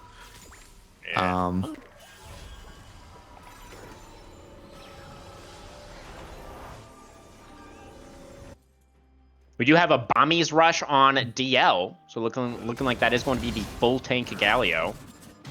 Yeah, kind of worried about that being the case, but you know, Hollow Radiance is so very, very good on that champion, so I do understand it. And Caxi has purchased a tier on the Jungle Maokai. I don't think that's standard. Yeah, I mean, normal top lane Maokai really, really likes Fimbulwinter. Right. Jungle Maokai does not only like tiers, but also likes dragons. You do see he's on that one at the moment. As taking a look actually to fight in the top lane here. As Dominus pops for Persman, Baxel out of mana. The Jax is just gonna get solo killed. Meanwhile, the fight towards the bottom river is Mad gonna get set up by the concussive blows, and the bailout is not going to come through. Double kill for the tanky Galio. Yeah, but it is still actually going to be Omega who got 3 kills first. They got the feat of warfare, and now the Justice Punch is not going to find the CC. Saren, though, going to get taunted up just barely. The ultimate is going to be enough. I guess that fight was pretty long, and there were enough stacks on the Galio for the Mel ultimate to burst him down. That is going to be kill number 1 of the game for Saren. Yeah, Gumi as well was just kind of stuck, had that dragon hitting him, slowing him so much, so he was unable to just kind of join in the rest of that fight and get anywhere. He was seriously chunked out by the Hextech Drake. What? Which did not go down, by the way. The dragon's Yeah. still alive.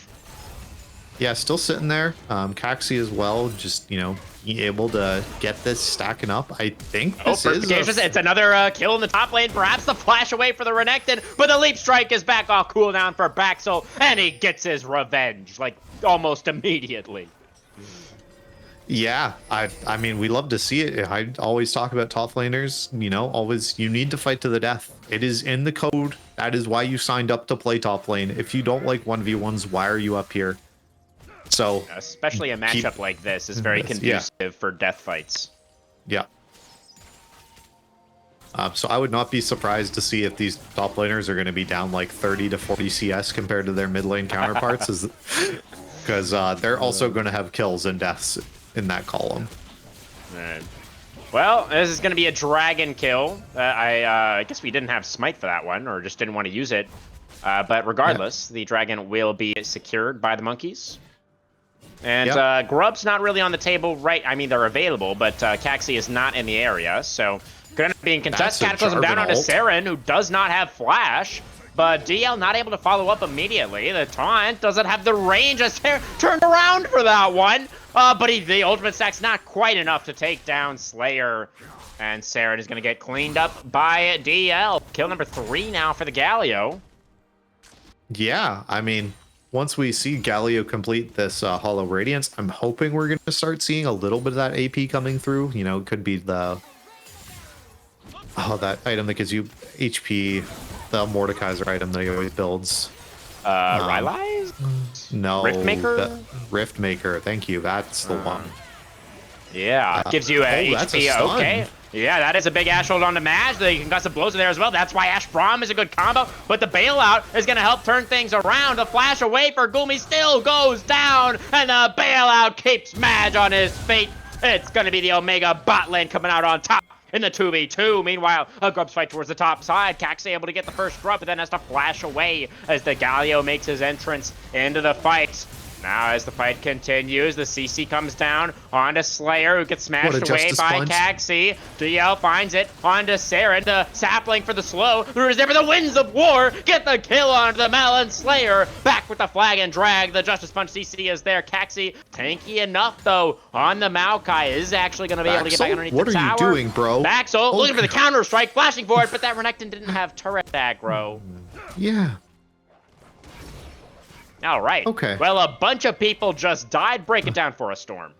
Yeah, I mean, this is now going to be Jarvan being able to clear up these grubs. This is getting it to be this huge lead now for DL towards the mid lane, really punishing Saren and getting him lower and lower, which just means you now have a more clear target, and it's match, right? It is going to be this fully, on hit Varus, as we see it is lethal tempo. This orc's finished.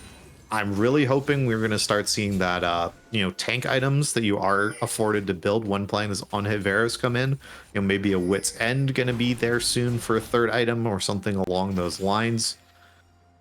Just a whole bunch of fighting, and now this is kind of the rough part of the matchup top lane now, is Perspicacious has this Eclipse finished, and Jax still has not finished his Bork, so that means these just really short trades that Renekton goes for are going to be devastating. And we're going to have to see if Slayer can make some sort of impact. I feel like that's where they're pathing. You see them currently looking mid lane. Meanwhile, Caxi looking towards this bottom side on the Maokai. Nature's Grasp available. See if they decide to pull the trigger on it. Not too much of a minion wave to work with. And Jae Young is taking a bunch of damage already. Glacial Fissure coming out from Braum to delay the attack of the Maokai. But it will be, in the end, Madge able to get that job done with the piercing arrow. Now Gumi very low here, underneath this tower. I think so. The handshake, pick up the aggro, and Madge able to get it done with the arrow. And this bot gap is growing rapidly. Yeah, just this thing of, you need someone to be able to cover you on these, right? If your team, that isn't their fault of their own. That wasn't them engaging, right? That was a Maokai coming through their tri-brush and pressing ult at them. Braum literally ulted that guy, as he came in, so... Yeah, absolutely. Nothing that Supporta and Gumi could really do there to stop that from happening. I mean, the only thing is basically if they knew the Maokai was there, that you could just leave, right? You could just leave the turret. It was really the only option that they could have even, considered that would have kept them alive. So just a good setup there from Caxi, playing towards his outs. It's just like we said last game, it's Madge. When it's out, it's Madge. The counter-strike not going to get the stun there for Baxel. Maybe just going to burn down here to the Dominus. Persp actually had the flash there, but holds on to it. Pretty surprised by that one. Yeah, why are these top laners not finishing their kills? There's no way you recall there. Okay. What is wrong with you, man? That's not good. Well, we use flash. You got that out. There's a win for you. Oh, flash forward from Jae flash Young. handshake. That's going to be Jae Young. Yeah, he gets the CC, but the follow-up was not immediate. And so that didn't actually do that much. As about 10 or 15 seconds away from the hostile takeover, so could have followed up on himself if he had the ultimate, but he didn't. Nope. Also like to say our Maokai has built... Oh, never mind. All right, Chain of Corruption going to come out onto the Ashe, and the Braum is not able to get in front until the Ashe is almost dead already. Now Slayer's going to go in. Does have the Galio for the follow-up. Flash out for Madge, gets trapped in the Cataclysm, and there is the shutdown going over to Slayer. Caxi is so big on this Maokai, though. Can't quite get in range, though, for the Bramble Smash onto the Ashe, and now the Galio is almost able to chase down Jae Young. Flash forward for Supporta. The turret shot comes through and finishes off the Braum. I will say, Jae Young did use his shield there on himself to live through that Braum Q, so that would have technically done enough damage, because I'm pretty sure for some reason this guy, once Supporter's alive, can I see, is he maxing Q as Braum? Yeah, we'll check. Yes, of course he is. Pro tip to everyone, don't do that. That's not good. But it reduces the cooldown, doesn't it, Storm? It does, but your other skills are quite useful when they have more points in them, unfortunately. They're a lot better, actually. And there's now a 2-level lead up here in the top lane, so that's an issue. Okay, it's 1 level, but... 1 level. But this Jax still does not have his item. I mean, you commented on this like 5 minutes ago.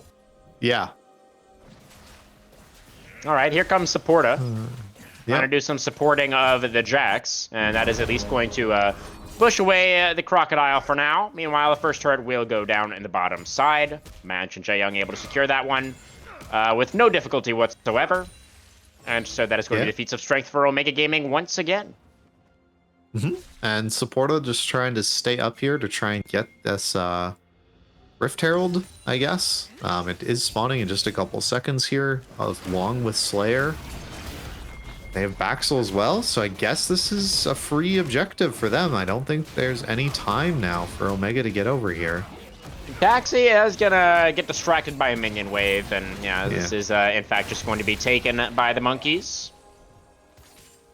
And okay, Slayer did decide to take that. I was wondering if there was maybe a thought of we give it. Oh, max that's range a handshake sets up for the chain of corruption, but the immediate Ash ultimate coming out in response to the hostile takeover is so good. Nature's Grasp as well is going to lock up a couple of members, but actually a lot of ultimates used and nobody going down. Slayer, a nice flag and drag to get away from the Mel route, which I don't know the name of. Let me check. Solar Snare. Oh, and the ultimate is Golden fancy. Eclipse. There yeah, you love go. me some alliteration. So that Solar Snare. I should be able to remember that one. As we're gonna get this this mid-tier 1 now seems to be the next target for Omega. They've got 4 people just kind of hanging out here, trying to brute force this one down. Oh, but the Flash Annie-Ram is Engage strong. comes out as the Galio ultimate over the top. There's that Jarvan Galio combo. Beautiful stuff. But managed to bail out. Keep him alive. Oh, the on-hit Varus doing so much work in this Oh fight. my He God, gets he's still Cataclysm. alive. He gets knocked up by the Galio, and it just does not matter at all. Madge is kept on his feet thanks to the support from the rest of the team, and Omega Gaming will get their mid-tier 1 in the end. Oh, that's a disaster. I feel like that's kind of the death bell, right? That was your play to get back in the game. You get all those kills, you're able to transition it into some sort of tower taking on your own, something like that. And instead you're just not in the game anymore, right? You're starting to get behind. Your Galio doesn't have any of his damage yet built. Jarvan's very close to falling off a cliff, and Oh my God. there might be a little bit of a top diff. In Just a defense of small one. Baxel, that looked kind of weird. I kind of felt like Persp used the Empower W too early while the Counter-Strike was still active. I don't know if there was like a visual thing there or what, but that did actually look a little bit weird to me. Yeah. I don't know if that's like a great defense, because he did kind of jump into the Renekton, who's really fed. Like an item up on him. Yeah, that did happen. Yeah. But I don't know. There's a dragon coming up in a couple of minutes, and you know, the side of the monkeys, they did get the first 2. It's a Cloud Soul, this game, and I don't think their composition necessarily loves Cloud Soul all that much, but certainly, you know, there's maybe, you could argue that's a bit of a win condition still available to them. Yeah. Gonna be interesting to see how they kind of approach this one. They don't have any mid priority right now, and they don't have any bot priority, and the enemy team is clearing all the vision in their jungle. But Slayer is here to try and look for something alongside DL. So And we'll see what Jarvan, they're- you know, if he Yeah. really wants to, he can like probably brute force his way in there to go for a 50-50. Yeah. If he really wants to get into that pit, he probably could. Yeah. Very nice This is control over just- the area right now, though, for Omega. Solar Snare are going to connect onto DL, who does Justice Punch in the backwards direction. And get away from that situation. Yeah, And yeah. interesting. Gumi is kind of walking around. He's just not committing one way or the other where he's going. Indecisiveness in the comms, perhaps. Yeah. As Rift Herald is just going to be immediately destroyed. And that gives you some time, I guess, to try and establish a little bit of vision back, but that's just going to get swept out here by Caxi. And that's this dragon getting started. All right, it's 50-50 flip time, Slayer. Nope. Yeah, you're not I going mean, for it. Giving Oh. over one Cloud Dragon is also fine, right? Like, this is a fine Oh my- choice from the monkeys. Okay. What yeah, happened? Sorry. Wait, what did I just saw him miss? I just saw him get tagged by the edge of that Maokai ult that was like a billion miles away, and he saw it, and he still didn't like EQ out of it. But oh, that's unconnected Okay, from Gumi. yeah. Ash ult onto the Renekton, who does go into the Dominus, but Slayer here as well. That's the flash away, but the Cataclysm was still there, and in fact, not even needed. as Baxel was able to get in there with the leap strike and the ultimate to finish off his lane opponent. So some much needed gold for the Jax. Yeah. It's the Jack special. Feed your opponent a whole bunch, claim their shutdown, be back in the game and slingshot the gold. All according to plan. Yep. Unfortunately, we seem to be down 2,000 gold, so it doesn't seem to be working very well. Well, he was down more gold, That's true. before he got that kill just now. So we are trending in a positive direction, Storm. Yeah. Just like my stock portfolio. Exactly. You get it. Right. You understand. Yep. Stocks famously only go in one direction. Yeah. Up As to the moon. That's right. As a new guy now is available on the opposite side of the map from the top lane here, where most of the action has been happening. I'm not really sure how that happened, honestly. Isn't the Otacon still supposed to spawn where like more bloodshed occurs? Yeah, I thought that so was as the top well. lane this game for sure, but I guess not. Yeah. I guess, I mean, the bot lane does have, there's a lot of deaths down there too, right? Yeah, So- they fought a lot as well. That's fair. Oh, yeah. It was probably pretty close in terms of where Yeah. Otacon wanted to go this game.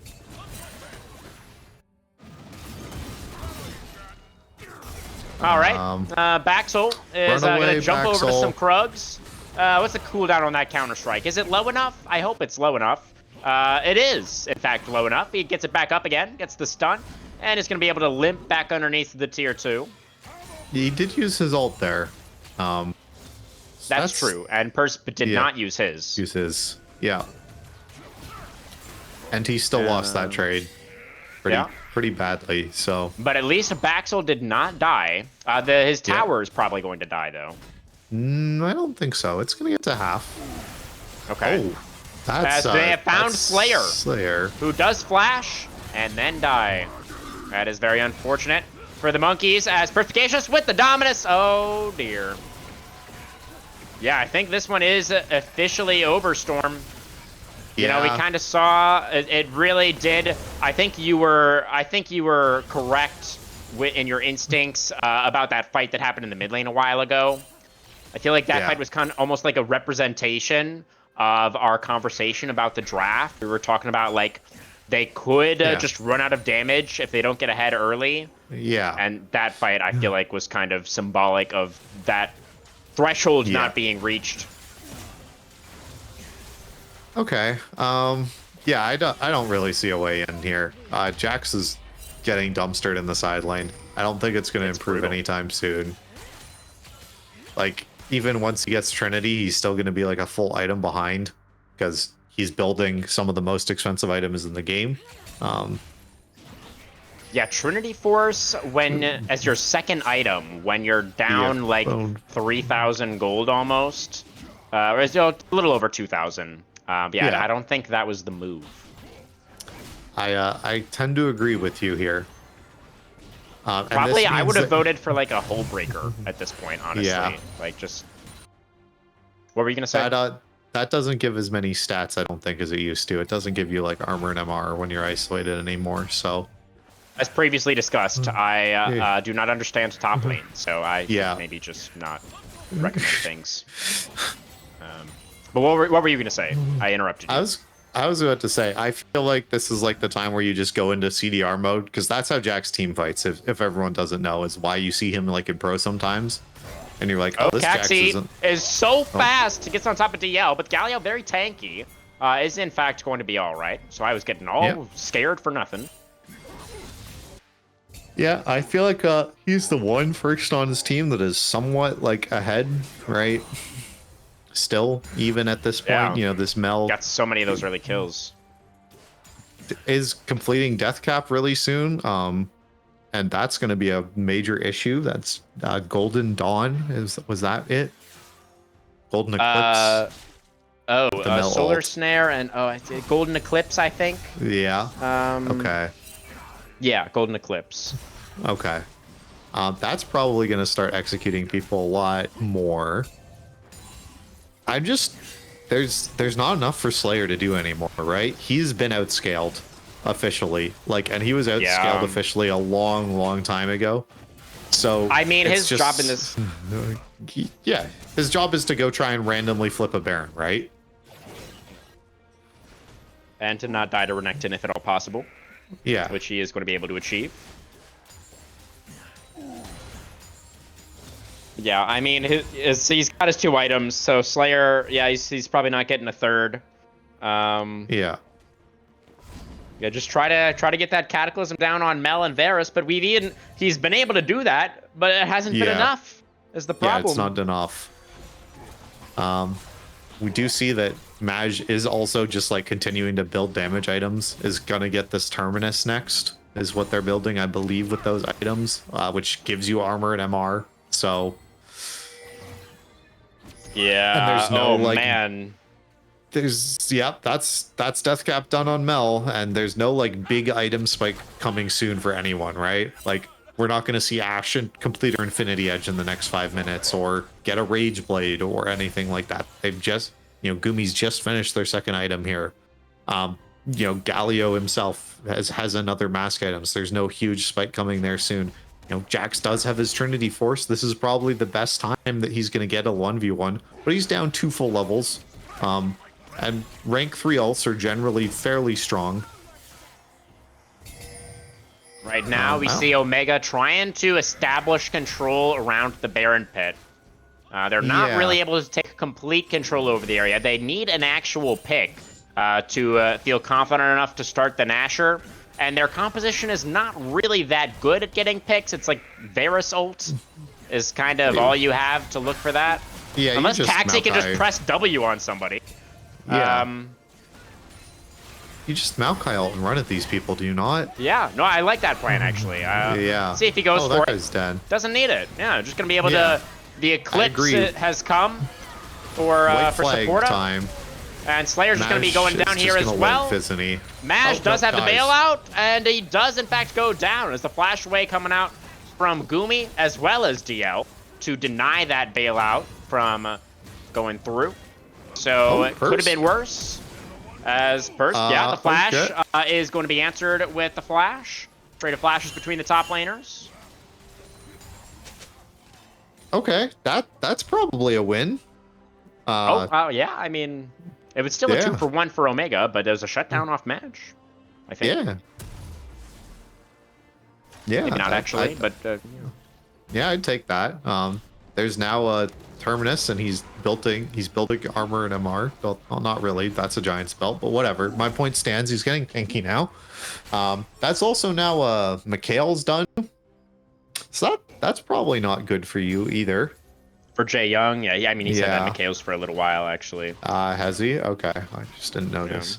A few minutes at least. Not sure when he got it exactly, but yeah, those inventory is definitely looking real scary on the side of Omega. They definitely have made some wise purchases, I think, in this game. First Vacacious gonna get surrounded momentarily. Does go into the Dominus. He should be dead. He does get the slice and dice. He has a blast cone. No, the enchanted crystal arrow will lock up the crocodile, and he will be handbagged. Meanwhile, the Baron is going to be taken. That was obviously a 4-man commit from the side of the Monkeys to pick off the Renekton, and so they will lose the Baron on the other side of the map. And that is just in time. Beautiful timing as well for Omega, as the dragon is spawning in a minute. They should be able to use the Baron buff to take complete control of that bottom side of the map, get themselves up to Cloud Soul Point. I don't know if we're actually going to be getting to a Soul this game, Storm. But if we do, then Omega will be in a great spot to try and get it. Supporta, you got your back canceled there, man. Really? He's dead, isn't he? Someone... Gumi gives him a dash He can jump over the wall to his Ashe, okay. Or he doesn't even need it, actually. It's fine. Oh, look, Jack's about to get a bounty. Oh, yeah. That's big. All right. So, coming back into this one, it may... okay, Slayer going to go in. Finds the knockup onto Saren. Does get out the hostile takeover, and that should be the kill onto the Jarvan. Dominating now is the Mel. Baron's still on for 2 full minutes. What more can they get here? It's this mid-inhibitor tower getting chipped away at. Baxel now is recalled. Joined back up with the team.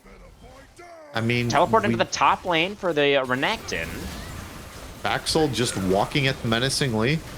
Maj Find a is counter-strike only CC'd. onto the Maokai. Yeah, they are able to get on top of Maj, who does have the bailout, but it doesn't come through in time. And now it's only Saren, who is already pretty low. Caxi gonna have to get left behind here. The Maokai just does not have any way out whatsoever.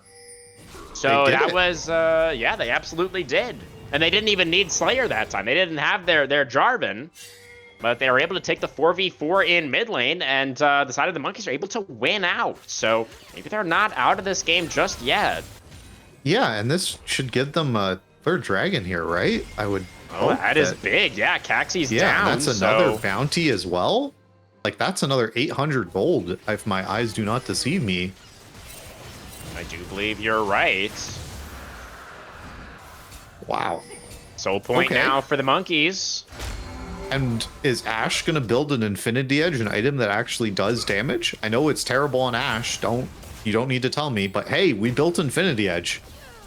I mean, you need damage, and Yeah. what better item could there be for that Yeah. need? Okay. Yeah, that last fight, I mean, I wonder if Perspicacious just wasn't expecting Baxel to be there, or if he just thought his team could win the fight without him. But the fact that the Yeah. Renekton teleported to the top lane instead of to the mid lane ended up being really crucial. Okay. I gotta call out the greedy recalls, man. Why are you guys doing this, like, over and over? Like, what was the point of that one, DL? Okay. Oh, God. A nice reflect there from Saren, but Gumi is actually going to survive for now, and the hero's entrance from the Galio is going to seal Saren's fate. Maj now trapped in the Cataclysm, still able to stand and fire, picks up the double kill. The Varus so strong on those 3 core items, and with the Renata by his side, he will not fall. Only Baxel and Supporta now to try to defend the Nexus Towers. Mid inhibitor, at the very least, going to be taken down. Maj is low, but the Renata is still standing right there with the bailout Yeah. ready to go. Nexus turret's now under fire. Baxel? Baxel flashes in there, gets on top of Maj. The flash away for the Varus. The bailout utilized pretty early. But Baxel has already used the flash. He can't get on top of the Varus again. But the health bars are low saves enough. the game, Omega. Yeah, they will back away with Gumi respawning. Yeah, and I mean, that was just Zhonya's used, right? It wasn't Seeker's Armguard or anything, so that's going to be back up by this time this next dragon comes around as well. Okay, All there might right, be a game here. Yeah, a crucial stand there from Baxel and Supporta. You know, 2 players that mean, have kind of struggled yeah. tonight, but they're able to hold on to the game for the Monkeys. I mean, I'm going to say it like this. Baxel, his team has gotten him to the point where he is level 17 now, right? Okay. Yes, he is now level 17, 17. one way Like, or another. Jax is just that champion that when you are at late game, it doesn't really matter how bad you've been playing. He is like, he scales really super hard, right? It's like if you have Silas or anything like that, you just become a problem and a threat as the game gets later and later. It doesn't matter how behind you are. His kit and all of his synergies within his champion are just so big. That's another great reflect there by Saren. Yeah, But not bad for Unk there. yeah, Still got This that reaction is- speed. this is the question now. Can Baxel start winning the side lane? Because I'm pretty sure he does beat Persp now. Like, despite the fact that they're even in items and all that stuff, it's just the level amount for this Jax. So this is going to be just this top lane kind of split push style. And it's now to see Coxie or somebody just has to be able to start a fight. Because it's 5v4 right now, right? Baxel is in the side lane. He's not here. All right, Yeah, that 35 had seconds really, on Baron. Yeah. And 90 on the Dragon. Remember, Yeah. soul point secured for the Monkeys. And, you know, Jax level 18 with Cloud Soul. Now there's Yeah. a win condition. Yeah. Okay. Baron, of course, spawning first, though. Saren alone in the side lane. And Baxel is closing in. Saren, please don't walk next to that bush. Oh, no. Oh my god, look at that auto attack. Well, he's going to be able to flash away, but the Leap Strike is going to be there for Baxel, and the Reflect will not save you. I don't think the Golden Eclipse. The Zhonya's from Baxel. Beautifully done. So does just get the Summoner and the Ultimate off of the Mel. Does lose most of his health bar in the process, but the rest of Omega not going to be able to chase him down. Slayer running some interference there as well. Yeah. But is Now that Baron now closer and gone? closer. Oh, Persp gonna find a DL. Slices forward, but the Galio tanky enough. Actually, Justice punches back forward, completely unafraid of that Crocodile. And Omega, you guys got to get to the bottom side of the map. This dragon is spawning imminently. Persp in the 1v2 now. He is still really strong. Gets the slice and dice back. So with the jump away, the healing not quite enough as Perspicacious will go down. Now, Jarvan thinking about going in here. No, just go for the soul though. No, I mean the hostile takeover. Try to deny the solar snare as well. He doesn't get the flag and drag. I personally think that might be a blessing in disguise. It would have been a one-way trip for the Jarvan. The Baron does go over to Omega. They're going to try to rotate down now to this bottom river. Oh my god. That was just a max range Melroot or what? Yeah, that was Gumi just trying to auto-kite away from a wave and just not paying attention, I guess, or something. They just got hit by a melee and died. Yeah, okay. I mean... All right. That's a pretty brutal way to maybe end this one. I mean, this is not soul for Omega. Yeah. Yeah, it's not soul, it's not over. Yeah. But they do obviously have the Baron as well for 2 more minutes. And they already have that mid inhibitor. So what's the plan now for Omega? It feels like if they don't end with this Baron, then it's probably anybody's game at that point. I mean, I still feel it's that way right now with just how, everybody's basically at full build almost, right? There's a couple of items just getting finished up by everyone in this game, but like everyone is 4-and-up items in this game. It's anybody's game. There's no like huge giant discrepancy. I feel like with the Baron buff though, that should be enough. That's another nice reflect for Saren. Absolutely. And just look at them trying to walk into this group of 4. It's just they can't do it. Like they don't even have Ashar as like a safe engage, and that's like the pinnacle of like non-committal CC that you guys get to throw up. It just gets your Ash stunned. Yeah, Saren has definitely been on point with those reflects. Now the top lane inhibitor turret is under fire. A lot of damage here. Up the turret aggro, tosses out the Maokai ultimate. Perspicacious just going to go down. And the stasis once again keeps Baxel alive from the Mel ultimate. So that is just the kill for the monkeys as they hold at the top inhibitor tower. Another wave coming in though, and the tower will go down in the end. Now looking for a turn on to Saren. The taunt is going to land. Baxel gets in there, finds the stun, and the shutdown goes over to the Jax. And now Omega, they will be pushed away. They will not end with this Baron. Oh my god, Storm, what a game. Back-to-back games that are just absolute chaos. Yeah, these teams, we were talking about, it's scrappy and everything like that. This is the mudslinging fight. Like, this is just everyone going full Captain Chaos mode. Like, everyone in this game is just scrambling around in the mud trying to get their footing. I don't know at any point who is going to win, it feels like, right? That I'm like, oh, this team has surely won at this point, and then they throw the game, and then I go, oh, surely they're going to come back and win, and then I watch an ADC walk into a Mel-E and die. Like, there is absolutely no way who's knowing what's going to happen to this game at this point. Yeah. And the predictors in the Twitch chat with the points on the line at the very edge of their seats. Yeah. And that's a Sterix gauge now done on your Jax, which is pretty big. That's a full ward stone done on support Renata. That's pretty big. I do like the setup right now for Omega. So they have Purse below in the top side right now with teleport, and 4 men in the bottom lane looking for this last inhibitor tower. That's another Ashe ult getting reflected. Yeah, Saren making that one look easy. Tosses out the golden eclipse as well. Yeah. That didn't really do much, but fine. Got Gumi to about a little over half. But Baxel just fights this guy, doesn't he? Doesn't he just win if you just sit there and fight in a 4v5? Can your team hold, though, I guess, is the question. Yeah, it would maybe take a little bit too long to actually fight Renekton to the death. As Renekton? perspicacious, when we go for the dominance, he's holding on to it until now. Why did we now eat? into the Zhonya's. Gumi is here to try and follow up, but he just gives another target for Purse.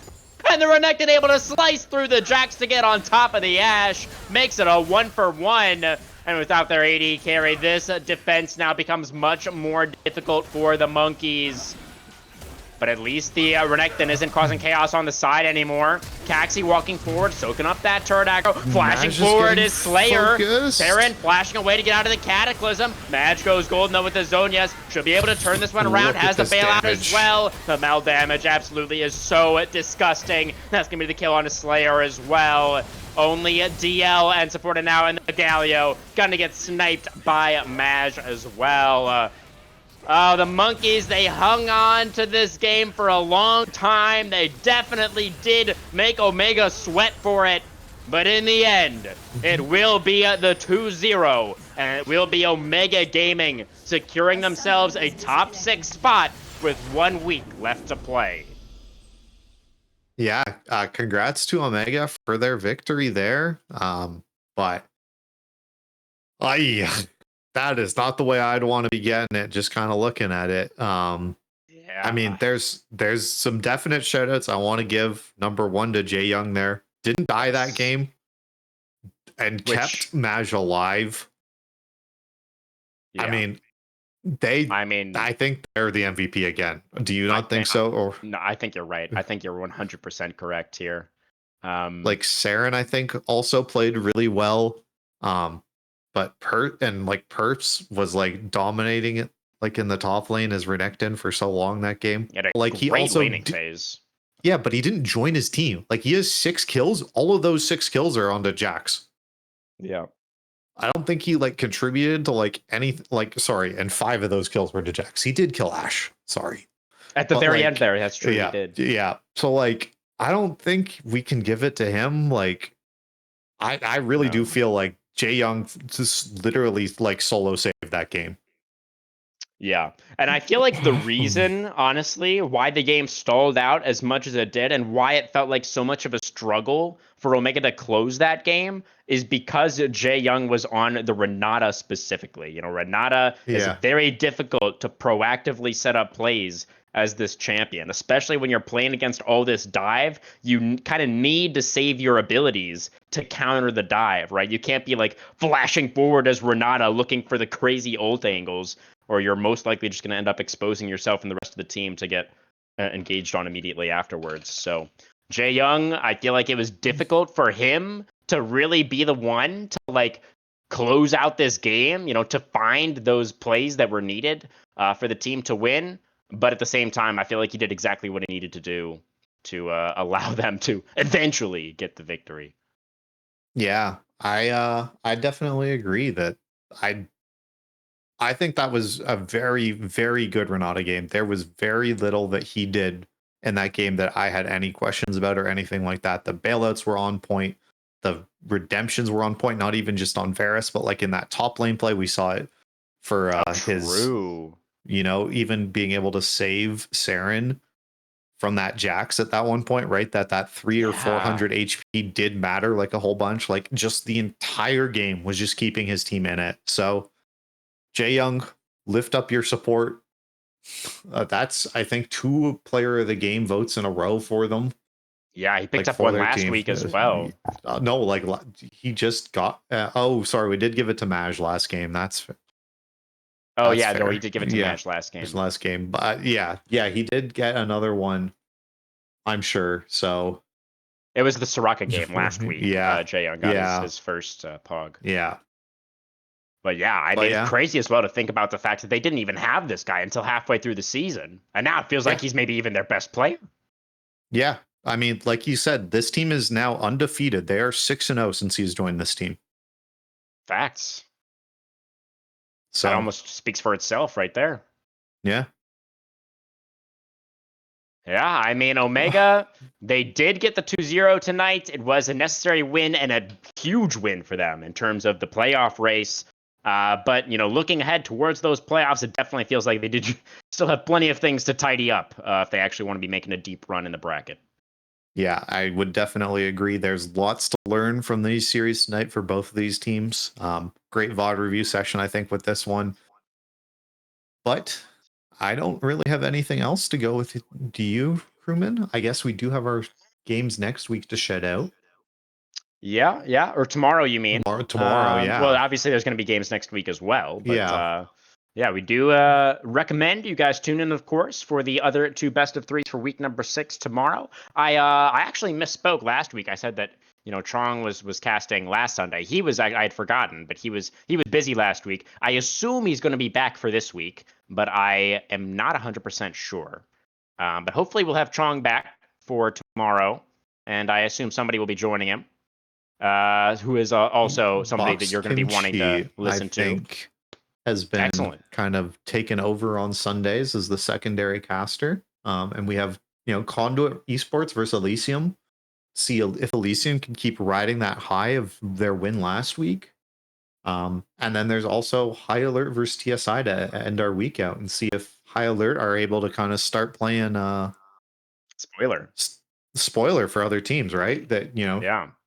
some other teams are maybe writing them off as a free win, and TSI definitely needs those points. Like, they're not super safe, and you want to be a higher seed. It gets you a secondary win, right? That's the big point, is it's double elimination for the top teams in our bracket.